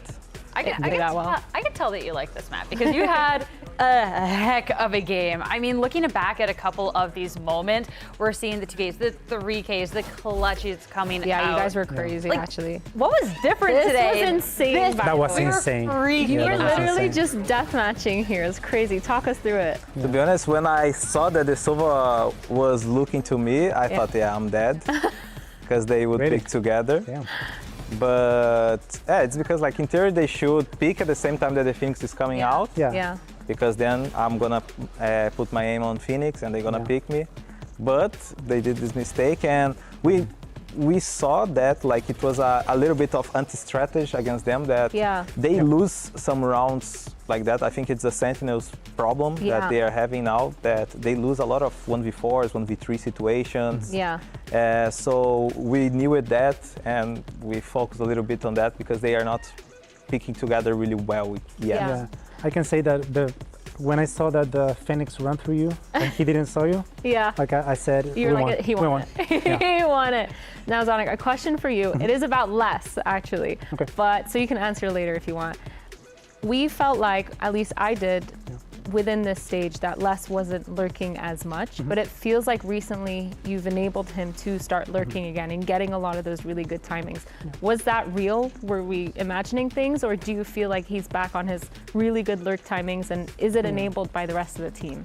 I mean, of course we have conversations about the way we want to approach game plans and the strategy-wise. At the same time, Les is a player that have like a strong identity as a player. So to some degree, we need to go through the process of kind of choosing the way we want to play and we want to approach the map. So sometimes it's a bit of strategy. He loves to lurk, I'll say. You're phenomenal at it, by the way.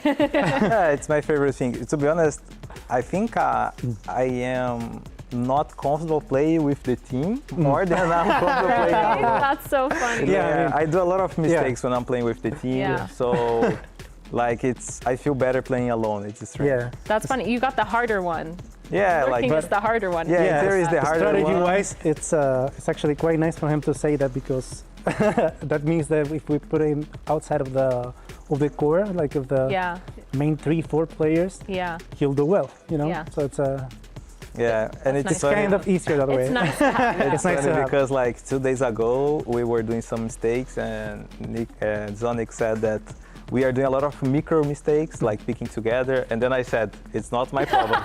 Because if it's my problem, I would just leave the party of the team. Like I would just leave the group and play alone, and then we fix one of the problems. He was like, "We're not trading, guys. We need to do this and this." And that's what I'm not there, but I'm not there. Yeah, guys, listen up. Don't look It's at because me, everyone. it's because I did these mistakes. Yes. Like we did like a scrim, and I did like 4 mistakes when I was playing with the team. Yeah. So I just said, instead of fixing that, I would just not play with the team. Hey, if it's working, it's working, right? right? Because that was a fantastic 2-0 to be taking the win today and move along with this bracket. And let's take a look at our play-ins bracket, because only 4 teams remain. You live to see another day. Up next, though, you're going up against Evil Geniuses, and the other side of the bracket's looking scary too. How are you feeling about this match coming up? I think our game against EG, it was really hard the last time that we played. We won, right? We beat them. But DGZ is an amazing player, and they had these new players. When we played against them, they did like the changes like 1 week ago, and now they are like already 1 month with this team. So I think it's gonna be a really hard game.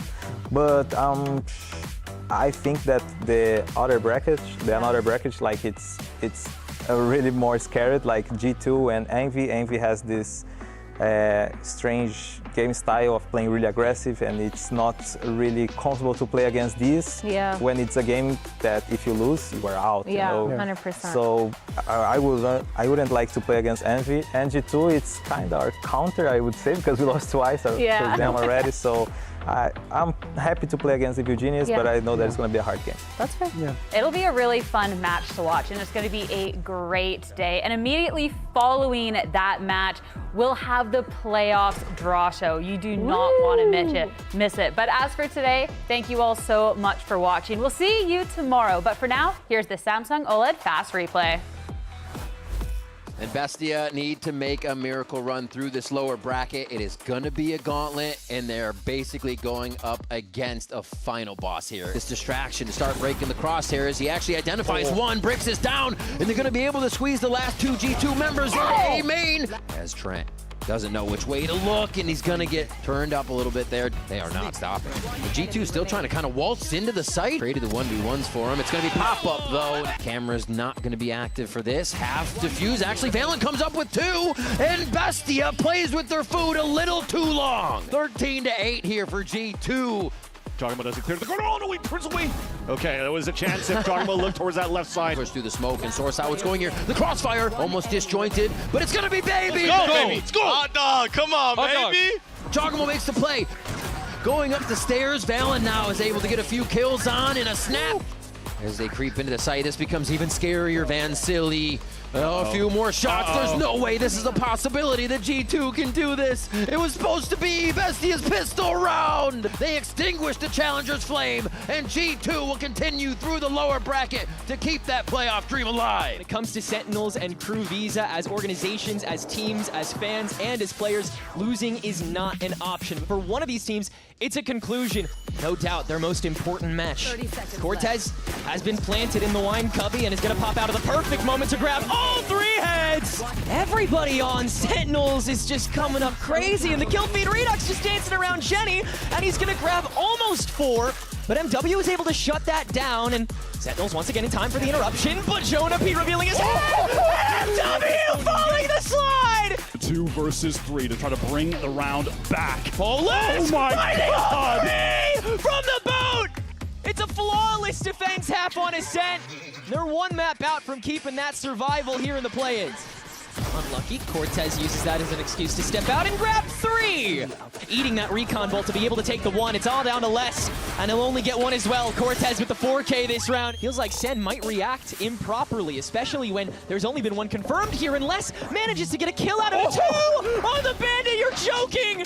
Back immediately, met Redux just hopping right in and grabbing an opening 2-3! Eventually, he'll get escorted out with the help of the rest of the team. Sadok takes that as an opportunity to find Jonan. The double lurk up is both ends of it expected. Chances are gone for 1!